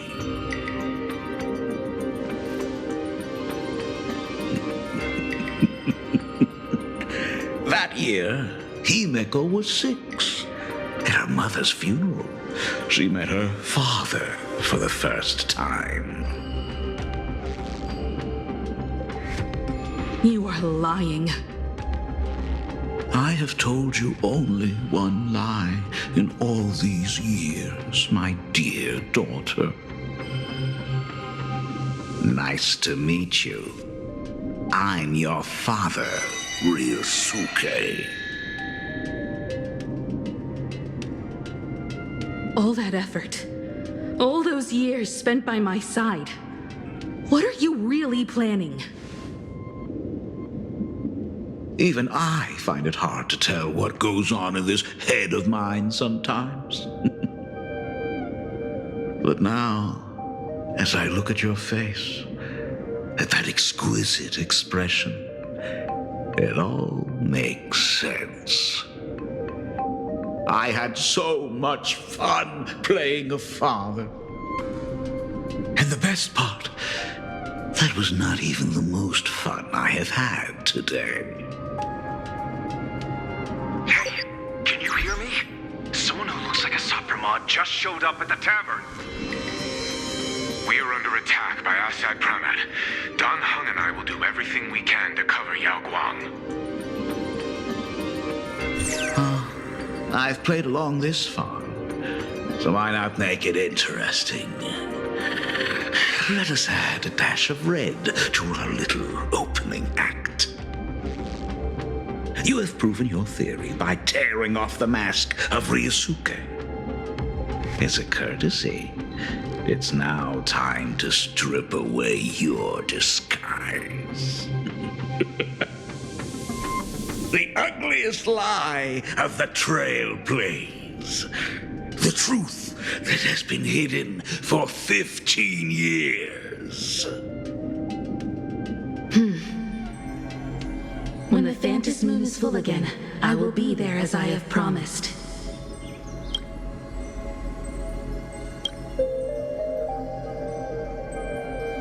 I will come back with so many stories to tell you. The girl looked up at the stars, but in her heart, she was terrified of setting out. She was afraid of the universe, and even more, she was afraid of the weight of responsibility. In the end, she left her wishes to someone else. As for her, she chose to lie in a grave and stay in the Arcadia forever. Ryosuke's daughter Himeko is long dead. When she saw how vast the stars really were, she ran away. Just as the trailblaze will always converge with the destruction, culminating in awe-inspiring obliteration.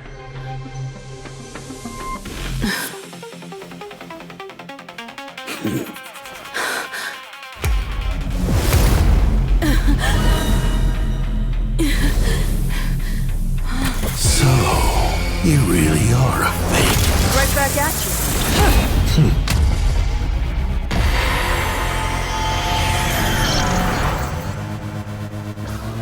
O denizens of this Arcadia, lost in its splendor, once I beheld the Astral Express rise again towards the stars here.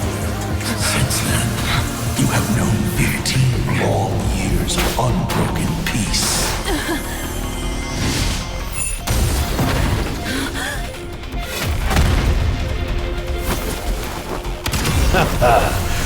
It's been a while, old friend.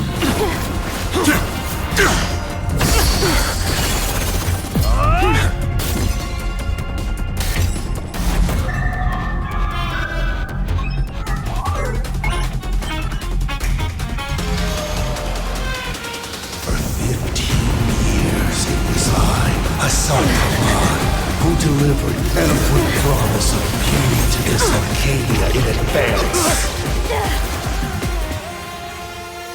Now,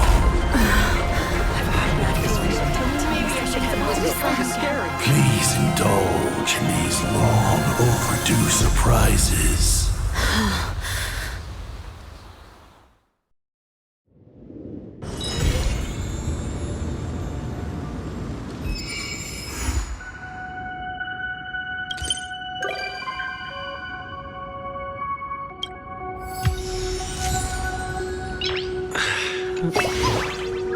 Nice.